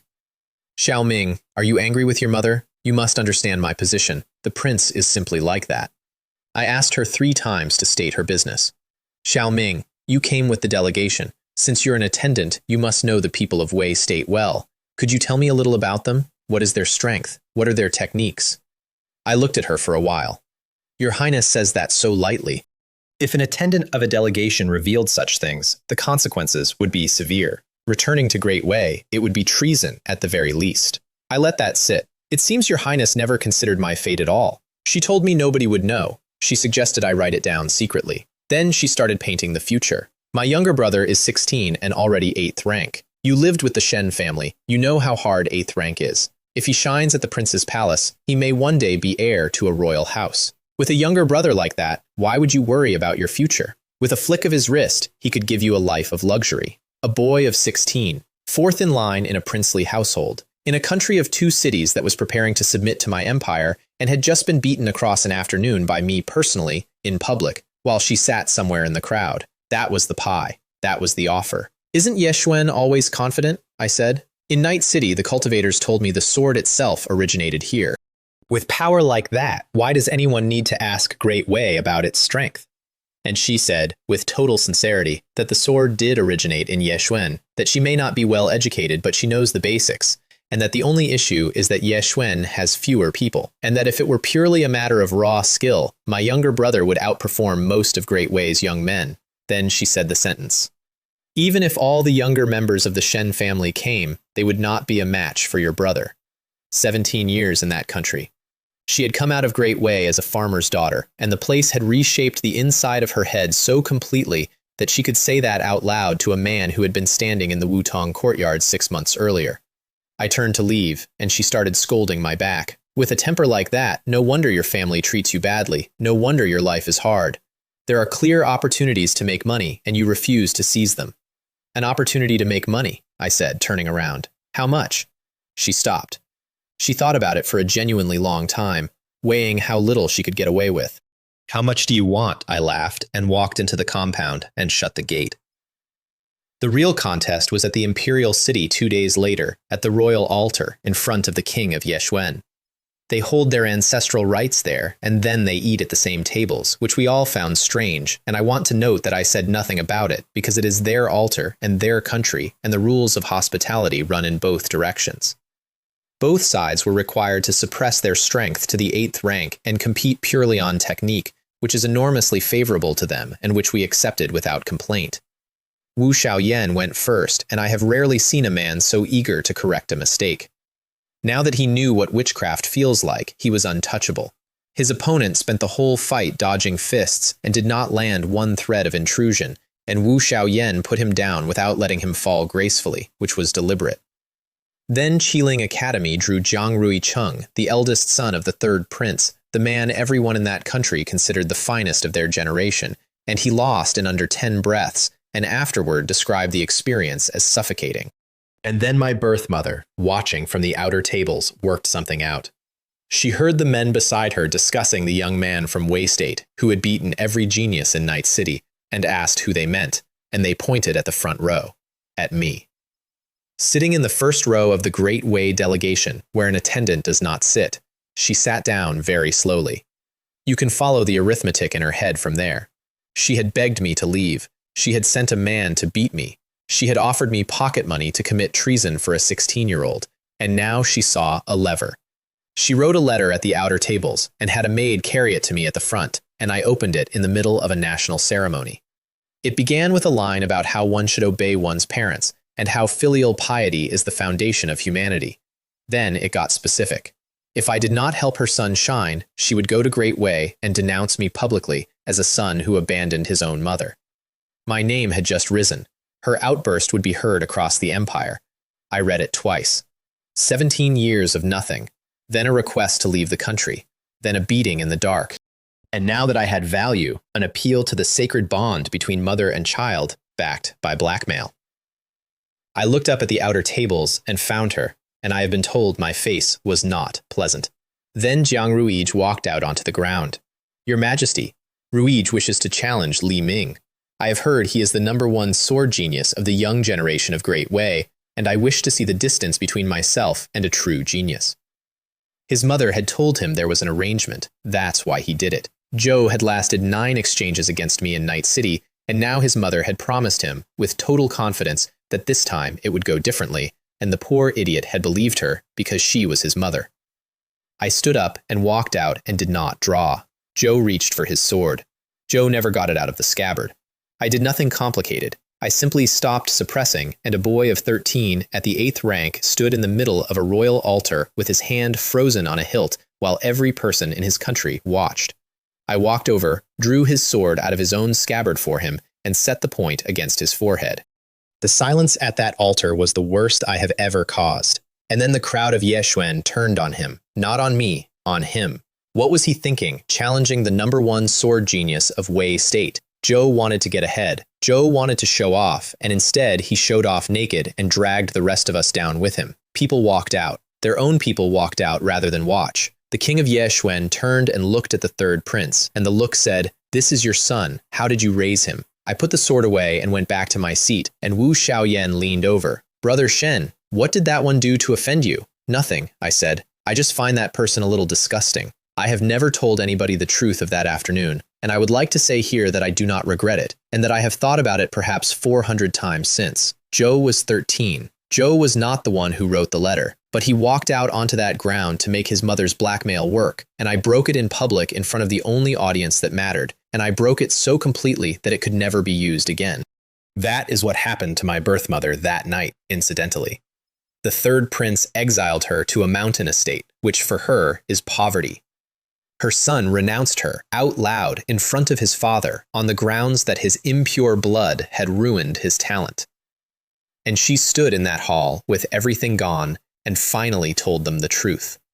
That the #1 sword genius of Great Wei was her son, born to the third son of the Shen family. That the Shen family commands an army that could erase not merely their household, but their entire kingdom in a night. That both boys came from the same womb, and one of them stands at the top of a great empire, while the other cannot survive one exchange. "So tell me," she said, to a prince and to a boy who had both just called her blood worthless, "whose bloodline is the problem?" I wrote her one letter before I left the country. I told her to go ahead and say whatever she liked about me in Great Wei. Unfilial, ungrateful, whatever suited. I said I would even help her spread it, provided she was not concerned about the Shen family discovering exactly where she had been living for 17 years. Because a Shen daughter-in-law running away is the greatest humiliation that house has suffered in a century. I never heard from her again. I got off the carriage halfway home and went to Anyang City instead. Anyang had changed. New restaurants everywhere, each one more ridiculous than the last, and the road to the Chen compound had been resurfaced so smoothly you could have rolled a coin down it. That's what happens to a city when one family in it starts printing medicine. The gate was shut at noon, and when I knocked, the servant recited a sentence he had clearly said 400 times that week. "I apologize. The Chen family has already received a group of guests today. Please come tomorrow." Then he looked up. "Young Master Ming, why didn't you warn us? I almost locked you out." "It's fine. It sounds like you've said that line once or twice." "Once or twice." Joe laughed, and then he told me, with real pride, that at the start of the year, nobody in that city would walk past their gate, and that they now turn away princes. Madame Chen was sitting by the lotus pond with a needle in her hand, sewing, while Lin Mei stood over her arguing. "Madam, we're at the Chen family now. If you want new clothes, you buy them. Why make yourself suffer? If I don't do something, I feel useless, and bought clothes never fit properly." A pause. "Next time Xiao Ming comes back, he can take some with him. You know what that child is like. If nobody mentions clothes, he'll wear the same 2 robes until they fall apart. Joe's a handsome boy, and he goes about looking shabby." "Madam Chen," I said from the gate, "where exactly do I look shabby?" They both froze. Then they rubbed their eyes, in unison, like a comedy troupe. Then they were on me. I want to describe the next few hours accurately. I had just returned from a diplomatic mission where I personally humiliated an entire nation's younger generation in front of its king.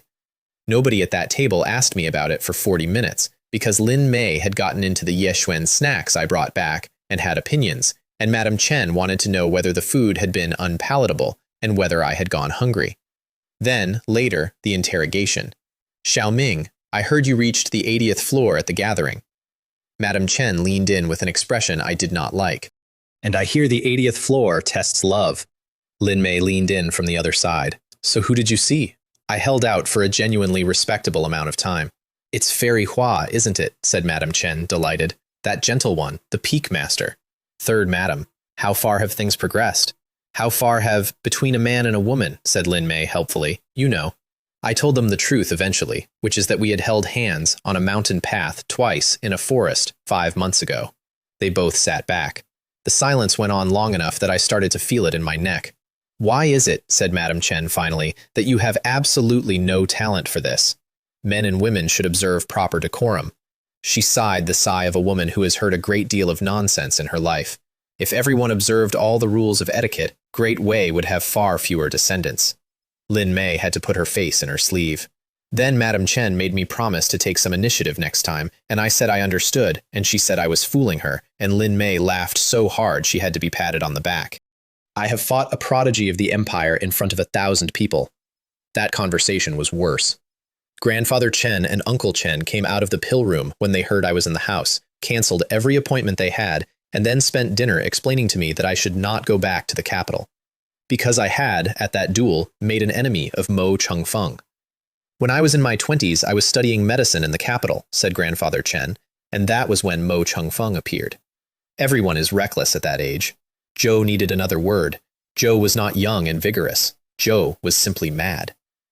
Zhou had quarreled with a prince, not a noble, a prince, and when the prince's guards taught him a lesson, he did not accept it and go home. Zhou went looking for opportunities, for weeks, tried everything, ambushed him, and broke the prince's leg. The royal family took him apart for it, beat him for a month until his skin came off, and did not kill him, which nobody has ever been able to explain, which means somebody stands behind him who can negotiate with the throne. And after that, said Grandfather Chen, the younger generation of the royal family never provoked him again. Zhou looked at me across the table. That man's revenge is not proportionate, and it is not delayed. Zhou will not care that you are valued at Tianyi Academy. Zhou will not care about the consequences. Zhou acts first and lets the court punish him afterward, and he is one step from the second rank. Madame Chen's hand had gone still. Xiaoming, come home. Stay here. Cultivation can be done anywhere. I want to record my answer because I have not changed it since. Once you step onto this road, there is no smooth stretch of it. Even without Mo Changfeng, the road is dangerous. If danger were reason enough to stop, I should never have started. She could not argue with it. She hated it. She could not argue with it.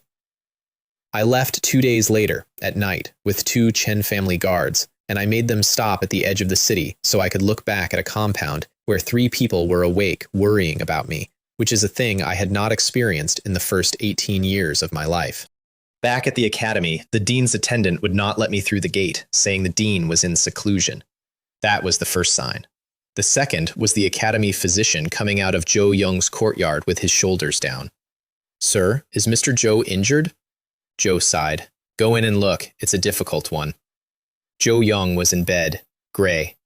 Zhou got a smile onto his face when he saw me, which is the part I have not been able to put down since.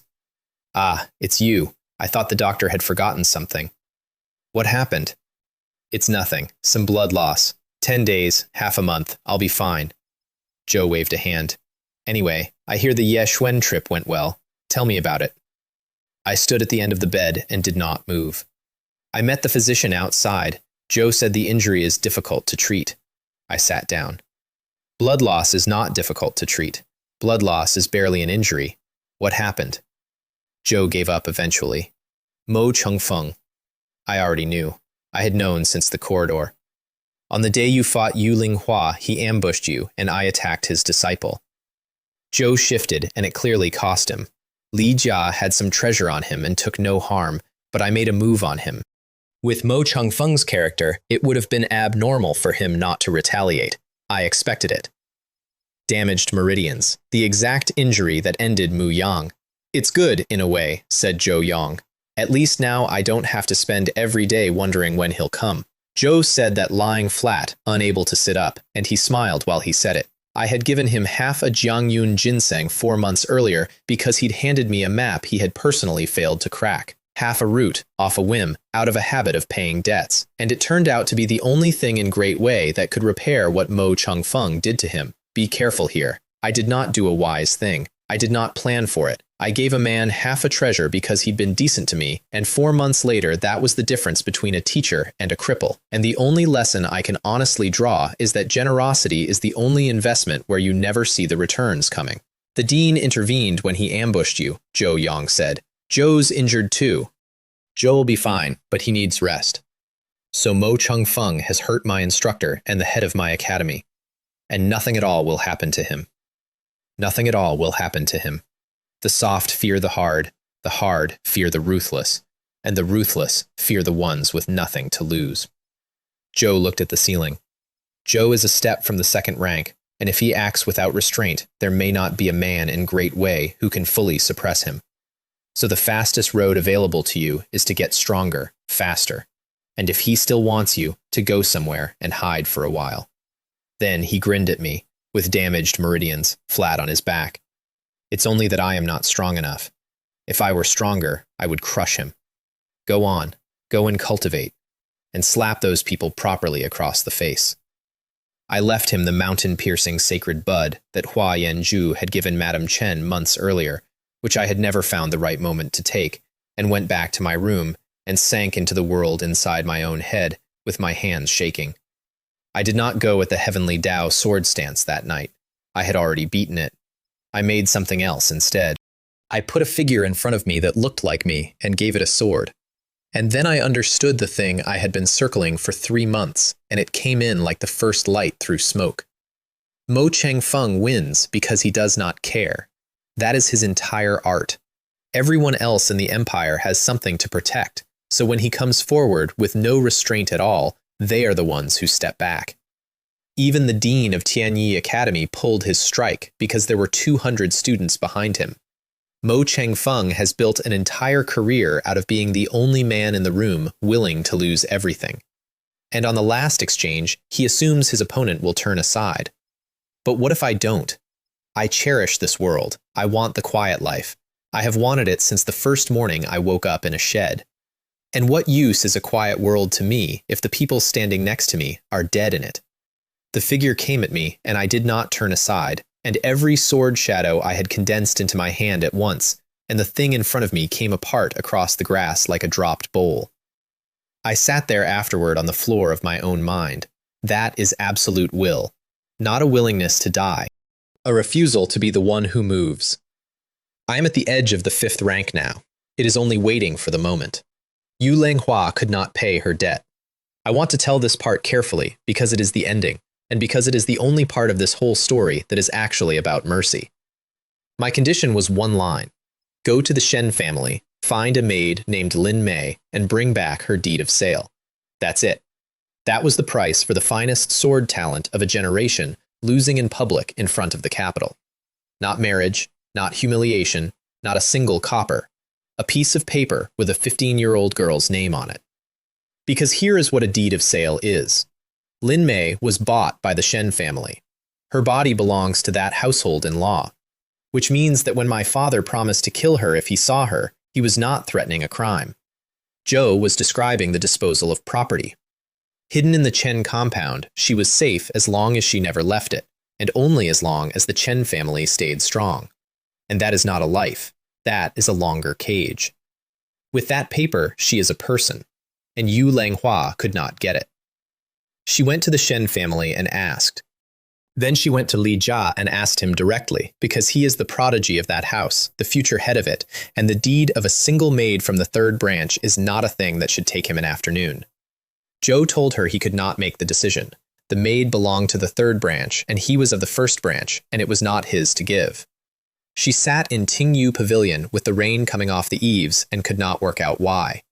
Her maid, Lan Ru, worked it out for her, out loud, and I have this on excellent authority because Lan Ru is incapable of keeping anything to herself. Zhou is Li Jia.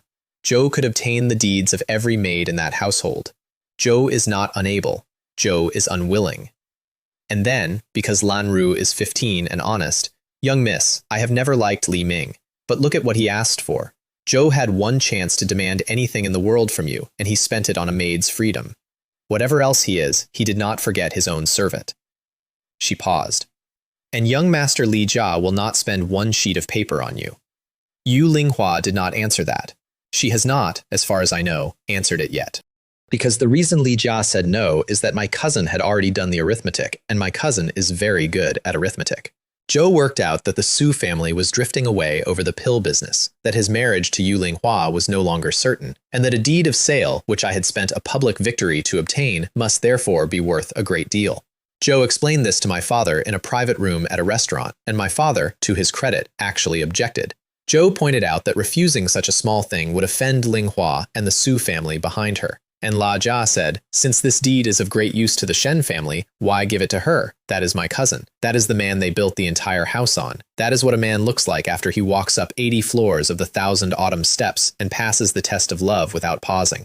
So my father came to the capital and sat in a private room and offered to sell me a piece of paper. His price was 5 years of the Eastern Garrison's mid-grade pills from the Chen family at a discount. 5 years. For 400,000 men. I looked at him across the table. My father has led troops for many years.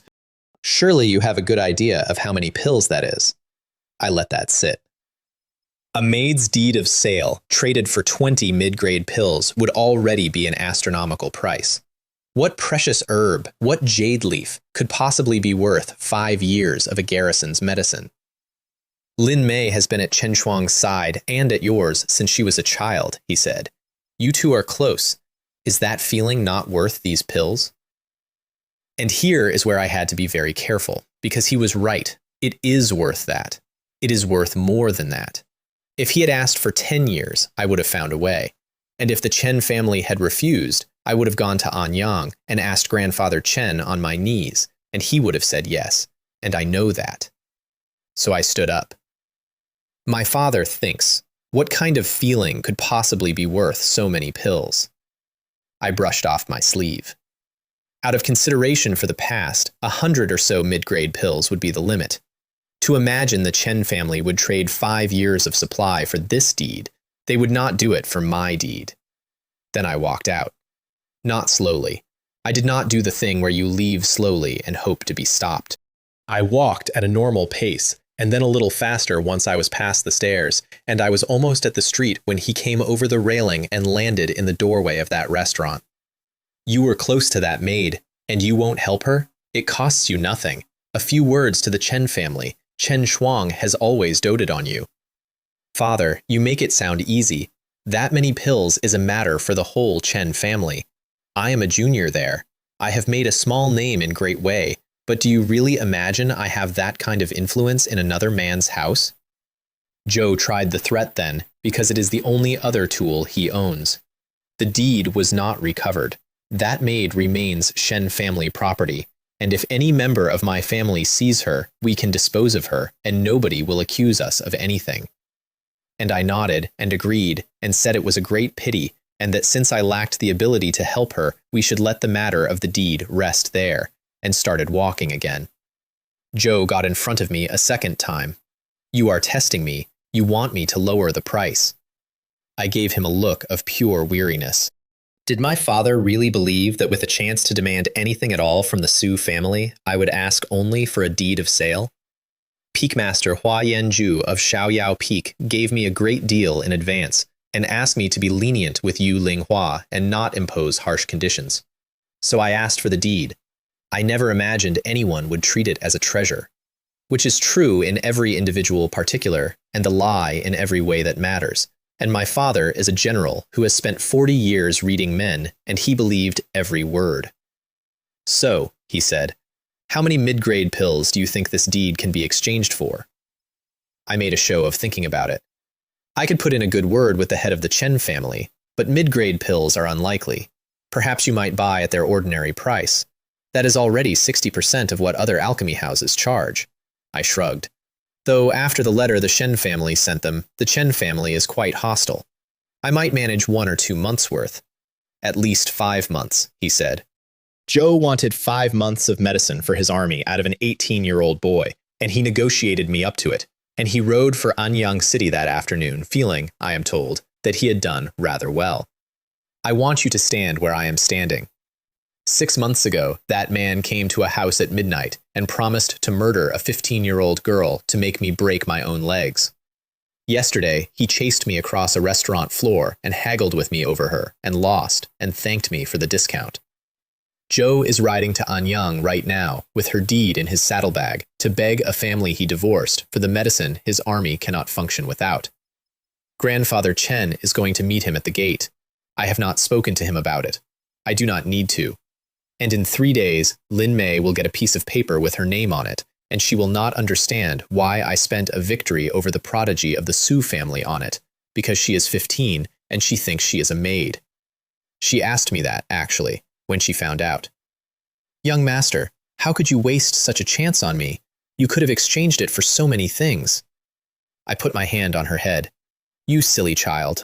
Do you really think your deed is so easy to get? Everyone at that table was watching me. To threaten Madame Chen and to threaten me, your deed is priceless. Taking this opportunity to get it was the best price I will ever be offered. That is the ledger, then. That is where it stands. A year ago, I was a boy in a shed by a fish pond who ate in the servant's kitchen and could be killed by a pill in a restaurant. And the most powerful family in the east of the empire had decided that the cheapest thing they owned was me. Today, the engagement is dead, and the Su family paid for it.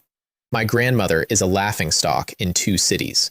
My grandfather's household spent a fortune on medicine his own daughter-in-law's family refused to sell him. Yu Linghua is a woman who lost in public and has spent every day since discovering what the man she chose actually thinks a promise is worth. And my father is on the road to Anyang with a girl's freedom in his bag to trade it to me at a discount he begged for. I did not do most of that. I want to be honest. I gave a booklet to a kind family and read some labels off some furniture and refused every single time to lie down. Madame Chen and Lin Mei are out of that house. That was the whole plan. That was the entire ambition of my life 8 months ago, and it is finished. So here is where I actually stand. Somewhere in the capital, there is a man of the 3rd rank who has already crippled my teacher for the crime of standing near me, who put the head of my academy in bed, and who will not need a reason to do it again. Joe has never once been punished by anyone. There is somebody standing behind him who can bargain with the throne, and nobody in Great Way knows who. I am wearing a piece of armor that a woman gave me because she believes he is coming, and I owe that woman one favor of her own choosing that I have not spent, and I am one thing away from the 5th rank. And in a private room in the capital, my cousin Li Jia sat down and calculated the market value of a maid's freedom and decided to sell it. Joe is 5th rank half step. Joe is 23. Everyone in this empire agrees that he is the finest young man of the age, and he has never once looked at me directly. Joe is going to have to.